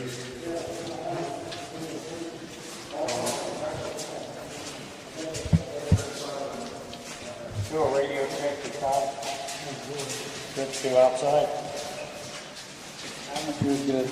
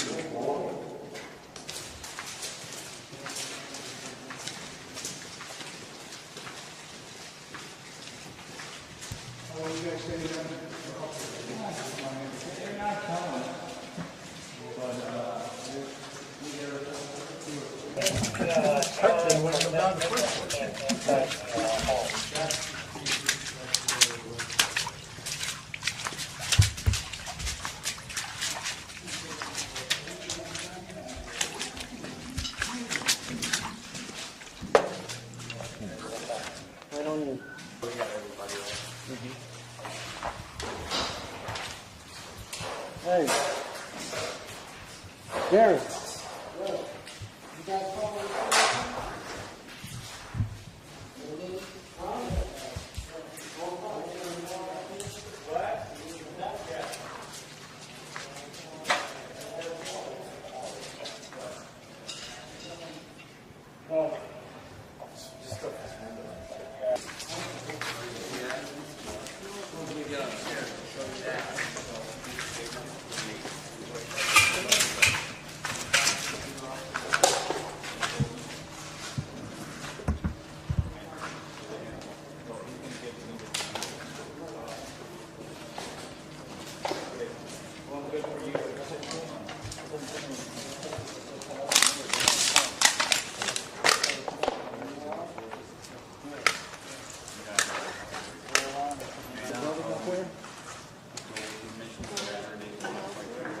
Probably one of the beams that we've already pulled out.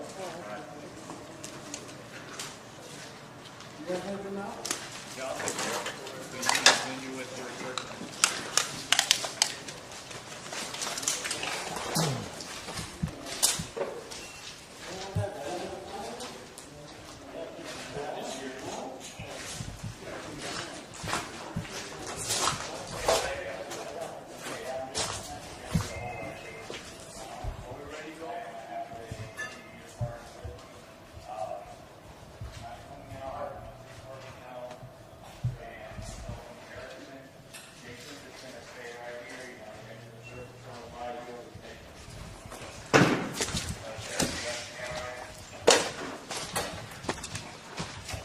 Camera guy gonna stay with you? Camera guy, what do you want to do? You want to stay? We're getting out and they're staying in. What do you want to do? Okay, are they going to any new areas or? I don't. Yeah. Well, we're going to lunch, so they're gonna continue to work. Who do you want to stay with? If I stay with them, how long will I? Don't know. Okay. It'll be an hour. Oh.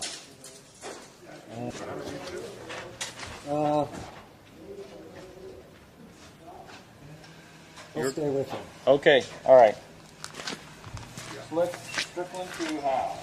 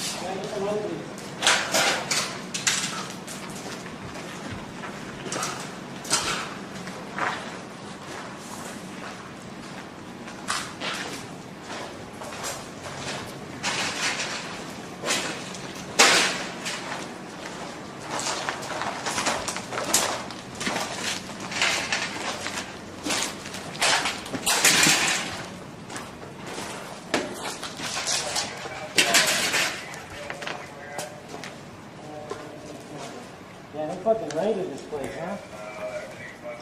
That's fucked up, bro.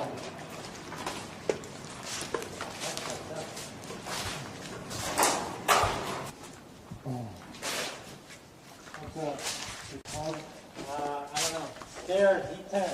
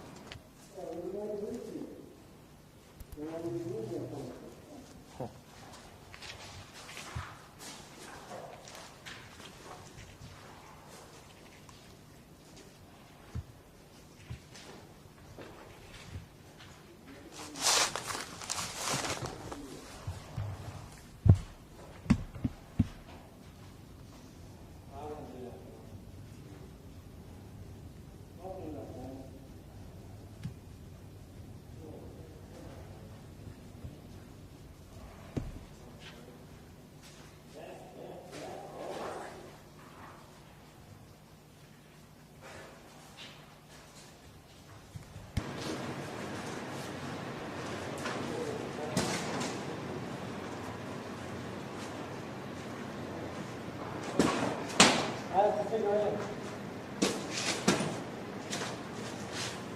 I don't know. You got paint? Paint? No, I don't. What is that paint? What is that paint?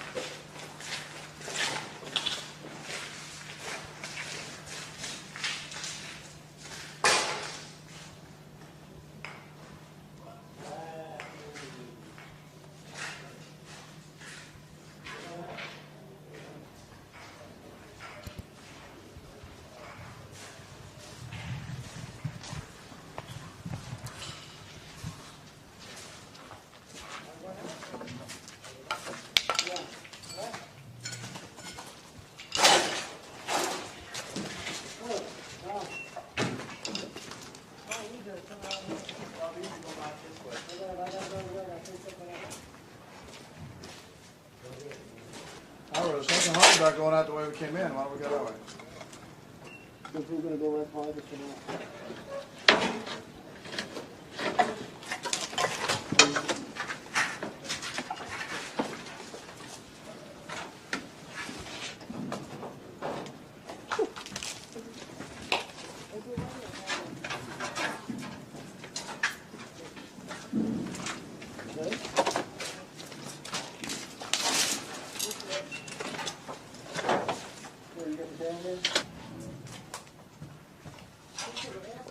It's hard to even tell what it is.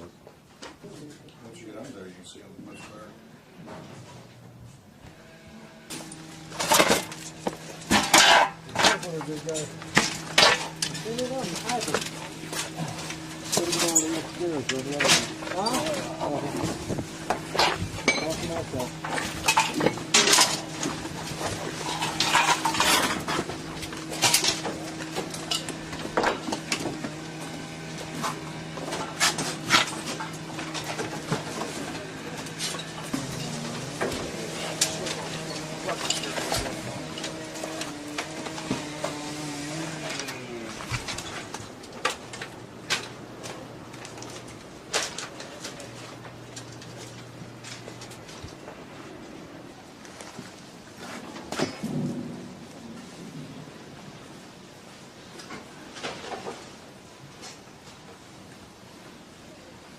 Put it in dump trucks and hauled it somewhere, trying to put that plane. Just because they knew it all would happen, you know. They would like to get this.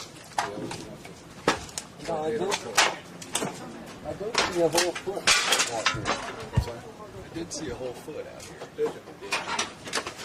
Perfectly intact. God. It was burned, you could tell, but other than that, it was still pretty well together. Hey there, hold on. Hold on, Ralph.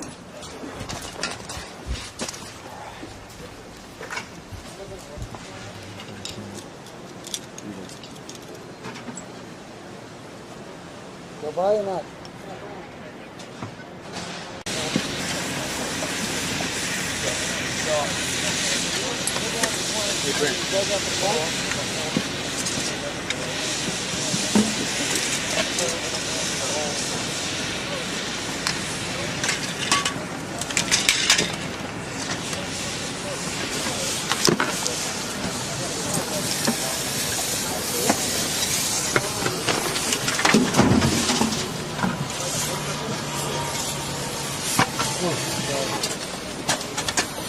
Are they still lifting that? They're deciding not to do it. Alright.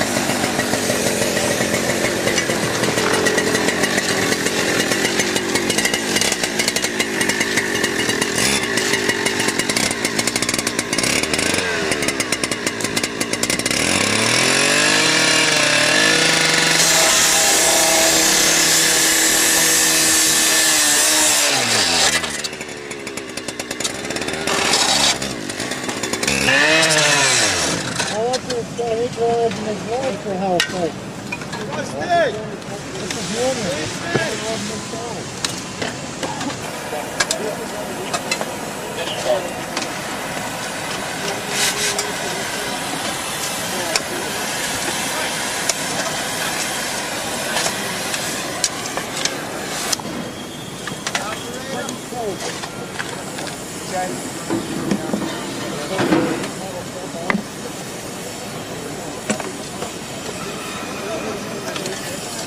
we're doing a shoot out of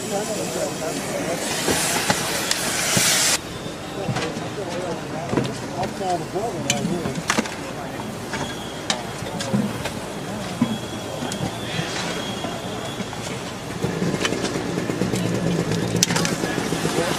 I don't know if it will be up.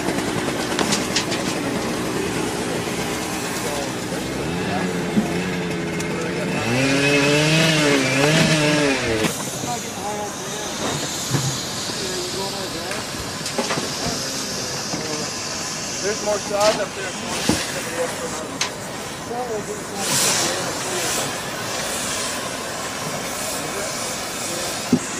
Somebody up. You right there? Goes over the back, breathe, continues down. You know what? We can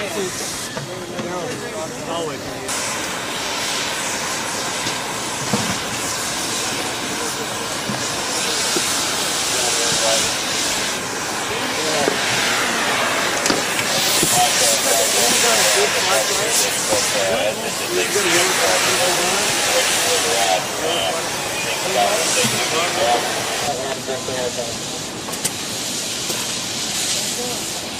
Okay, you guys, anybody? When you're ungloved, open it and just fix the whole damn thing. Where's one? Right behind you. Grab them.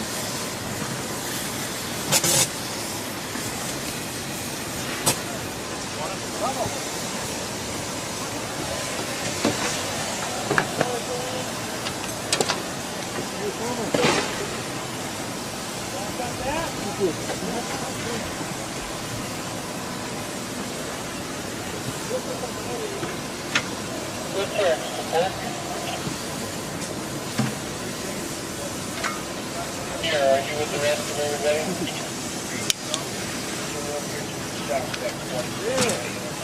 You're not going with the food. Head back and climb out, right behind the gator.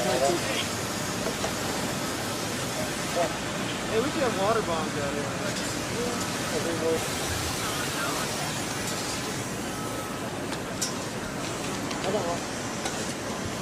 Hey guys, when we're done with our bottles, put them in a bucket and take them out. I don't want to add to this. They're going to sift through that. So there's no sense adding to the problem. You know? We just get one bottle.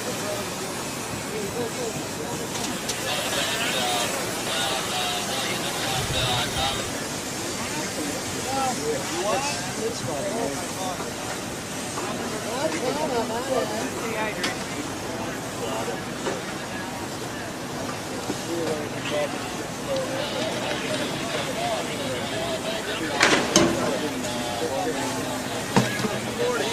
Cool. Yeah, we're just going to be on void and recovery.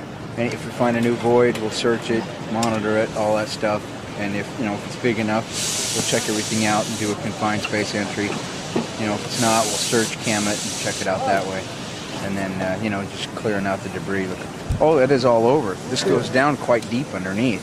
So you got to be careful right here so that as we punch through, we don't fall down into that subway area in the mall. Ricky, go ahead. Dr. George. right here's our bucket.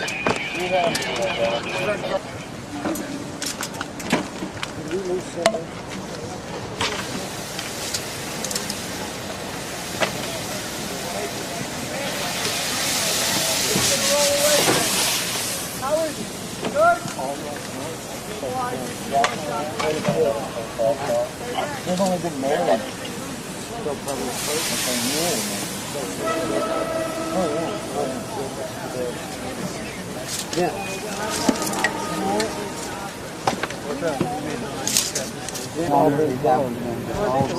Any everything I've walked around and looked at has all been marked. And if they went to this thing,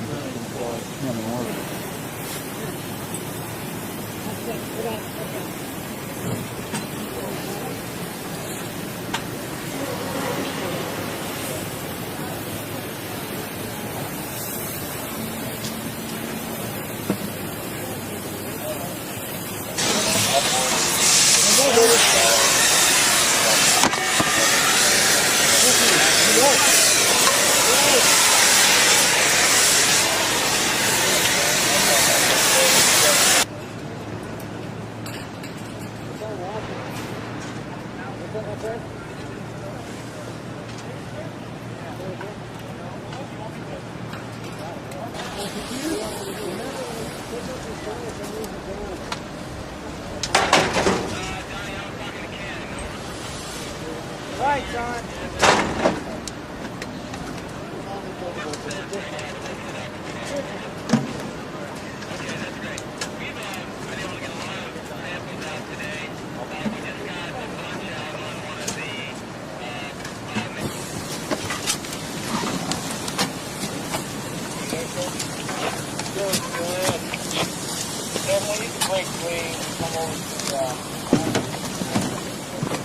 All right, just keep working it as we have, man. You get some stuff over there and I'll be over here. What was that? Keep working this stuff as you get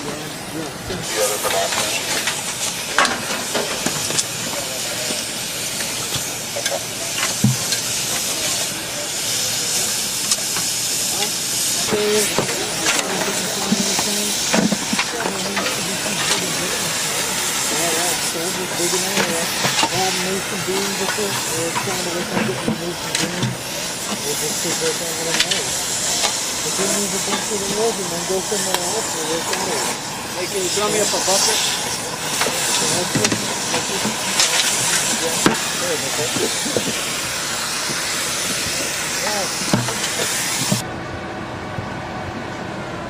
It looked like a fire pole. Yeah.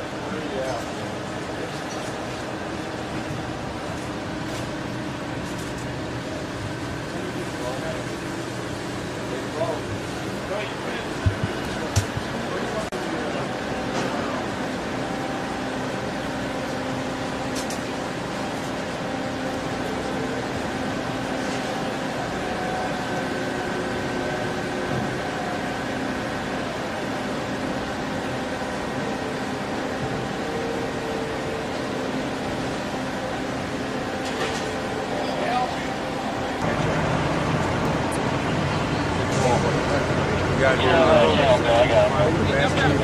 best team got here last Sunday. Last Sunday, 10 guys.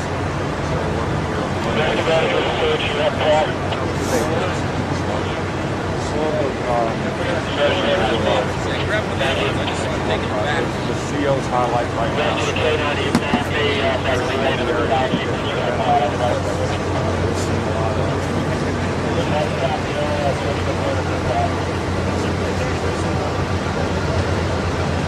Around here.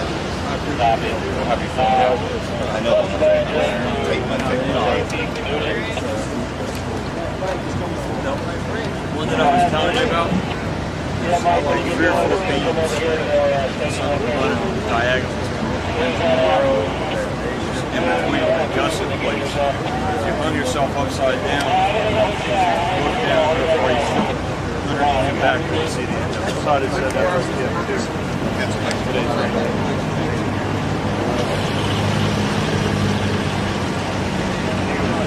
opposite below where you were like up above. Eric, what you do the whole thing that radio? Still on the radio? Working fine till you got it. Well, it was allowed. We were 20 minutes. Allowed. Bring us in forward in that area.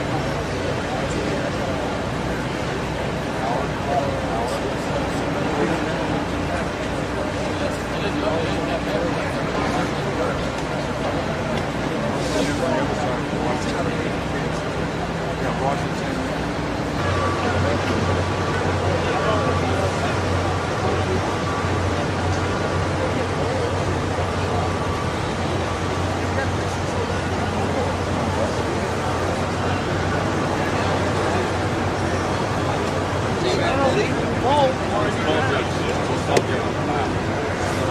Well, I was going to ask you if you could. Oh, you want to run over and get some?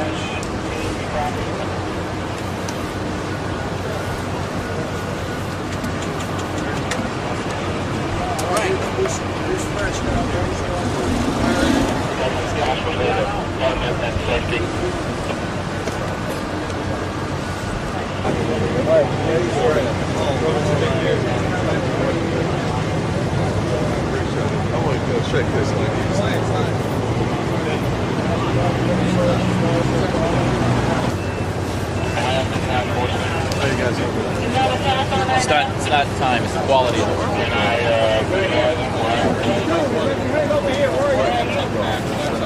That's the plan that we're following. So, my family's miss us, but they understand what we're doing.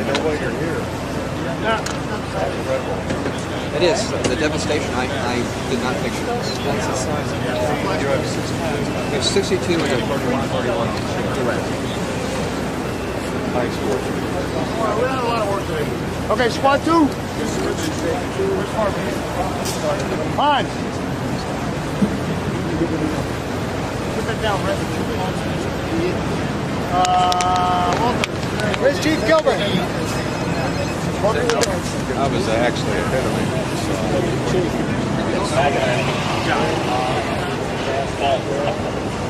It's frustrating because we were expecting to find more quicker, but we located a couple of guys yesterday for them, and we just kind of used our guys to back up and let the New York City guys come in. That's fair.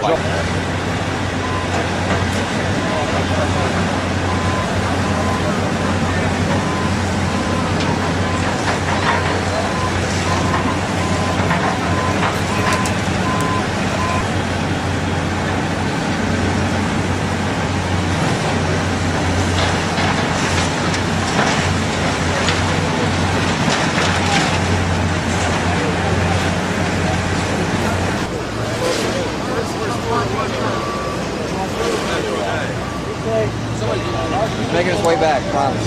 If he didn't roll a little gator. Appreciate it.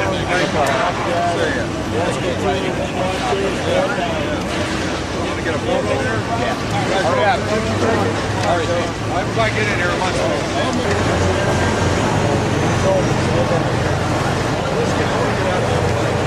It's up again. Thank God that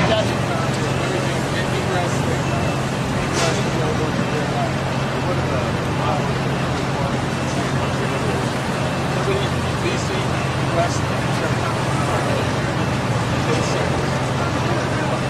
the opposite right over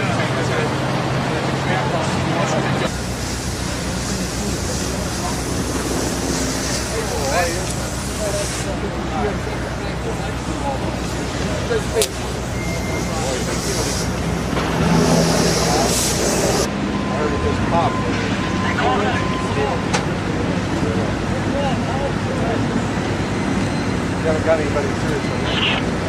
Yeah, not seriously, but I'm working on this one over here. That piece of glass fell off that building and just got gas.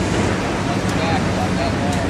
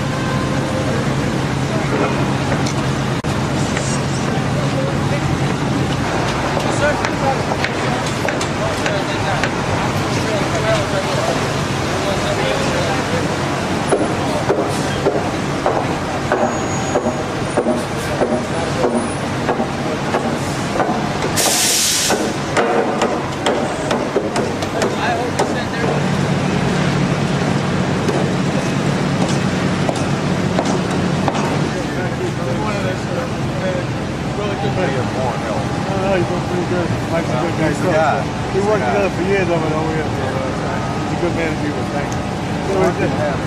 Anything we can do for you? No, I know. Just like security issues over here. Trying to tighten up a little bit. I don't like the looks of this building. I know. It's a hell of a fire. How long did this fire burn? I don't know. Probably this was out the next day. Was out the next day?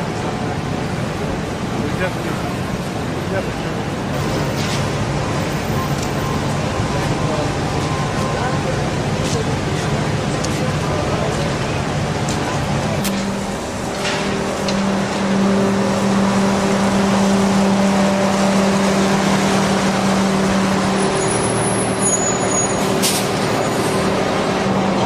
Other team.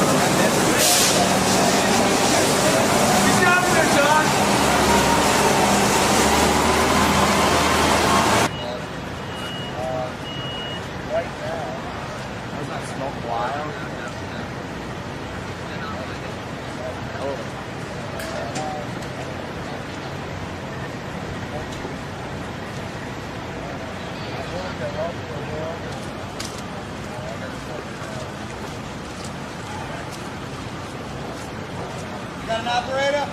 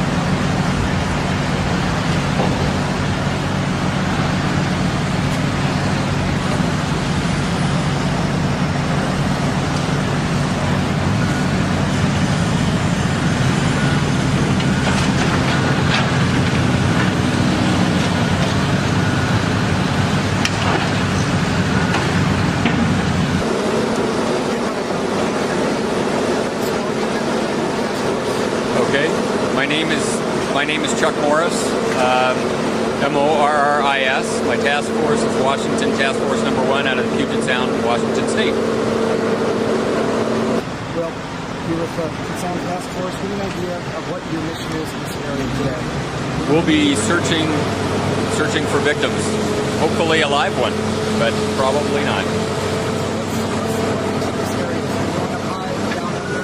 We'll be going down under. We'll be doing both, but primarily we'll be going down under because the upper section has already been searched and has been, we understand, evacuated fairly well before the incident.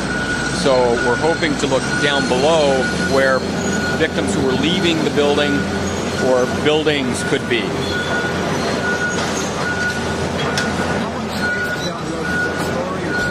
There's 6 floors below us where we're standing right now. And the pit there looks like 2 floors have collapsed. The very lowest is already flooded. So we'll be working, B4, B5, and perhaps parts of B3. And then our access will be here at B1.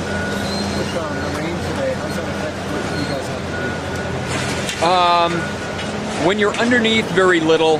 When you're up on top, the big concern is slippery. There's a fine coat of powdered concrete over everything. It turns into a slick, kind of muddy paste. And when you're on the steel, you can be off of it in no time. So you have to kind of always be at 3-point, 2 feet in a hand, almost everywhere you crawl.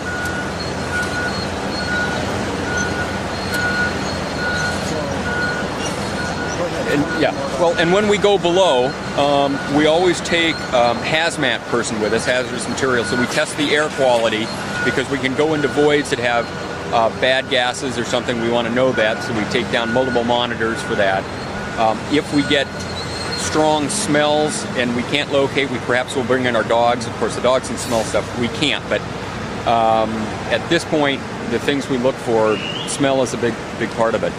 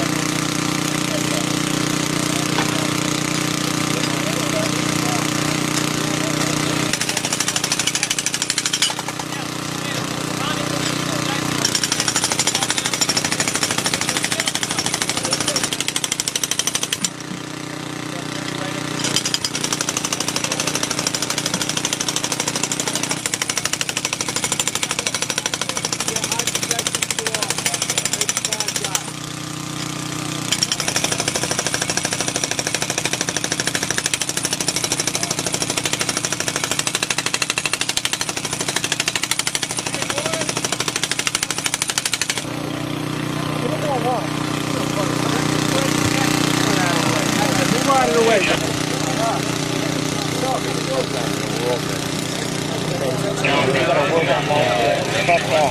have pain and suffering in my old age.